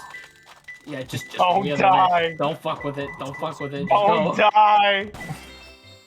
Oh my gosh. What the fuck is bro, happening? I can't believe that he came back. Oh my god, Drywall just had the death chamber ever. Oh my gosh. And KPL also had the death chamber ever, non-derogatory. Oh my god, I can't believe that KPL is now 30 seconds ahead. What the? Oh my Jesus Christ, man! 31 What seconds. is this race? What is happening here on And they're both probably like, I want to turn this fucking game off. I'm tired of it. Because God hates me. My god. What the fuck is happening, man? We all thought it was We curtains. can't say anything yet. We can't say anything yet because we still have to get through fucking Egg Golem and all of space, where apparently everybody's having meltdowns lately. Golem drip moment.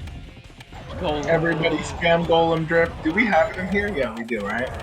Oh, okay. Golem drip. What a half. Bro, what the fuck is happening? Alright, profit bounces. Nice and safe, consistent. Don't need to risk this lead. Golem drip. I wonder if he knows the status of the race. I wonder if they both know. Drywall definitely knows the tragedy that he just went through. JPL also knows the tragedy he went through. Oh, hey, it's Champo. Oh, bye, Champo. That was weird. He might have accidentally hit it. Yeah, probably. Okay. 35, alright. What the fuck is happening, man? What is this race? what is this? Yeah, like, KPL's just pushing his lead now. KPL really said Uno reverse card. Like, no, my race. This could be pretty insane. Alright, we're gonna see any corners. Wow.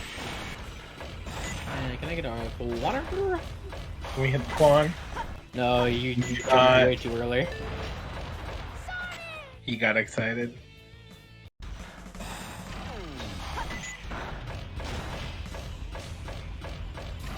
Oh, he goes really far back. No, Oh yeah, no! that setup is not gonna work. We're having Bofa trouble. Yeah, I know that KPL does not like Bofa. I think we're gonna see another swing. The way he does this is definitely... Oh, okay. Drywall almost getting the Quan. Yeah, almost, but not quite. As long as he gets it second try, he still saves like 10 seconds. Let's see. Oh, he doesn't! Oh my god, this is tragic.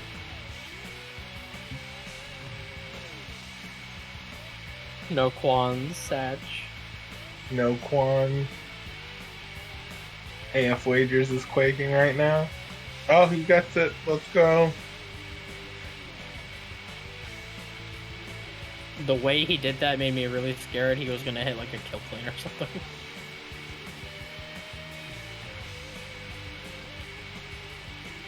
Well, not much to say here.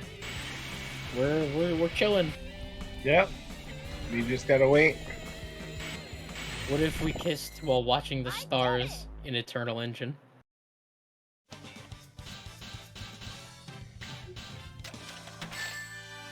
I don't know why my deranged brain just came up with that. Kissing? No, I'm good. Yeah, it's good, bro. Don't worry about it. You can kiss the computer screen. I'm not gonna kiss back. This is so cursed. What the fuck? What is this commentary?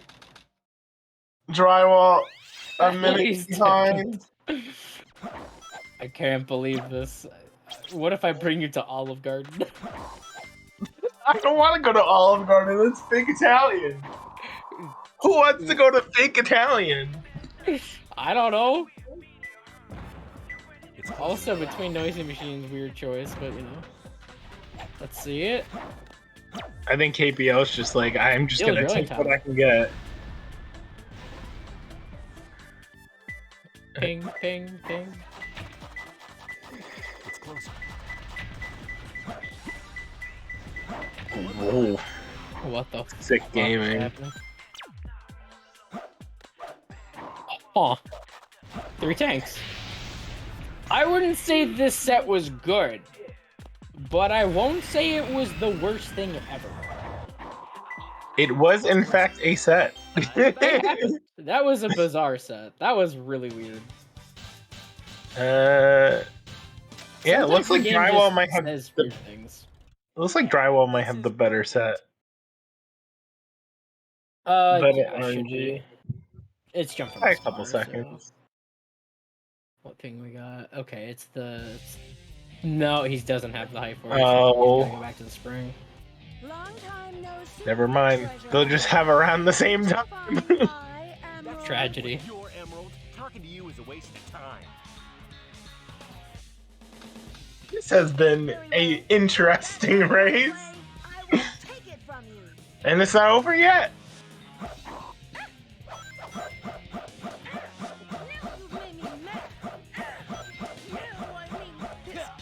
At least I lost to a friend. Go you. Well, it's not over It's yet. not over Drywall. yet. We still have CGSS, everybody's favorite. Sag. Sad Fucking KPL could literally explode here. I don't know. In which case, we'd have a very strange spontaneous combustion issue. That's cute that Drywall calls KPL his friend. That's awesome. Very wholesome. What a wholesome community. Shoutouts to the SA2 community. And the Sacer gamers. Alright, let's see it. Are we... Oh. I don't know if that actually didn't... I don't know. What, the checkpoint? No, never mind. It just looked like for a second that KPL, like, didn't skip the camera trigger. And I got worried. No, yes. And he gets it. Now he just has FR.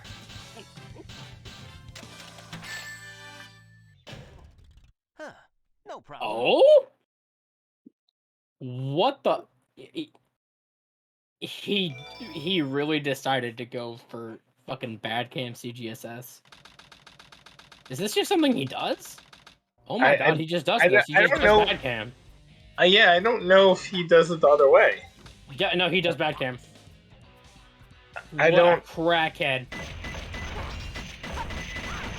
Yeah, I don't think he does it another way. He got it? I was a gamer. Bad cam enjoyer. Holy shit, that's kind of a big dick move, I'm not gonna lie.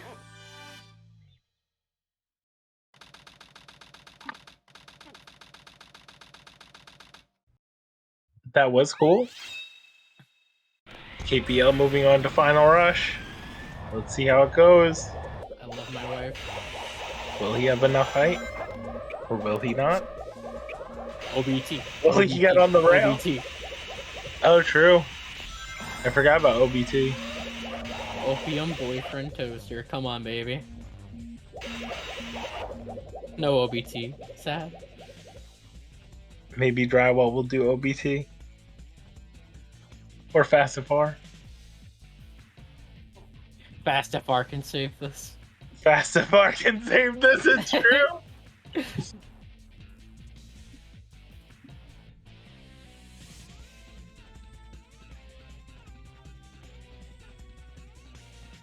Let's see it happen. Fast FR, here it is. Fast FR. Come on! For the fans! Might go for opioid boyfriend toaster, right? That's what it is. Not going for it. It's not Fast FR. What's the point? Or opioid boyfriend toaster simulator, whatever it is. It's opium. It's just opium boyfriend toaster. Could be a simulator. You never know. Yeah, this is looking pretty over. Looks like KPL will be taking this one home, unless the Shadow Spaghetti. Ever.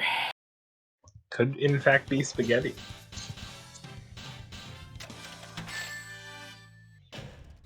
Huh. No problem.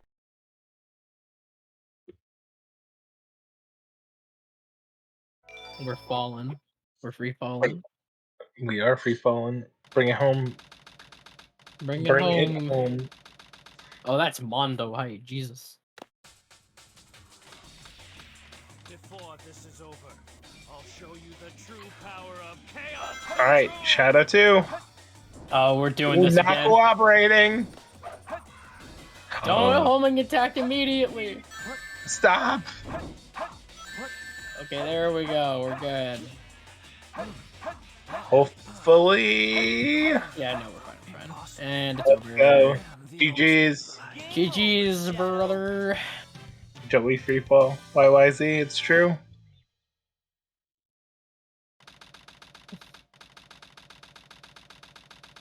GG's. Now we just gotta see Drywall finish it off. New and existing. New and existing customers can choose the phone they want. like That the was a incredible good iPhone 14 race. or That the really was just Uno reverse card race. Did you also hear the fucking ad that just played, or is that just me? That's just you. Are you not watching it on the what's it called? I am. That's why I'm confused. Oh, mine's muted. That's why. Okay, no, everybody heard the ad. Oh, I'm not okay. nuts.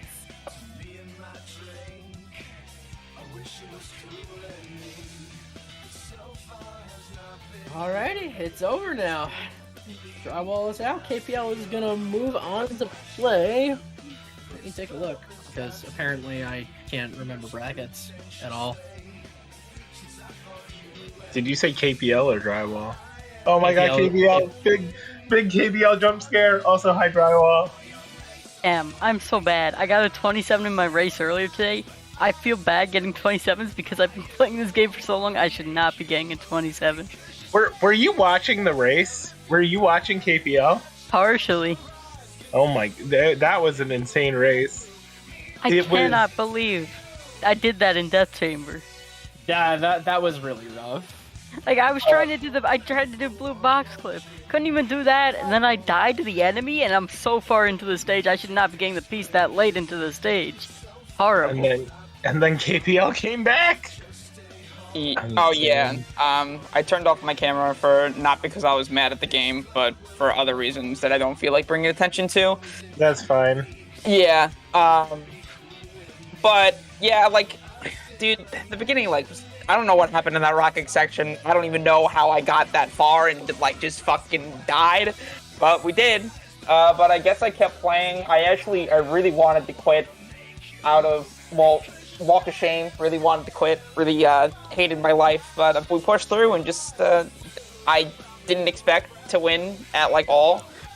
But my desert went well. I guess that's like the only good thing, and Death Chamber really threw me a bone. I'm like, if I'm ever gonna come back with a 44 Death Chamber, this is it. And you came and won? Yeah, I guess I did. I don't think either of us are happy with these times, but so you both were watching? No, I never watched. I never turned on the stream the whole time. So Drywall was ahead by a minute. Okay. And then he had Death Chamber. And then you were ahead by a minute after Death Chamber. Oh, really? Yeah. So we were like, oh, well, I guess it's over, and I think Drywall's going to take it. And then it was just a full 180. And then you were in the lead by a minute. It was... Yeah, I mean, so like, goes to show, just like, keep playing the game, guys. Don't quit. Anything can really happen. No, if you're Drywall, you should quit, actually. I shouldn't have done the race. It was just... I was really feeling that mentality at the beginning of this race. I'm like, I just don't want to play the game anymore. I really hope Drywall wins, so at least one of us gets in the top 8. True, at least I got to lose to KPL and not, like, Vintage McNugget or something. It's true. It's true. Hey, Vintage ever played that rude. Yeah, so I guess I'm playing tomorrow. Unless they want me to play later today, which I really can't do, but... Yeah, you're moving on, man. How's it feel? It is feeling nice to get top 8, but I'm can't really say that I'm happy to do it with this run because I don't feel like I played well at all. Yeah, I understand that feeling. It's pretty unfortunate, but you know, I felt like I was I can't feel proud like this. So I just hope I play better tomorrow. So GG to Drywall. I'm sorry that Death Chamber happened. GG, sorry for being bad at the game. You're not bad at the game, Drywall. Like, things just happen, man. Like, we all take crazy deaths. Like, it just happens. You can't let it get it to you too much. It's just a shitty video game, anyways. The game fucking sucks, and every day it fucking reminds me. The game does kind of held together with prayers and pieces of paper. All right. There's a reason I don't play this game. But anyways, next up. Wait, are we done? Are we good? Yeah, I'm yeah. All right. Next up is Emerald versus Talon. Looks like that's gonna be an insane race. Yeah, that's gonna be cool. Yeah, we've got a lot of great races happening here tonight. We've got Emerald Talon, Geek Tethys, Flub Seahawk, and Jazz versus Zephyr. Let's go. All right. All right. So, See you guys watching later. Goodbye forever. Goodbye forever.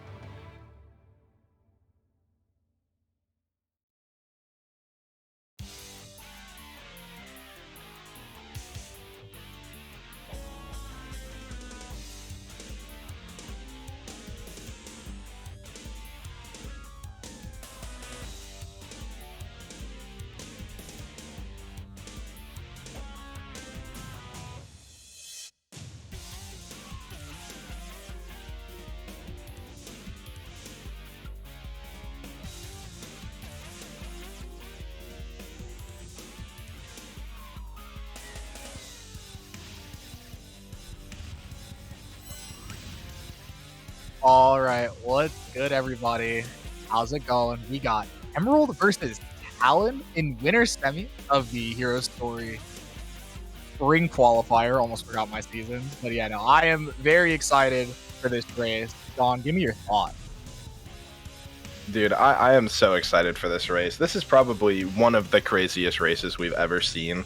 Having two of the big titans of SA2, probably two of the most influential people to have ever come from this community, facing off head-to-head. Honestly, I expected this to be more of like a winner's finals or something, but based on the seeding, it does make sense. And we're seeing them clash in winner's semis here. Kind of crazy. Yeah, no, this is like this. I know you would expect this to be like a potential winners finals, but yeah, no, I mean, this is just based on how the bracket draw went. And honestly, actually, funnily enough, the top four for the bracket draw there was no real draw. It just kind of ended up being 1, 2, 3, 4 with M, Flub, Seahawks, and Talon. So it just kind of like went that way. But yeah, no, like seeing these two face off here is like, it's still like top 6 guaranteed. But yeah, no, this is a monstrous matchup, and they've both been playing well. Both of them have had 23s so far in their races. Yeah, and this is also a match that's really important. I often cite winner semis being like one of the most important matches to win, because if you're able to make it to winners finals, you're guaranteed top 3, and that's just insane. Like, you only have to win a few matches to get to that point, right? And so if you can keep that momentum going, I mean, it's a very forehead thing to say, but just win a few matches and you are in such a good position. I mean, I believe it would put M at potentially his best seeding, and Talon would be pretty much a guaranteed like 2 or 3 seed for the tournament for Summit. And yeah, this match is honestly huge. So to see them clash here is really hype. I feel like they've both been playing really well also, so I'm so excited to see what happens here. This is definitely going to be like one of those matches that I feel like it's just like people are going to tune in because they just got to know. It's like, and it's cool for me. So for me, as like the speedrun toddler, no longer a speedrun infant, because I've been here for longer than like a year, but like I am very new in terms of this game's like really long story history. I have not ever spoken to Talon at all. Like I have not, like, I don't know this person, and like I know M because he streams a lot, but yeah, no, it's like it is cool to see Talon, who is like somebody who is a super well-known name within the community, even if you've never seen him before, play the game. It's like cool for me to see like somebody like come back and like do this kind of thing. Yeah, and we're off. Let's go. Yeah, so from my perspective as a runner who was around before a lot of people around in this community, I just took a break for a while. The record that was on the board for Hero Story was Talon when I came into the game, and I was watching Mustache grind to beat that, so it is really cool to see, again, like, that guy who was the name you knew, the name you couldn't avoid if you were around in that time, versus M, who is very much the same thing. You know his name if you're running this game, Yeah, 100%. It's, and like, we're here. We're in City Escape, outside of the board section, of course, into our very, very decisive part of this stage to see how the run's going to go for both. Missing the inputs on one side, getting pauses inputs on the other, but missing it. And just going to opt for the skip list. Okay, I kind of feel bad. I regretted saying it. Oh, all right, let's go, M. Second try. Yeah, second try. Okay, yeah, I regretted instantly as I was saying it, but I was like, CE skip can very much get in your head, and I was like, why did I say that to the runners who are about to play? So yeah, I hope it didn't get in their head, but M having a hard time. He hasn't been able to hit first try CE skip yet, but in 2 of the 3 races he was able to get second try, so at least that has been working for him. So this will be a little bit of an advantage, not like a massive advantage per se, but like still super huge in the context of the race just starting, as M is getting a 130 because of second try CE skip, and Talon, as long as the truck section goes relatively well, will kind of end off with like a low 150. Yeah, and as runners go, Talon is one of the ones that I am the most confident in getting a good skip with CE time. The truck section actually not making it great, but besides that, the rest of it was very good. Yeah, and it's unfortunate too, because Talon definitely was talking about the mentality of like, do I go for the retry? Like, he even mentioned this on a stream earlier. It was like, well, if M hits it and I don't, that's really bad because I'm already the underdog coming into this match, right? And unfortunately, kind of spoken into existence there. But you know, we've seen Talon earlier. Talon had a run with no CE skip, get a mid to high 23. So that's a run that could definitely still beat M if he's not on his A game. Yeah, no, Talon actually talked about it earlier. Yeah, it was like 11-10 aquatic mine exit and gets like a 23-4x. You're like, okay. Yeah. Well, I mean, if you're gonna play that nice, and by the way, nice beginning room from M. Like, if you're gonna play that nice, then I mean, sure, have that. Yep, and he knows to go right side with the free piece. Let's go, my goat. Oh my god, what an incredible set. Yeah, no, this set's great. That is like top percentage of sets for sure. Talon's gonna have a hard time matching that. Yeah, no, we're gonna have to see what happens. It's like not like beginning room, Storm Statue Quartet, and Wild Canyon Track V2 is just it's just too good. And I mean, even if Talon gets like a mid 20 here, you're just like, well, I mean, it wasn't bad, but just like with the knowledge of what M got, you're just like that already just behind. It's not okay. Yeah. Talon checking the free pieces there. Unfortunately, doesn't get any. And yeah, like you said, it's looking like a mid 20, which in normal circumstances, yeah, wouldn't really matter. But here, it hurts. Yeah.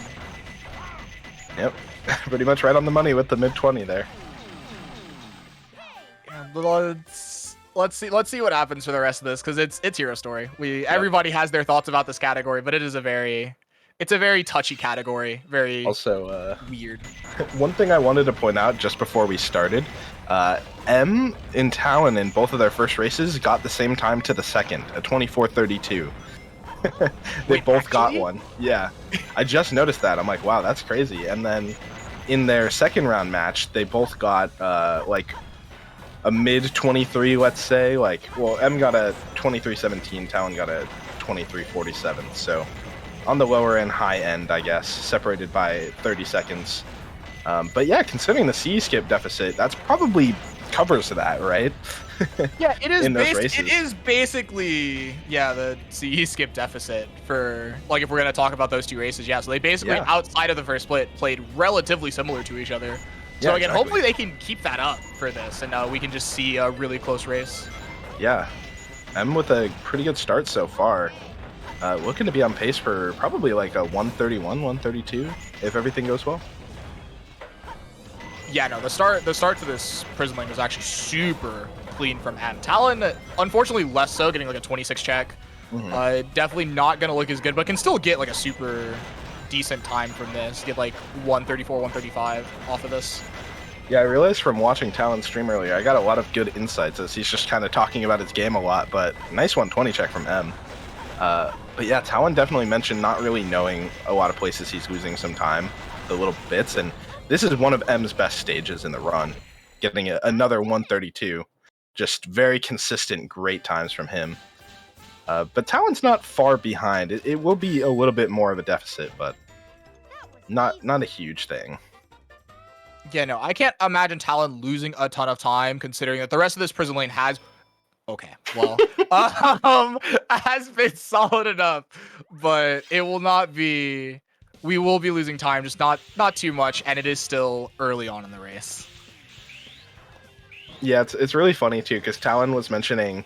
He was like, I remember when the world record for this stage with hover and IL strats was a 132, and now people just get that without upgrades normally. And I'm like, yep, we're pretty crazy these days. Wait, actually? Yeah. Oh my goodness. Yeah, back in the day. Yeah, that's crazy. All right, and with a pretty solid start to Metal Harbor, nothing too crazy. Losing a little bit of time. He's also not going to be going for pulley skip, which I think Talon also does the same thing. He forgoes pulley skip in races. Yeah. I think in like the first one he went for it, and then he was like talking about how it scared him, so he stopped. Yeah. I mean, pulley skip is scary sometimes. It's just like a tight spin dash jump, and then you're like, wait a minute, you hold the wrong angle, and then you die, and you lose 10 seconds. It's just like, man.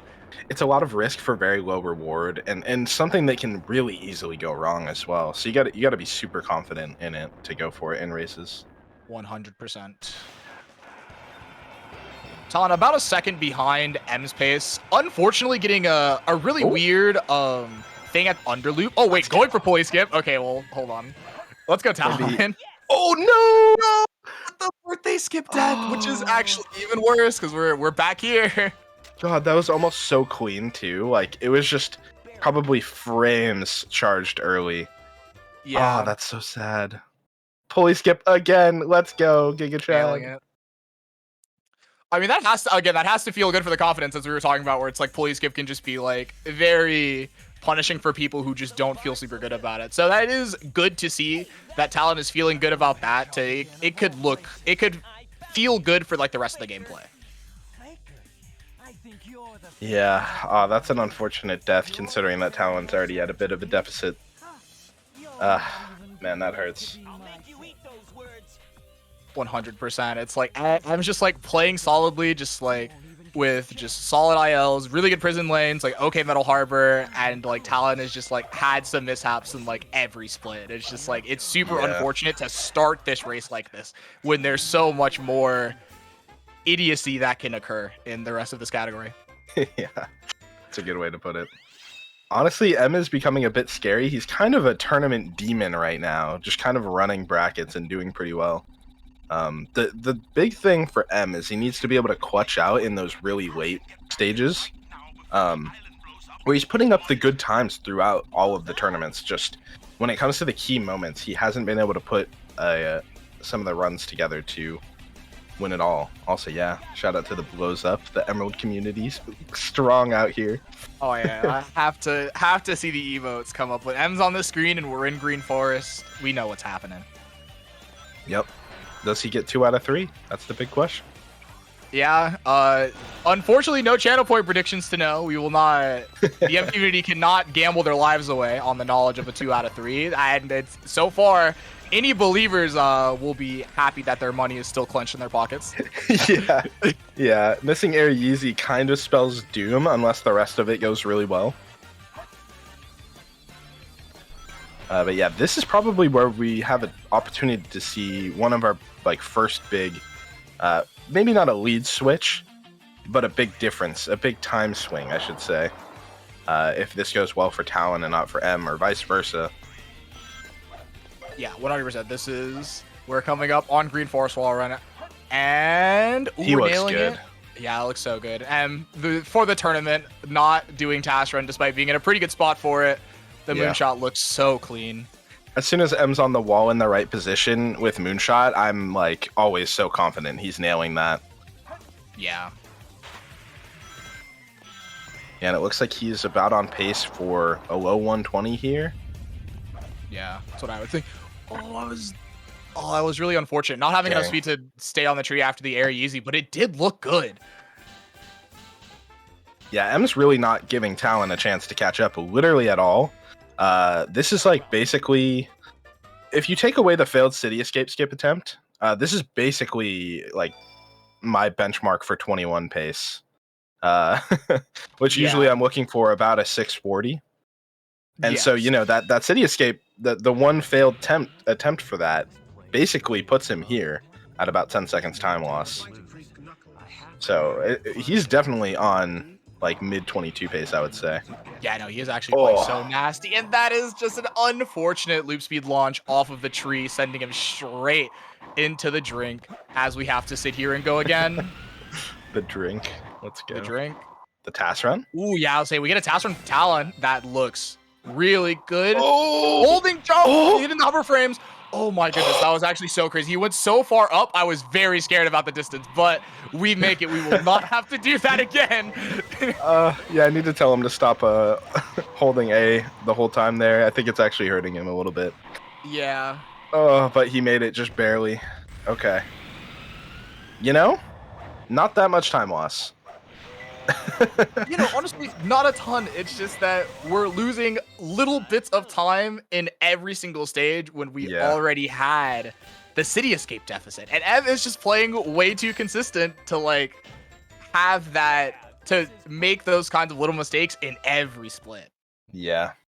And Pumpkin Hill at least gonna balance out the RNG. I would say M is maybe at average or slightly below average RNG now. But yeah, I mean, he has quite a lead to play with, so he's not really tripping. Yeah, I wouldn't think so either.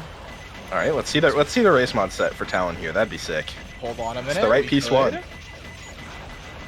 swear I've never seen this set in a run. Onto the tracks. Okay, Long Snowman. Which actually also, wait, hold on. Still pretty good here, though. Yeah. This actually could still be really good. Two very low, very close pieces. There's one piece we don't want to see.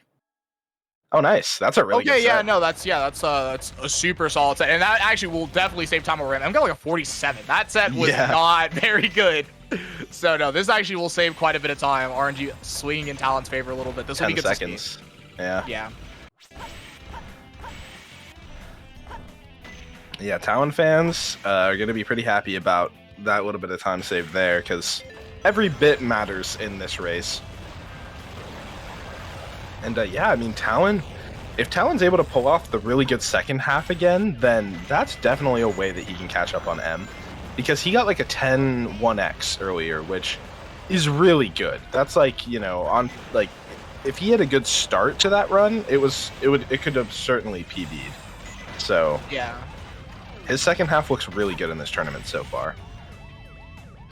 You know, I would have to agree. Yeah, the Talon second half has been really crisp, and if we can see that, and we can see M just kind of mess up a ton in the second half, this race will suddenly look very, very close. Yeah, M showing no signs of stopping yet, but you know, Desert is probably the hardest part of the run, pretty undeniably. Yeah. So you never know. Nerves check as well. Yeah, neither of them will be impervious to some degree of time loss there. Yeah, that's and both. It's like the expectation. I feel it's like Desert can just kind of like do it to you, but it's so hard. Desert is super hard. There's just so many splits where you can just lose a ton of time, where it's like the littlest mistakes like destroy. Yeah. Yeah, one really big thing I'm looking forward to too is that both of them have had really good egg golems, but you never know when that spree is going to stop, right? Yeah, the enemy. The enemy, yep. Yep, both of them nicking some nice and clean 0 cycles, it looks like. Very good. 3 fans. Put them good lucks and blesses for each runner. See, I don't see any cutscenes for M. Yeah, it did not seem like it. Strong green ping though, so yeah, we should see something okay in here. an oven, in the oven. Okay. The top one as well. Yeah. Yeah, like you said, very strong green ping. Oh, another one. Okay, Wait, main pillar though. Wait a minute. Oh, well, we dude, just this is okay. 2 out of 3 matches for M where he gets minecart dumping area, but he also gets a free piece. Yeah. My goat for checking it, because some people don't. This is your reminder. If you get minecart dumping area, check for the free pieces in main room, because it can save your life. Yeah, and it actually could still be actually a super good set too. Like some of them, like actually a set like that. That is like a set that I have in my brain because I've actually gotten it before in a run where I've like definitely can get like somewhere in between like 25 to like 30, depending on how like easily you spot it, like depending on how you check it. So yeah, like that kind of thing will save a run as opposed to just like insta resetting or like going straight to like Ghost Room and checking a P3. Yeah, absolutely. It's worth to do. It takes like a second and it can save your run. Okay, we're gonna get right eye of the jumbo face for the piece 1. Pretty hard to. Oh no, Talon I think might have misread it. Yeah, realizing now. There you go. Yeah, probably didn't notice it and just saw yellow to green and thought Steel Skull Beam. Yeah. Auto level 2 height. Oh no, I hate that sign so much. Yeah, no, going from so there is annoying. always super annoying. Every once in a while, you're just gonna get caught up on it. Yeah, pretty rough set for Talon as well. Actually just cannot catch a break in this first half at all. Yeah, it's pretty unfortunate. Ooh, and this is the top one too. Oh, this is pain. Yeah, well, Talon 23 had challenge. a rough start, and M playing pretty dang well. M is not on PB pace by any means, but he's really not far off. So, Yeah. I mean, he's just playing real well.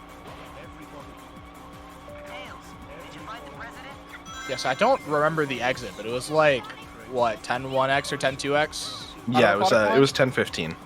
Oh, okay, yeah. So yeah, definitely 22 pace. Decently comfy 22 pace. Still pretty easy to get a 23 with it. But yeah.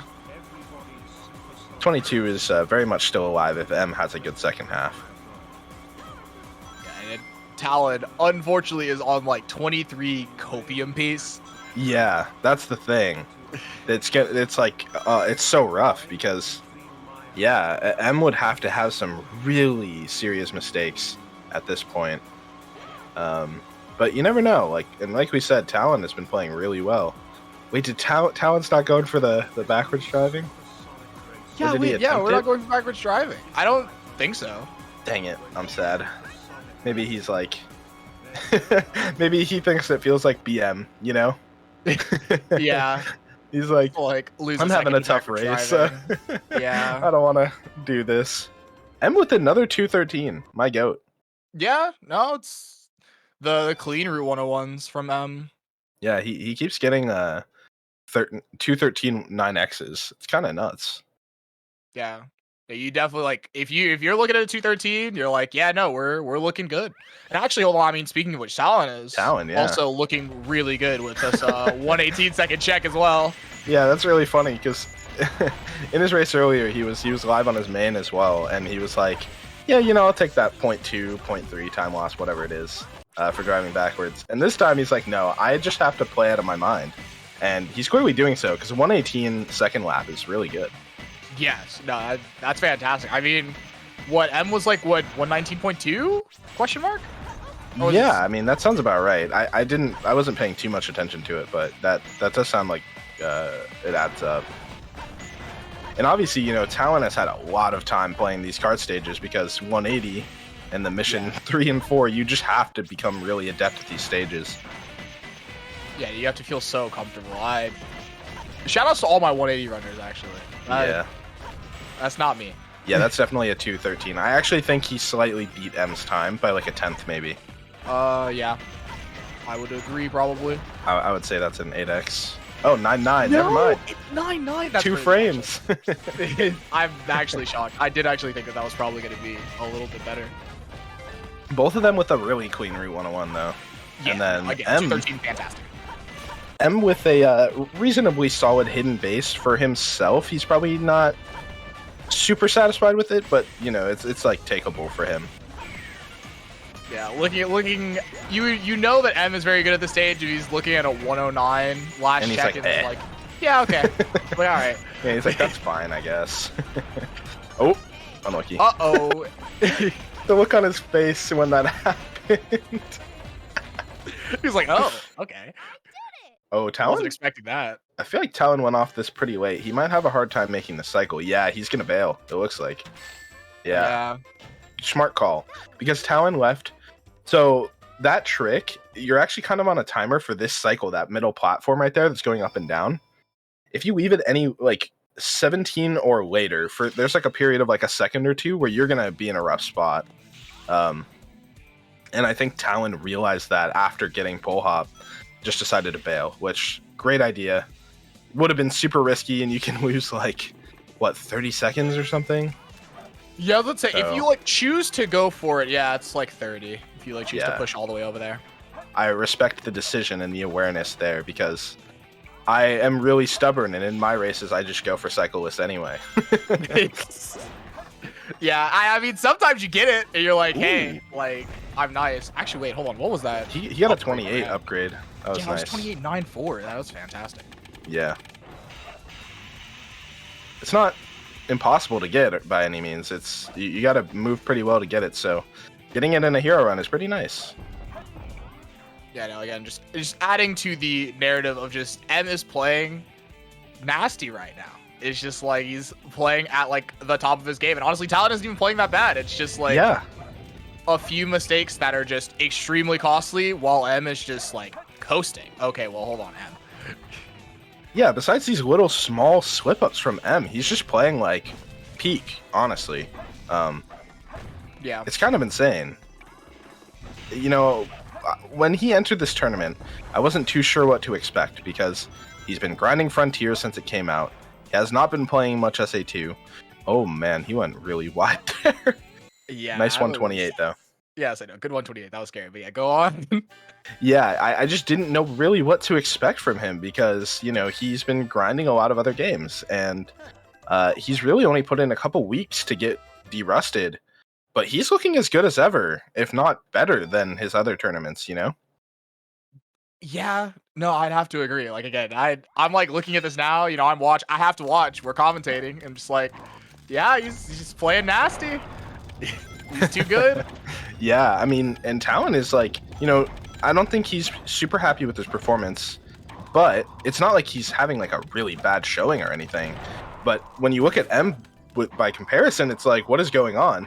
But it's just that M is playing that good. Yeah, 100%. Oh no. Oh, well, that's an unfortunate glide reset. That's actually going to lose a lot more time than most glide resets as he has to like go around so that he doesn't die to grab long vertical wide line as opposed to just going straight into that room. M's faces are so funny right now. He's really expressive. Oh!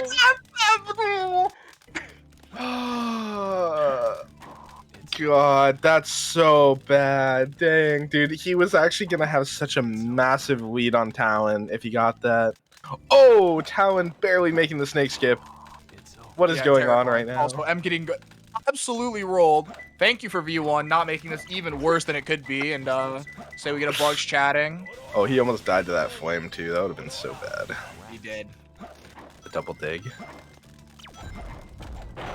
Oh, Talon with a 129. Let's go. Hey, the pop-off. Yeah, pop it off a little bit. Let's go. Let's go. Both of them with great pyramid caves. Yeah, 100%. That's super good. And, you know, it's out, if we get a good death chamber, could bring a little bit of it back.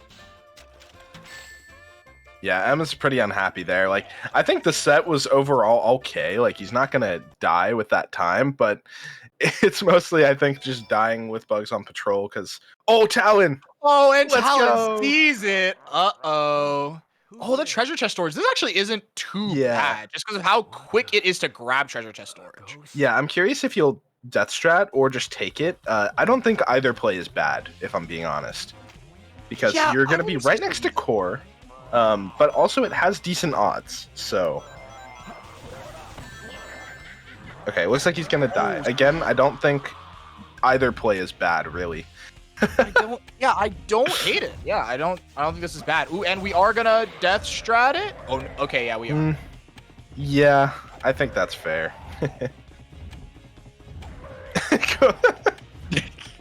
Oh, and that was like a really strong red ping too. Yeah, so that's definitely a place where the bug used to be. I'm having a great time just watching Talon's reactions right now. They're both so expressive in their face cams, and I'm loving it. Yeah, no, this is the great. 26 IGT ending, that's insane. Yeah. All right, this will be a big one. As I mentioned, Egg Golem. M's been doing really well lately, but he's struggling at the start, able to get the first bounce off. But let's see about some follow-ups. Gonna take a quick sand bath. I've heard it's great for the skin. I heard it's great for the skin. It's not great for my mental though. No, it really is not. Loading into Egg Golem is not. It's not the thing that I would want to do on my Saturday evening.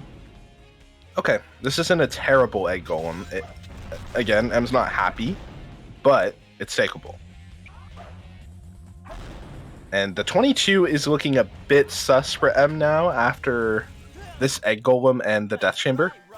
Yes. It's possible, but he has to have a really clean space. Yeah, you need like the 450 space. Yeah. Like sub 450. Pretty tough to do in a no reset, so. Yeah. Talon, making up some pretty massive time. If he can get a good Egg Golem, they'll be within a minute again. That is true, actually. We got some lag. Yeah, so we gotta. Yeah, the first one looks nailed. The second one also looked good too. Hold on a minute. This is the thing that if you don't know Talon 2461, he's good at pressing the buttons. And M with the Quan, Talon with the Queen Egg Golem. Yeah, I was about to say. Some gaming. Yeah, this is some gaming happening on both sides of the Oh, screen no. right now. Uh-oh, Eglum is the worst boss. Yep. Yeah, say still with the fist bump though. Still with the fist bump. It's like, yep, we did it. Yep, that was good. Yeah, Talon. If you don't know, Talon's really good at pressing buttons. If you've seen his Bio Lizard, it's disgusting. Like the rate in which he can press the A button consistently is absurd. Makes the boss fight look easy, and I'm just like, yeah, I don't get it. Yeah. Love the Mario Party 4 minigame. Yeah. It's but yeah, no, we are here at Eternal Engine. M obviously hit the Quan. Talon's gonna need to do the same, or else we're gonna see a nice little 10 to 12 time loss off the bat loading into this space. Oh, both of the Quan, There let's go. Oh, too. Looking good. And with a nice Quan time as well, a 121. Taking it a little bit safe. That's like a nice safe time. Yes. Do you like see him kind of like pepper the hover around the? Oh, is that good? Or am I No, that's tripping? still fine. That's still fine. Okay, I okay. think probably like a ever so slight down left for safety, Yeah. but I actually think that you wouldn't even have to do that. I still think this looks good. Yeah. Plus, it seems like Talon. Oh, he's going to the right. Oh, we might see a Swofa. Okay, hopefully M doesn't confuse the floating containers pieces. Because Yeah, this let's one hope doesn't not. have the crazy odds. Does not. They're still good, but it's not as good. Okay, going straight up anyway. Okay, Talon gonna take his time. Again, peppering the hover like you said. It's a good way to not take forever to get into the goal ring, but also to make sure that you're taking your time and you're not gonna die. Because that's like really the easiest big death in the run. Yes. Especially if you hit the Quan, you're losing like a minute 20. Oh, Yeah. It's scary. It really is. Again, that's at minimum, because then you're like expecting yourself to hit it again. Mm-hmm. Yeah. And yeah, we see M with a slightly below average set. Yeah, the RNG back and forth for him, I'll say, because he did get bugs on patrol, so I can't say that it's bad. Even if he didn't collect the piece, he did get it. And Talon blocking the 50-50. We are getting the mid dangerous liquid. First stage. If this is bottom, it's so good. It's so good, but also it's meteor herd. It's Do you really probably think it's not. gonna be double bottom? Oh! Yeah, that's what I thought. It's meteor herd. Talon's reaction, he's like, come on, man, give me a break. Yeah, it's like, can I have it for the one time? Please? Yeah, it's unfortunate because what was looking like a bit of a time save may actually turn into a little bit of time loss. Yeah, it's going to be a few seconds. Yup. Aug. Honestly, commendable for Talon to stay in this race as much as he has, though, considering, like, how rough that early was in comparison. Yeah. I'm trying to Clawing think his way about... back. Yeah, he is, 100% clawing his way back, especially since at some point he was, behind by, Minute 30? a minute 20. Yeah, minute 20, minute 30. Yeah. But, where were we at the second half? After Aquatic Mine? Where were we? Because it had to have been, It was like crazy a minute 15, I'm pretty sure. A minute 17, if I'm remembering, because I know M was 10:15, and Talon was 11:3x. Oh, yeah. So Okay, it was a yeah, big deficit. And Talon's we been cutting definitely it got back, but there's just not enough, Also just nailing CGSS for M, too. Yeah. He's playing too well to give Talon any more room, despite, again, Talon doing what he needs to do and bringing it back and, just letting it, playing as well as he possibly can. It's definitely, M would have to hard throw to, get a 24, which is where Talon's at now, is the 24 challenge, which is good. It's if Talon gets a 24, you're like, yeah, no, this solid, GG go next. That's pretty solid. You're going to beat basically almost anybody else in this tournament, but M's playing too well. And it's just and we don't know. Final Rush. Final Rush is coming up. True. That is the other easy to mistake to make, massive time loss split next to, hitting the Quan or Bofa. Yeah, that Final Rush skip. If you mess up at the end, that is insane. yeah, just absolutely huge death if you mess up at the end, or even like mess up fast fall, depending on whether or not you hit the check, is anywhere from like 20 to 40 from that point as well. But yeah, M trying to secure his position as a top seed. If he wins this match, this will officially be his best qualifier. Seeding in at it. Unlucky trick there. But yeah, seeding in at third, guaranteed, even if he lost both matches back-to-back incoming. Yeah. He would be guaranteed third. So he's really trying to punch that ticket into Summit with a top 1 or 2 seed at the very least. Yeah. And Talon, honestly, the Talon's chances for the Summit are still looking very good, considering that the worst we're getting is 5th. And 5th is pretty good for qualification, is, you know, it basically guarantees you in as well. It's just at a lower seed, just likely around the, like, third, fourth, maybe. Like, third, fourth seeds. Yeah, and I mean, that is a big difference. I mean, it makes the difference of, you know, playing against, like, your Katie's and your Aura, Aiden, or whatever, if they ended up seeding into second seed, that does make a big difference at the end of the day. So they are fighting for something that's pretty important here. Yeah. Imagine if we get like a group stage, like when we get like the group seeding, and it's like there's a group with like Katie, Aura, Talon. It's like, you just like think about that. Yeah, that's crazy. That's exactly why we did this event for Summit, to have the top of the top runners facing off. Every match is going to be significant. It's going to be really sick. And M, again, looking to book his ticket, potentially the best run that he's had in this tournament so far by a few seconds. Yeah, I mean, really low 23. He's gaming. See if he can bring it home. Yeah, just one more split left to go. You know, 23-15 on the best possible time if the shadow is clean. But again, it would have to be the meltdown of meltdowns to get this to a Talon win, and that's it. 23-15 GG's. That is M in winners finals. Again, guaranteeing his position as a 1 or 2 seed for the Summit. Yeah, and it's crazy because Talon also played really well. It's just M is playing amazingly. Talon would have had to play within 16 seconds of his PB to have a shot here. And man, like, Talon's still with a great time. Looking at a low 24 here, but M is gaming.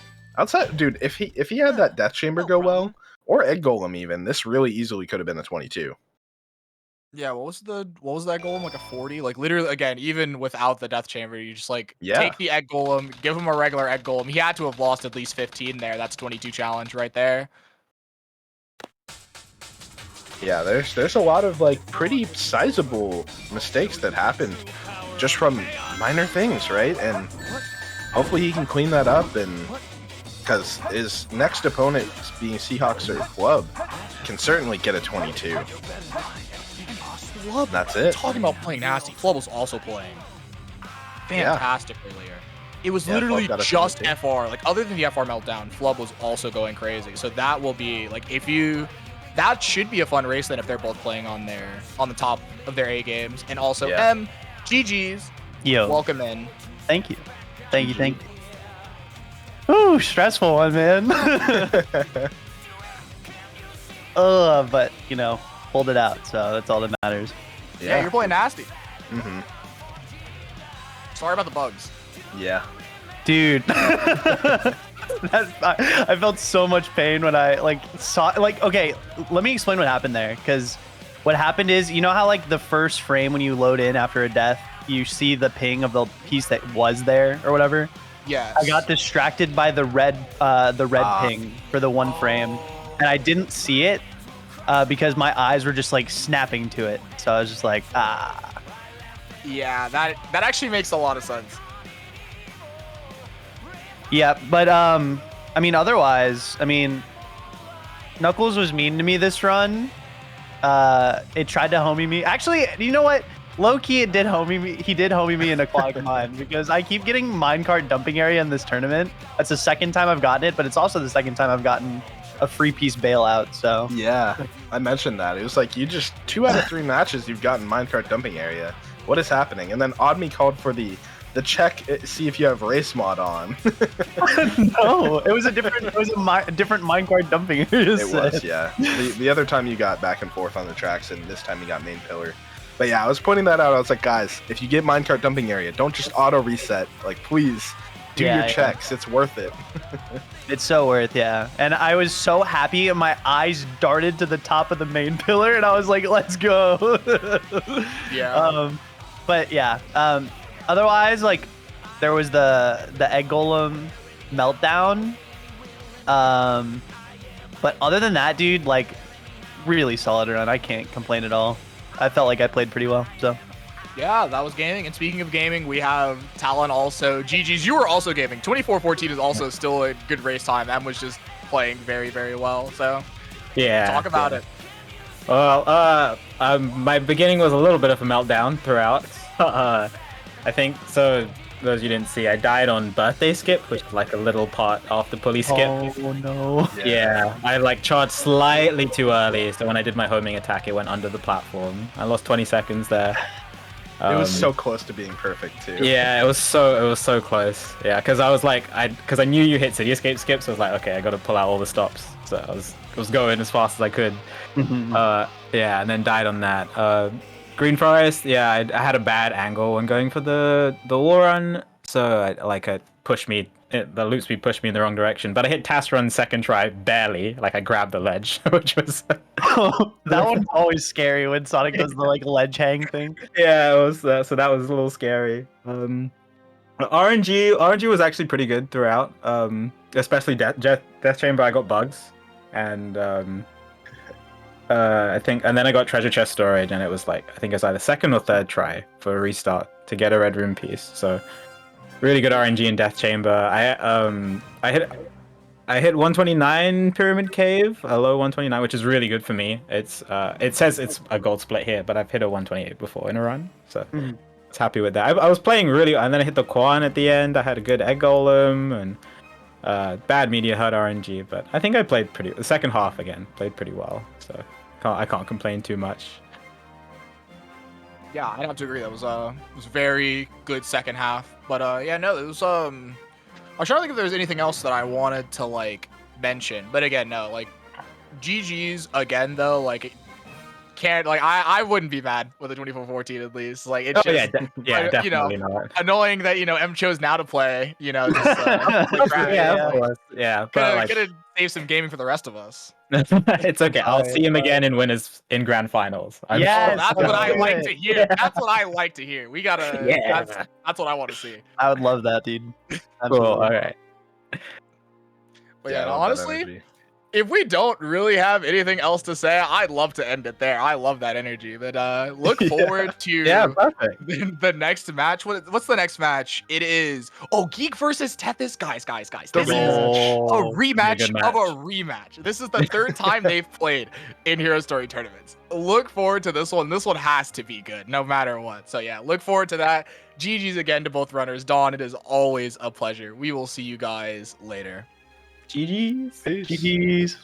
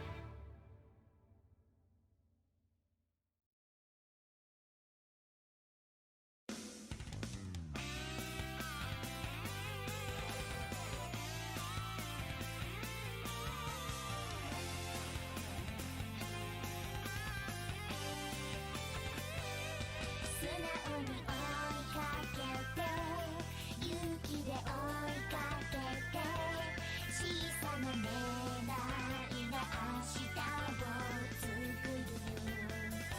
できるかのみんなが望むなら誰より頑張っちゃえとにかく情熱のままに目指すのは綺麗な風吹く道晴れのように腕上げてきっと青春が聞こえるその瞬間に聞こえる笑顔ならいつの日も大丈夫きっと青春が聞こえるその瞬間が見たいね隣に君がいて隣は君なんだ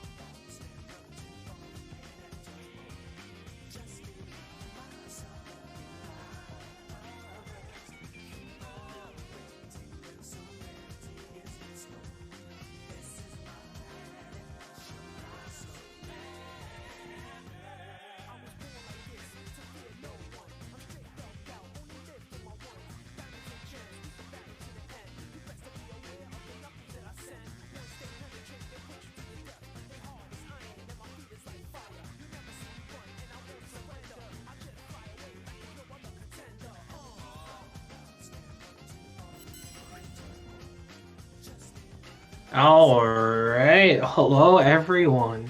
Welcome back to Sacer.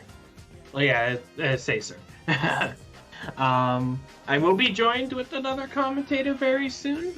We just had some complications with finding the second commentator for here, with timing, but don't worry, I won't be alone here for the entire race. I will be starting off and yeah. So, it looks like we've got both Geek and Tethys for this race. And they are both on camera, getting ready. Let's go. So, this is Losers Top 12, and we will be seeing which one of these runners will continue on to face Cryptic SR, and the other one will unfortunately be heading home. So yeah, it looks like both runners are off. Attention all units. Suspect seen heading south. Block all major roads and capture the suspect. Alright, and I have just been joined in here by Originality Ace. Hello, Ace. Howdy, howdy. Hi, thank you for showing up. Sorry about it being a little last second, but glad to have you here. No worries.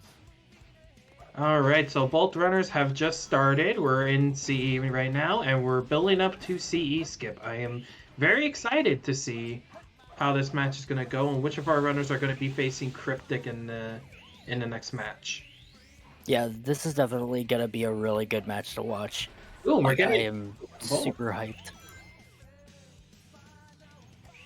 I am very hyped as well. And yeah, it looks like we will be getting skipless from both runners.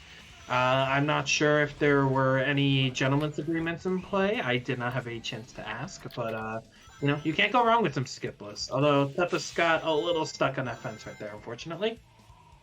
I'm assuming that you've went down the basics about the specialty about this specific run. This race is actually pretty special. I actually have... I know what you're talking about. I actually haven't had a chance to do it. Would you like to? Oh yeah, by all means. For those who don't know, this is sort of a grudge match of sorts between these two runners. Different regards too. Tethys is currently 28th on the SRC boards with a 23.33, but ID Geek is 27th with a 23.30. There's only a 3-second difference between these two runners. And they've faced off against each other now, making this one the third time. The first time that they fought against each other in these races was in the Hero Story Tournament of 2022, and then they faced off again in the Hero Story Tournament 2023 Winter Qualifiers, both of which Geek emerged victorious. So now they're back in the ring facing off against each other. And who knows, the saying of third time's the charm might actually come in handy here for Tethys. He's probably aiming to make that kind of come true in this sense too, but it's really almost kind of crazy how both of these runners keep meeting each other in tournament. I think honestly it's more of a testament to how on par they are in terms of their skill levels and probably that consistency as well. Probably both grown together as runners at a very similar manner. And yeah, I think this match is just going to be kind of crazy from start to finish. Oh yeah, I'm super hyped to see how everything turns out, just because it's such a very small gap between these two competitors. And now you look at them and you just think, oh my gosh, yeah, their play styles are on point with each other to the point that they match so well that you know that this race is going to be a nail biter, like come down to the final few seconds. Right, and it looks like right now Geek got a very close P1, got a yellow ping from the beginning, and unfortunately then got foot of a pillar. But oh, and Tethys also getting foot of a pillar. Not as nice a piece as it was for Geek, because Tethys had to run to the Sphinx head before going over here, as where Geek just kind of grabbed his first piece near the beginning and then went off towards foot of a pillar. So it does look like, unfortunately, Tethys will be kind of having... I think that was a relatively similar time. I think Tethys might have been behind by a little. I did not get a chance to look at Geek's time. A few seconds at most, but nonetheless, only 14 seconds difference between these two. There's still Right. plenty of room for anything to happen. Anybody can snap and take the lead at any point here. Right, and regardless, I think looking at both of the runners and seeing at least a 3 and in the first digit, I'd have to imagine both of the runners probably were not very happy with that wild cannon. 30, anything near 30 is probably not what you really want. Yeah, you usually want to avoid something like that if at all costs. Yeah. All right, we got Geek in Prison Lane, and Tethys will be following very shortly behind. So, Ace, I will be the first to admit, I am a lot more familiar with Tethys in this matchup. I'm a lot more familiar with his knowledge on SA2 and kind of how he tends to play things. I'm admittedly not as familiar as Geek, but I believe not too a few moments ago you did mention that they have very similar playstyles. Yeah, well, naturally they come from like two different eras. Tethys obviously being a bit of a newer runner, but Geek, of course, has been around for quite a while. Many years running this game and has a lot of experience with learning skips both old and new. And recently with his resurgence back into the community over the last like year or so, he's been picking up on everything new and nailing it down to a T. And it's made him a very difficult contender to go up against in any situation, be it on the boards or in a race or tournament setting like these before. Right, and definitely makes sense. As much as these two runners seem to be pretty on par, I do have to imagine that both of them might be experiencing potentially a little bit of fatigue during this race. Both of them have played, I believe, at least one match today, maybe more if I'm remembering the bracket correctly in Tethys' case. And then also, it's pretty late right now for Tethys, I believe. It's pretty late, so...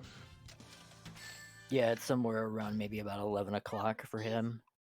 So something along that sort. But Tethys has actually played. Now, this is his third match of the night because he's Right. already faced his first match against Papa Bear, where he ended up winning that. And then we just got done with his previous match against I Like Eggs, where he secured a victory there as well.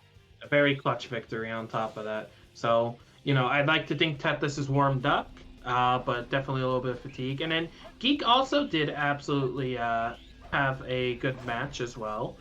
So I'd imagine Geek is also very warmed up. And, if you're a SA2 runner in Hero Story who's gotten this far in the tournament, it doesn't matter results like previous bracket races or anything. Like you're not going to underestimate anyone. Geek, I'm sure without a doubt is bringing everything he can offer to the table for Tethys, especially considering this is kind of more of a grudge match. But you don't want to underestimate anyone. We have seen various different explosions happen today, both huge and minor, but still kind of add up. And that's just how SA2 works. They could pretty much happen at any given point. Very, very true. Very true. Tethys got a really nice rocket jump there. Geek also did as well. Yeah. It almost seemed like Geek waited a little bit longer to jump off of the handle there. It's very possible, but at least if there was some sort of time loss due to that, it's probably negatable. Mm-hmm. Very minimal at most. Yeah. Ooh, Tethys. Yeah, you got caught on the side of that railing there. Thankfully, he backpedaled and just took the dash ramp. Yeah, was on pace to possibly either match Geek's time or I think even maybe be a second ahead. Unfortunately, that just kind of cost him those few seconds. So he is pulling in through Meadow Harbor, just losing an extra second. But this race is only behind by roughly 12 to 13 seconds. Tethys is hot on Geek's tail right now. Yeah, he's making sure that he doesn't want to give his opponent any breathing room. He wants to stay nipping at his heels so that way hopefully he thinks he can probably try to get into his opponent's head a little bit there, maybe throw him off of his game. Geek, of course, however, you could tell he's just sort of just bebopping along and just doing his own thing. So just chilling out while he's playing the game. Nothing to really worry about. The nerves not really present. Yeah, absolutely. And it looks like Geek's having a pretty clean Shadow 2, and Tethys is following up with just the same. So we're going to see a little bit of a double cutscene over here before Green Forest. All of the runners are consistent right now, and it's still neck and neck.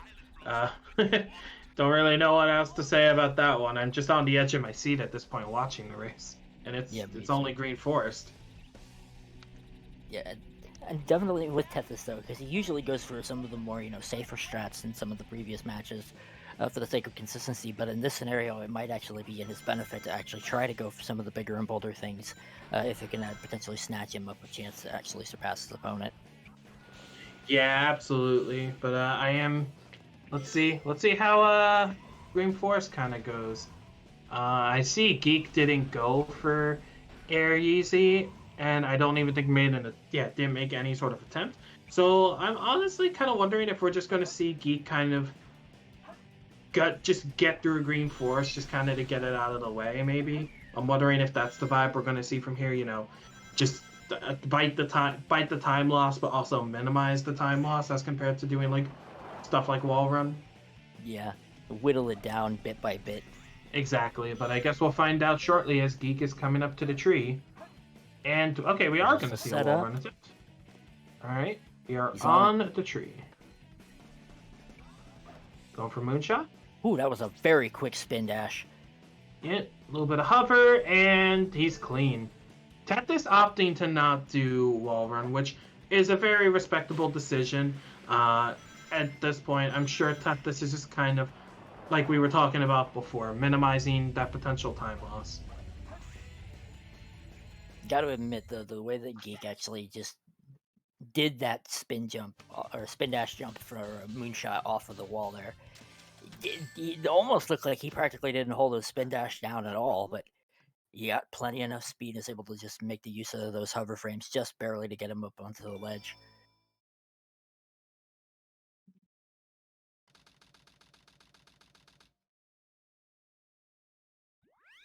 It's a 137, not bad by all means, considering the fact that he didn't go for the wall run.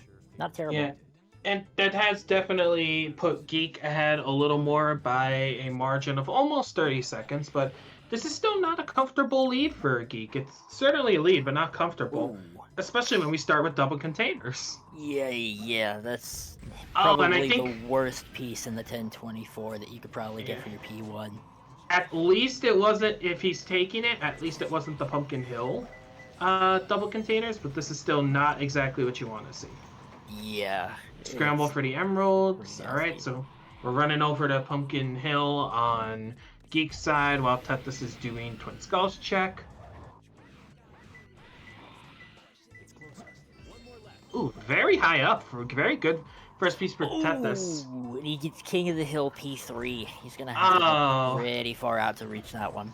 So Tethys has the potential to get an amazing set here because that's just honestly kind of what top of church P1s tend to do. He has a lot of potential time save on Geek to capitalize with here, Tethys. Oh no, and he also gets King of the Hill P3. To be fair though, Tethys getting King of the Hill P3 here is not nearly as bad as Geek getting it from the middle of Pumpkin Hill because Tethys more just had to fix himself height-wise, whereas Geek had kind of like a deficit in terms of both height and distance. So Tethys absolutely did gain some time back here, and now there was only a discrepancy of about, I think that was 11 seconds. So pretty much Tethys has capitalized enough on this time save to basically negate any time loss he got from not doing wall run. Geek's going for the setup here. It's very close to the wall there.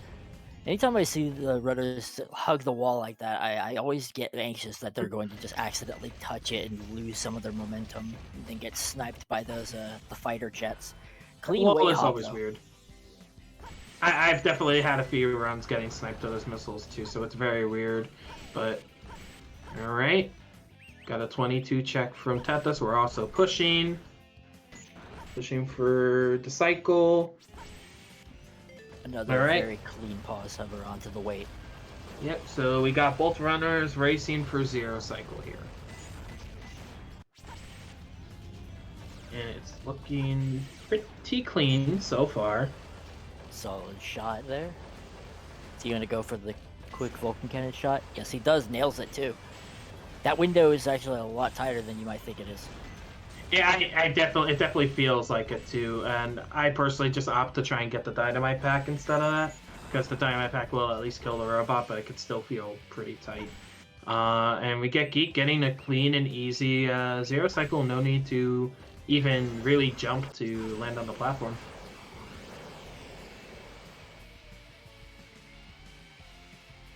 Going for that running start, he should have enough speed to get himself over there. Yep. And yep, there it is. Wow. Both of the runners are doing fantastic right now, both with their consistency and just keeping up with each other. You know, aside from the margin of error being pretty much one wall run. You know, this is very much an even match still, and there hasn't really been much of a deviation throughout this entire game so far. They're racing to win. They really are, but it's these kind of matches that get scarier and scarier when they stay neck and neck, even through an RNG, even through some RNG hell, even if it's just like one RNG hell for one runner and not as hell for the other one. It's just the more that they go and the closer that they are, it's just more pressure, because all it takes is just kind of one thing going wrong and then suddenly, kaboom, explosion. I would prefer to avoid the explosion, personally. I'm not seeing any free pieces on Geek's end either here for this. Oh, but he does get did. this. My He bad. did. All right, this into overturn minecart, not too bad. So we're going to be hoping for a ghost room P3, and that's exactly what we got. Easily sign clip, Tetris restarting for a ping, which he did get a very quick green ping. So I think this is okay. Skulls looking at each other. Ooh, not the one that's- that you want per se. Yeah, that's a pretty brutal P1 to get. Yeah, and then he has to kind of get this hint right here, which didn't really take long because he got the piece. So good there, but it looks like the game and its sets are being a little nicer to Geek and Aquatic Mind. All right, Tata's getting a green ping immediately, so it looks like it is going to be Ghost Room. Yep, we can get that. We can get that pretty easy with the sign clip straight into the dig, and we're good there. Unfortunately, Tethys is a little bit far behind again, so while he played well enough to while he played Pumpkin Hill well enough along with his RNG to slightly catch up to Geek, he is once again behind at roughly the same rate. Still not a comfortable lead for Geek, but a lead nevertheless. And we will have both runners in Route 101 for a while. And of course, this is Geek in Route 101. Yeah, Geek actually is a pretty top level player when it comes to doing Route 101. He's really good at the cart levels, has a lot of mastery over them. Right, so I know in most matches and kind of for commentators too, Route 101, double Route 101 kind of tends to be the I sleep kind of moment. But, you know, when you're up against ID Geek, Tethys probably knows that. So chances are he's probably trying to keep as focused as he can for Route 101, because Geek can probably play Route 101 well enough to actually make some meaningful time differences between the two if Tethys isn't really keeping a sharp eye on what he's doing here. Yeah, squeeze out a few extra seconds like a last bit of toothpaste in the tube. Yeah, which to be fair is more or less kind of expected for Route 101, but never usually more than like a second or two. I feel as though Geek definitely has the potential to squeeze out more than that. I'm thinking maybe like actually I'm not too familiar with Tethys gets, so I guess we'll see. But yes, Ace, while we have a few last seconds as Geek is finishing up over here, how is your day going? It's been pretty good so far. I've been enjoying watching all the different matches that have taken part over the course of the tournament. and of course, been really enjoying being a commentary and giving a live play-by-play of all of these fantastic runs. Of course, and I'm definitely very happy that I got to do at least one commentary with you. Always a pleasure. Oh, likewise, I'm always happy to do comms with you as well. Thank you. Oh, Geek pulling in a 213. That's a crazy time. Yeah, there's that cart mastery coming in. Yep, gotta wonder what Tethys is gonna be getting here. I wonder if he's gonna be matching that energy or at least close to it. But you know, I feel like a 213 probably not something that you see every day. Probably 217 or 218. 218. Okay, so a loss of about. It was like a late 213, so I'm gonna say probably more along the lines like 4 or 5 seconds. Alright, Geek seems to be going for pole hop. Oh, he falls. Yeah, okay, that was just like a tragedy in the making. It was okay, and you know the backups were possible after whipping that second pause hover. Then he didn't. That didn't work either, and he just fell. Got a weird camera from a later axle jump there, but managed to work with it just fine. So if Tethys can get a good pull hop here, or honestly even a good weg route, he could potentially be looking to save some time here. And it does look like he will be going for a weg route, which is always a good call. You can't go wrong. Yeah, it's very safe, very effective, and you don't really lose too much time from doing it as opposed to the other actual strats. Yeah, especially if your movement with tails gets kind of clean. Mia's kind of approaching like a more mid-level runner with weg route. Even the first check I usually get was like a 52-53 check, and it's like, or wait, was it a 52-53? Okay, I don't remember. It's not relevant though. Geek already has a 116 at the last checkpoint, or second to last checkpoint, I'm trying to remember. Ooh, and Tethys getting that pause hopper pretty clean. Okay, so with the weg route and a mistake here and there, I think you're pulling a 55 checkpoint. Nothing to complain about, honestly.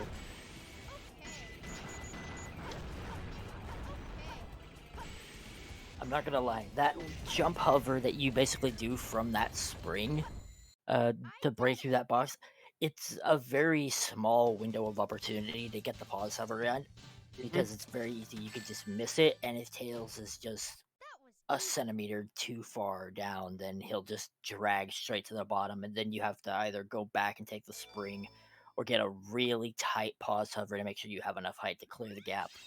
Absolutely, and I'm sure Geek probably is aware of that and the rest of what happened in his hidden base, because he did give a thumbs down at the end of that, although still a smile on his face. You know, not the perfect hidden base, but not out of the running quite yet. Tethys will be saving a few seconds over him through hidden base, I believe, though. Trying to go for that mock bounce there. Does manage to get it, gets a very good amount of height off of that as well. Yep, it's kind of the issue with that mock bounce there, if I saw correctly, kind of seems to be just that universal issue with running in Sonic stages. Sometimes it's just charge longer. I feel like that applies to a lot of tricks and time saves involving Sonic, because that charging longer tends to help. And this door is also kind of where that's applicable too. We got a second door clip from Geek. You know, not what you want, but not bad by any means. Oh no! Tethys falls! He's got to go all the way back to the first checkpoint of the level now. That's going to cost him a huge chunk of time. It's going to cost him a rough few seconds, which may not necessarily seem like the worst in terms of, time. But, when the race up to this point has been so close, those seconds matter. And also, because Tethys took a death, is he in free cam? I believe so, yes. Yeah, and I think the free cam also will last to the rest of the stage, so that might cause a little bit of trouble here as well.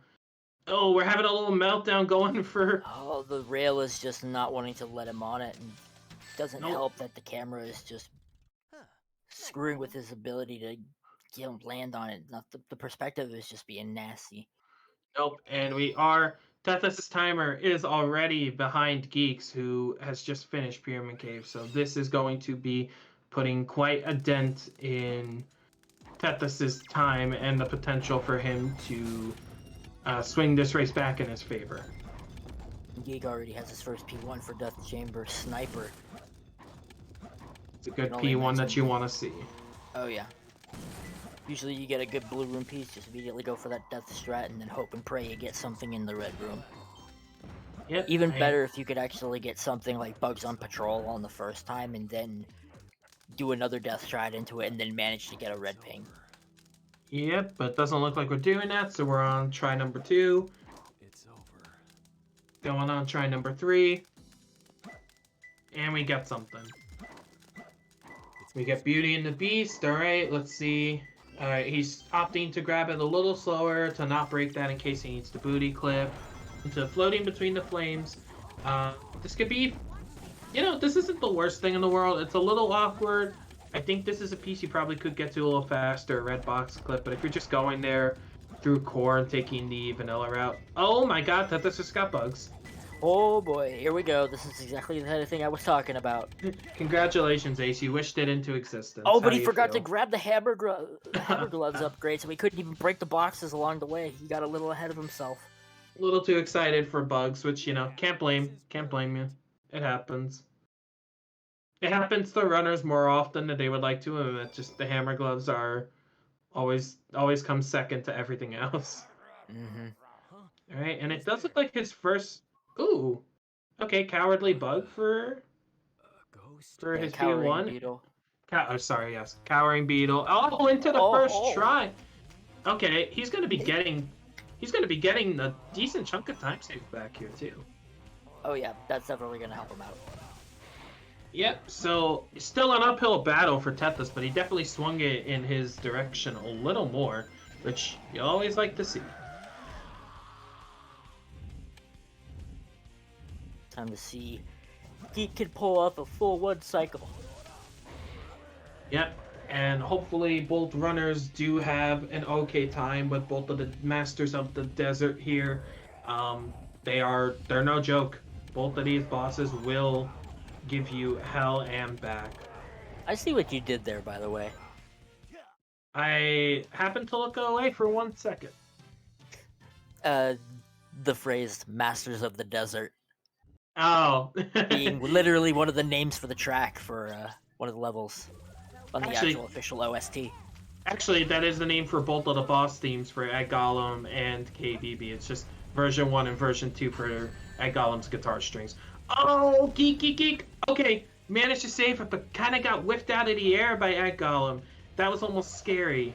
He got lucky that he actually got hit that low, or got hit that high up, because he was able to make use of his jump ability when he was out of those hit frames to still manage to secure a homing attack.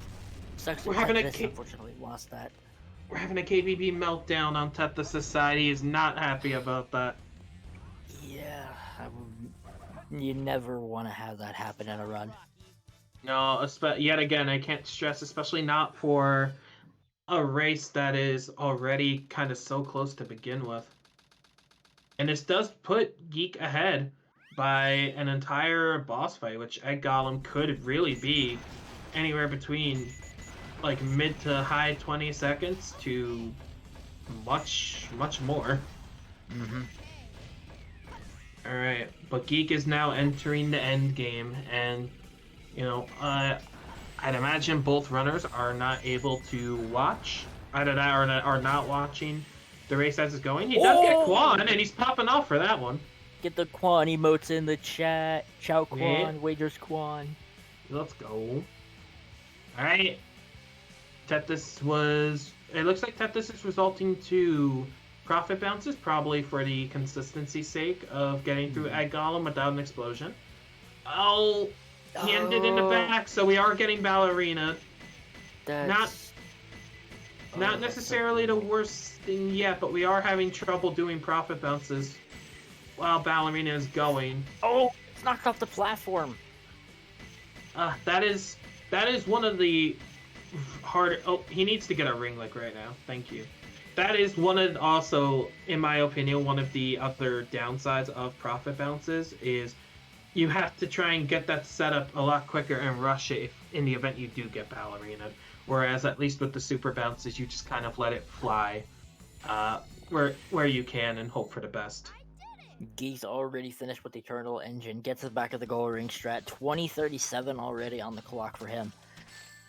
Yeah, Tetris is going to be, considering that Geek is leaving Eternal Engine while Tetris is loading in, at the very least, he's going to be behind by roughly 1 minute and 20 seconds here. That is even assuming if Tetris can match ID Geek's Quan. Yeah, for a time save like that, he's gonna have to hope that Geek gets rolled in Meteor Herd or something happens that leads to a meltdown in FR in order for him to, or even Crazy Gadget to secure it. Choosing to reset on something strong, that's a very interesting choice. But Very then again, interesting. my hunting knowledge isn't too big. So if I remember, also Tetris did get Bofa, so that's going to be more like 130 for time loss. But from what my hunting knowledge knows, I think the reason that on something strong is reset is because although it's not the worst P1 that you can get, it has a ridiculous amount of sets that have floating stone as a PT. Like, it's very common to get floating stone from on something strong, and I think most runners would rather try and minimize that as much as possible. But it looks like we do be. I think that was a. Oh, what was? Oh yeah. Okay. Try digging while watching the stars. Middle, Yes. bottom, middle. Thank you. I blanked on the name for a moment. Forgot how to speak English. All right, Tetris is swinging on in, and we're hitting the goal ring perfectly fine, coming in with a 132 IGT. Give or take a few seconds for having to take the death and go for Bofa. He's gonna have to hope for a really solid Meteor Herd set here. Like, the IL set might actually help him secure a better chance of, like, returning and getting ahead of his opponent. Or that, or he's got to be hoping for Geek to have a meltdown somewhere within the run. We still have two or three very major. Actually, no, just the rest of the run. All of them are kind of major contingency points for potential meltdowns. Mm-hmm. Did you see? I'm sorry. Go ahead. Oh, he got containers within a container. Okay, so the first P1 that Geek also got, I believe, after the reset. Star between three arches, so we're going mid-bottom. This is kind of scary. We're kind of hoping for a mid-bottom here. Oh, we're getting container at the top of the arc. We are getting punished for no reason. That's brutal. We're getting punished simply for playing the game. You hate to see it. Oh, it's always the worst thing when you get a middle, bottom, top set. And not only that, but this is kind of like in between. This is like weirdly in between middle and top to the point where you still need to take the rocket to go get it, even though you're getting yellow pings at the rocket. It's very much an annoying piece. And Geek is out of bounds first try. Can he stick it? Can he get to the goal ring? This distance looks perfectly fine. I don't think Geek has to do anything. Besides adjust a little bit, but otherwise very clean. Getting a 49-14 Crazy Gadget. It is only getting tighter and tighter here for Tetris to make a comeback. He really is going to have to bank on Geek having some sort of meltdown. I would honestly kind of argue at this point that it's kind of Geek's race to lose. Yeah, he's definitely not giving his opponent any breathing room. He wants to clutch this out and stay in it as much as he possibly can. And I don't blame him. Aside from the fact that this is kind of like a grudge match kind of between the two. This is also both of these runners fighting to stay in the qualifiers and maybe see at least another match or even a few maybe in the best of scenarios. We are having a little bit of odd trouble on Eggman 2, but just barely defeats Eggman 2 before Eggman 2 kicks his butt. Yeah, he was very lucky he got that last Vulcan cannon shot in. Yep, and it does look like Tuthos is in Crazy Gadget, making his way over to CGSS. Hopefully for him, he can get CGSS with no issues. Otherwise, it's just it could spell disaster if it hasn't been spelled for him already. Goes for the spin jump. Clean. He's out. Yep, he's out, and Geek is off the rail. I believe he might have jumped off at either 18.5 or 19. I did not catch it entirely. And this coming in clean, he actually gets a 46.49. So he actually technically saved about 3 seconds on Geek's Crazy Gadget. Very impressive time. Geek hangs really far to the left the way that he does that far. That's a little scary to me.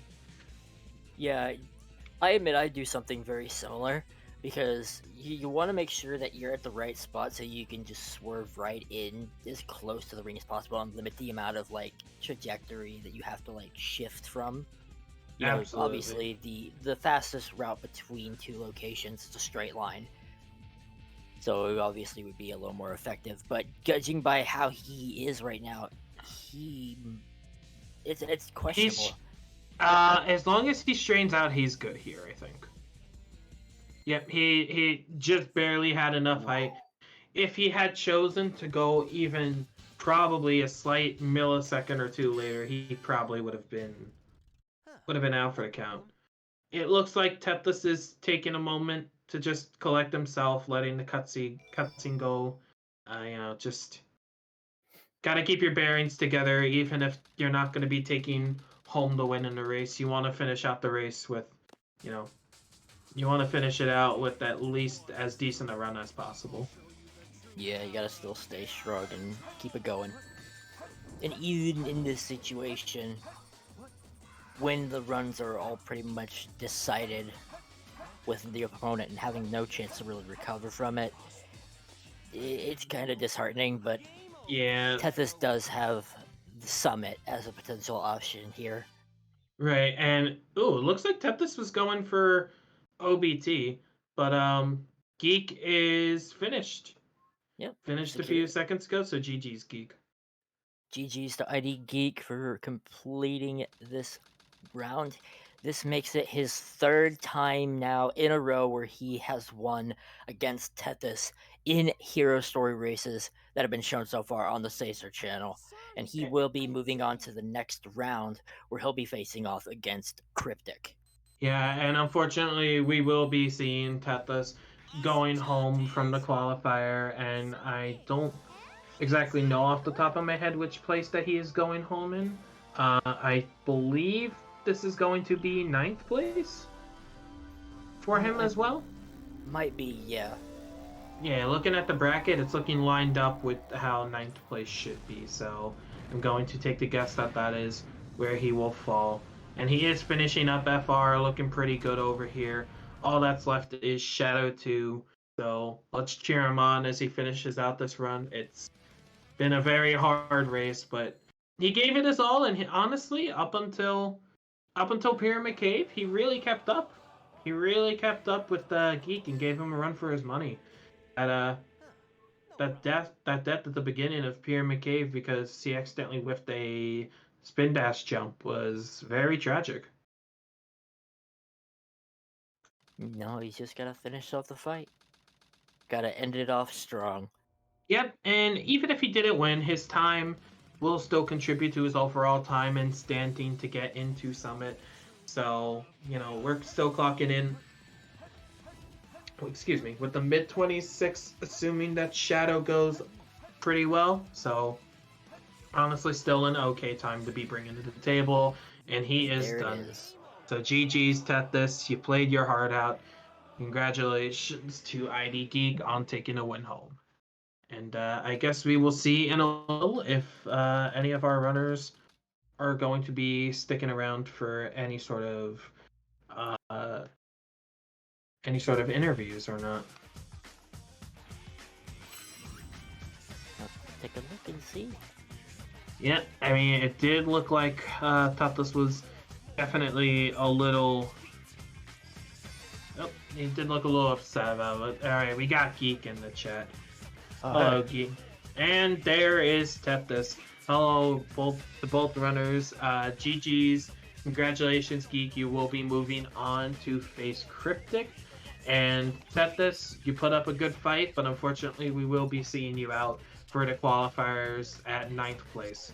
How are you feeling? Let's actually start with Tethys this time. Well, I mean, it's the 3-peat. So 3 times in a row have I been dumped out of tournaments by Geek. But, I checked. Last time I just knocked you into losers. I don't think I beat you. Are you sure? Yeah. No, I'm pretty sure you. Are you sure? Yeah, I think it was Nug. Nug. It was Nug. Nug. Yeah. Right. That's true. Well, 3 times in a row I've lost to Geek in a tournament at least.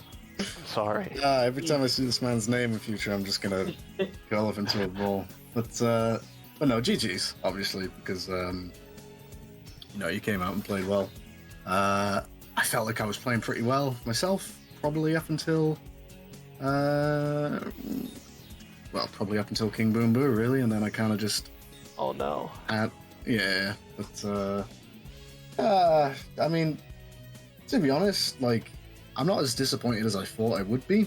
I think this kind of locks me out of Summit unless some funny stuff happens. Maybe some people can't attend. I think I'm near abouts where, like, just on the curve. So I don't know. But yeah, no, it's disappointing because I did want to go that one step further if I could. But Well, regardless, you both still played extremely well, and for a while, the race was extremely close. Correct. Nothing more than maybe around about like 15 seconds difference between both of you for a while, almost all the way up until the desert. Yeah, I think occasionally the time difference went as high as about half a minute, but when both of you were playing so consistent, that 30 seconds is definitely not a comfortable lead. It was one of those races where, like, being behind, kind of looking at the guy in front and sort of waiting for him to make a mistake. And honestly, went the other way around. This might be actually a little interesting to hear, Tethys, but you were very neck and neck for the most part with Geek up until Pyramid Cave. The first I was good on it. That little death that you took at the beginning was just. Oh yeah. At the beginning of Pyramid Cave? I forgot about that. I took up until like a 10, 11 second death early on in Pyramid Cave. Oh wait, did you like try to jump into the ramp and jump over it? No, what happened was I did the chow box hover and then I went up onto those like beams. And instead of spin dash jumping, I accidentally spin dash hovered and I got knocked down into the abyss. That sucks. Yeah, it was very unfortunate. It's still, at that point, I wasn't like too sort of like far behind still. Yeah, but I mean, it gives you like a bad camera for a bunch of other stuff. So yeah, that was the thing. Yeah, that ended up messing up my my rail, so I missed it, and then I was just trying to get back on. So it was a nightmare. It's unfortunate what happened like in KBB because the time loss that you kind of had from Pyramid Cave was very slightly negated by your death chamber because you had a pretty good death chamber, Tethys, from what was it, bugs into cowering beetle into the first death strat nape of the neck. So the death chamber was nice. Yeah, but then KBB just didn't work out, and it went downhill from there. It's funny, my RNG in this run was actually kind of nice. Except the Meteor Herd. I'm not kidding, actually. I saw Geek had some rough RNG too, though, so... Yeah. You both did get King of the Hill for your P3 and Pumpkin. Yeah, but I had it in a much nicer place. Like, it was probably the best King of the Hill set I could have gotten. I still got a 40 with it, so... I'll take King of the Hill if it means I get a 40. Oh yeah, 40 is totally respectable. Meteor Herd, Tethys on your end was absolutely tragic. Yeah, it wasn't. Admittedly, it wasn't the best for Geek either. It was like bottom, mid, bottom, and that was, if I remember, No, it was mid, bottom, mid. Mid, bottom, mid. Right, and then it was also off of getting your first piece, which was on something strong, which you decided to reset. Yeah. So there was that. But even then, it was still not nearly as tragic as Tethys getting mid-bottom top, and a very annoying top piece on top of that. Yeah, and but other than that, honestly, my space was fine. Like, I got a 47 crazy gadget, so that's pretty good. That was true. No, it wasn't 47. I think it was 46. It was 47 with a pause buffer. Oh, right, the pause buffer. Got you. Yeah. But yeah, generally speaking, I don't like if that is locking me out of Summit, then not really sure. You know, I don't know. I gotta think really about what I want to do with Hero Story, to be honest, at this point, because, like, realistically, I can be blunt and sort of say, like, I didn't prepare for either of these qualifiers as well as I should have, really. And like that's mostly down to just like other stuff taking up time and stuff. But if I really wanted to push for it, then I probably should have pushed a little further. But like, I don't know. Like, I'm just kind of coming away now feeling like, what do I want to do with Hero Story now? Do I want to like come back to it and push? Because it's been fun, but I don't know. I'm in a funny spot. Yeah. No, it becomes like a really self-driving thing then. Right. Yeah, because like in like context, I guess, in like the like relative to how much I've put in versus how much I've gotten out. Like I can't say like I've underperformed in that regard, I guess. But yeah, like I want to do better is the thing, and if I want to do better, then I gotta put in more effort. So yep, it's Tethys reflection time. You know, decide what we want to do. Well, you know, I think before any major decisions are made, I think a nice noteworthily long break is kind of in order for you, Tethys. I think you've played hard, and also you've been helping run this tournament as well. So you've definitely had your hands full on top of probably just life in general. So yeah, thank you. You know, yeah. So you know, finals I got are another tomorrow. tournament in a week.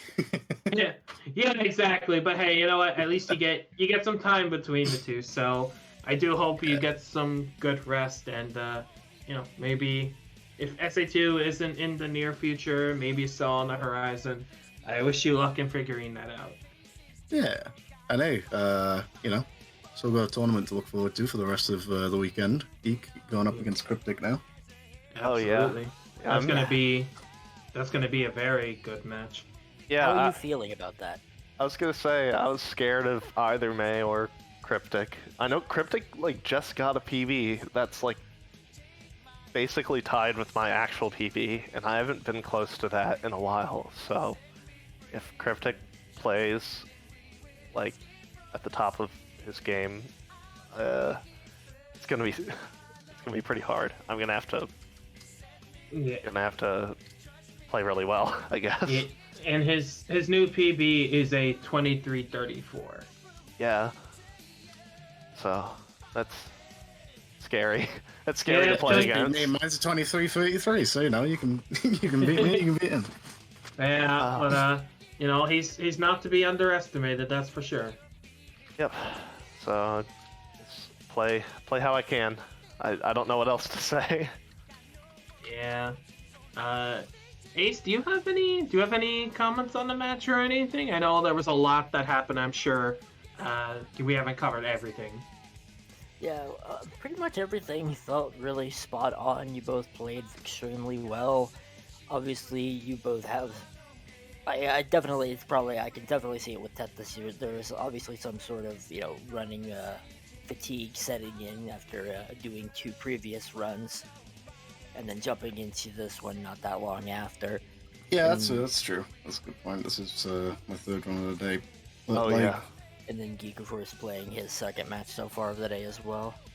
The thing is, though, is that, like I've been saying all day, I've said it in the Papa match, I said it in the Eggs match. Like, it was kind of cool being in the situation I was in, really. Because, like, I've lost to KPL, I've been on the receiving end of an upset loss, and, like, okay, here I am. You know, it's time to claw my way back, and like, kind of seeing that like goal to like go through and that like hit list of opponents to take down almost in a way was kind of fun. You know, it was nice. I kind of put myself in the zone for like the day, practiced hard. Yeah. And yeah, no, it's definitely a fun time. I was gonna say with speedrunning, like on the one hand you're getting like a nice warm up, but then yeah, also the fatigue too. It's like a mentality thing, sorta. Yeah, exactly. You know, and like I wonder what would have happened if I ended up playing this match at midnight, like we were originally intending. Yeah, that probably would not have been very nice to you, honestly. Yeah, it definitely would have been a lot more chaotic. Yeah. But I mean, look, this is it. Best of luck to you, Geek, really, for the rest of the tournament, because you know I always like to see the person who knocks me out do well, you know, because that makes me feel a little bit better by proxy. So, you know. True. Yeah. Exactly. No, thanks. I'm definitely gonna need it. So. And just like stay on the other side of the bracket from me next time, please. well, one of us is gonna have to move. Either you're gonna have to get a lot better, or I'm gonna have to get a lot better. Listen, it doesn't matter. Or we have to both get worse and like just markedly lower or increase our averages. You know, I'll enter the autumn one. You can enter the spring one. We'll flip a coin for the third one. Oh, true. Okay. Honestly, at this point, I'm not sure it really matters where you guys are on the bracket. It just kind of seems like fate always pulls you two together again somehow. So yeah, it's like JoJo's with the Friendly rivals. with the Brandos and the Joe Stars. I can't win the race if I don't get closer. They come as close as you like. Time stop. But yes, once again, amazing runs to both runners. Tethys, you gave it your all, so GG's to you. We're sad to see it go, but you know, we'll see you again soon. If not, running the various tournaments happening on Safe Surf. We'll see. Yeah, 100%. If HST 2024 happens and we do qualifiers again, I hope to see you there. And hopefully I'll be better enough to the point where maybe we'll face off against each other. Yeah, we'll see. We'll see. And Geek, again, you have your work cut out for you in the rest of this tournament against Cryptic, and if not Cryptic, you have plenty of other potentials you have plenty of other potentially very hard, but also potentially very rewarding matches. So best of luck to you, and I can't wait to see what you bring to the table. Yep, thank you.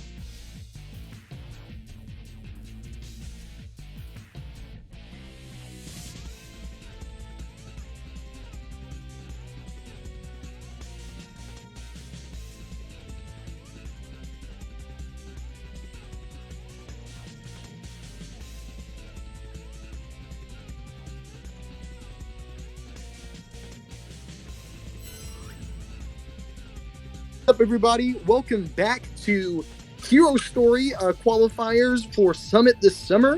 I am one of the commentators, Spec.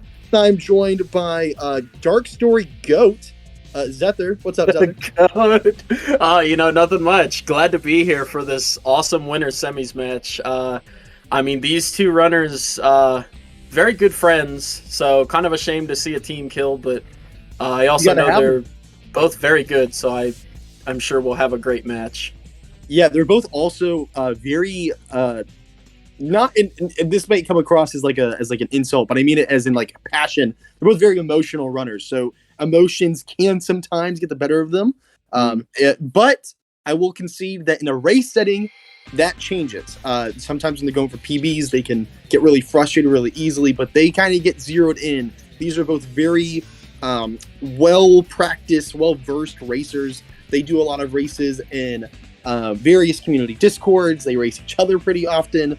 They are very adept at pushing each other to their limits in these races here. So I'm excited to see what's going to happen. It's going to be a really entertaining winter semis. Don't go anywhere. We're about to start in a couple seconds here.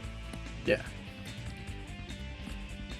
And kind of building off what you were saying too, I definitely think it's interesting. Both of these runners, I feel like, have very high standards for themselves, kind of playing into what you were starting to say with like that sort of like emotion thing.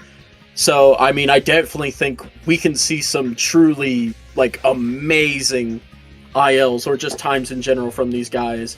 But also, like, you never know. Like, someone could just suddenly be ahead and then suddenly it's even. Dude, not to be hyping this guy up too much, but Flub is literally a 21 gamer. It just needs to get the right RNG, but he has the skill set. We might be seeing X skip. We're definitely going to be seeing wall run from both these guys. I'll be very surprised if we miss that, unless there's a gentleman's. But they both said there are no gentlemen's for this race as we get started into CE. Yep.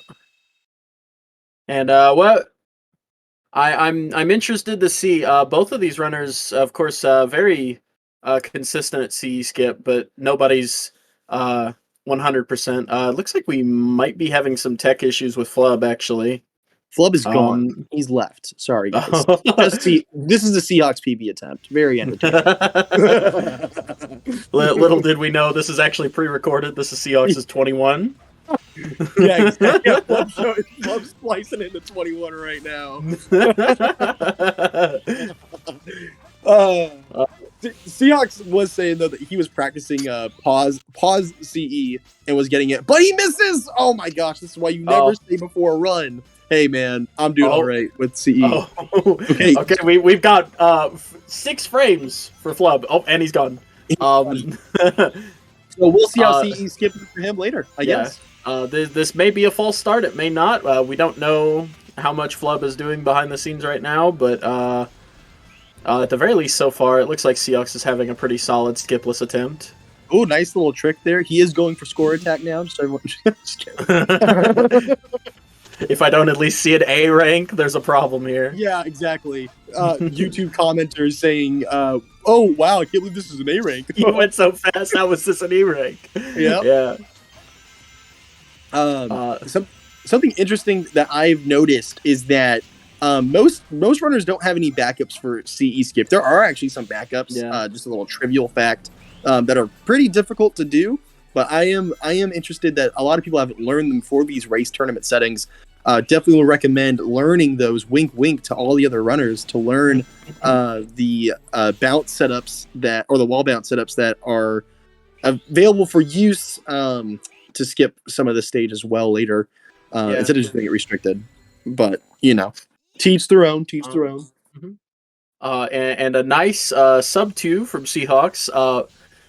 50 billion minutes ahead of Flub right now. Actually, he's transcended time. So that's where Flub's at. Did enjoy watching that sub 2 attempt.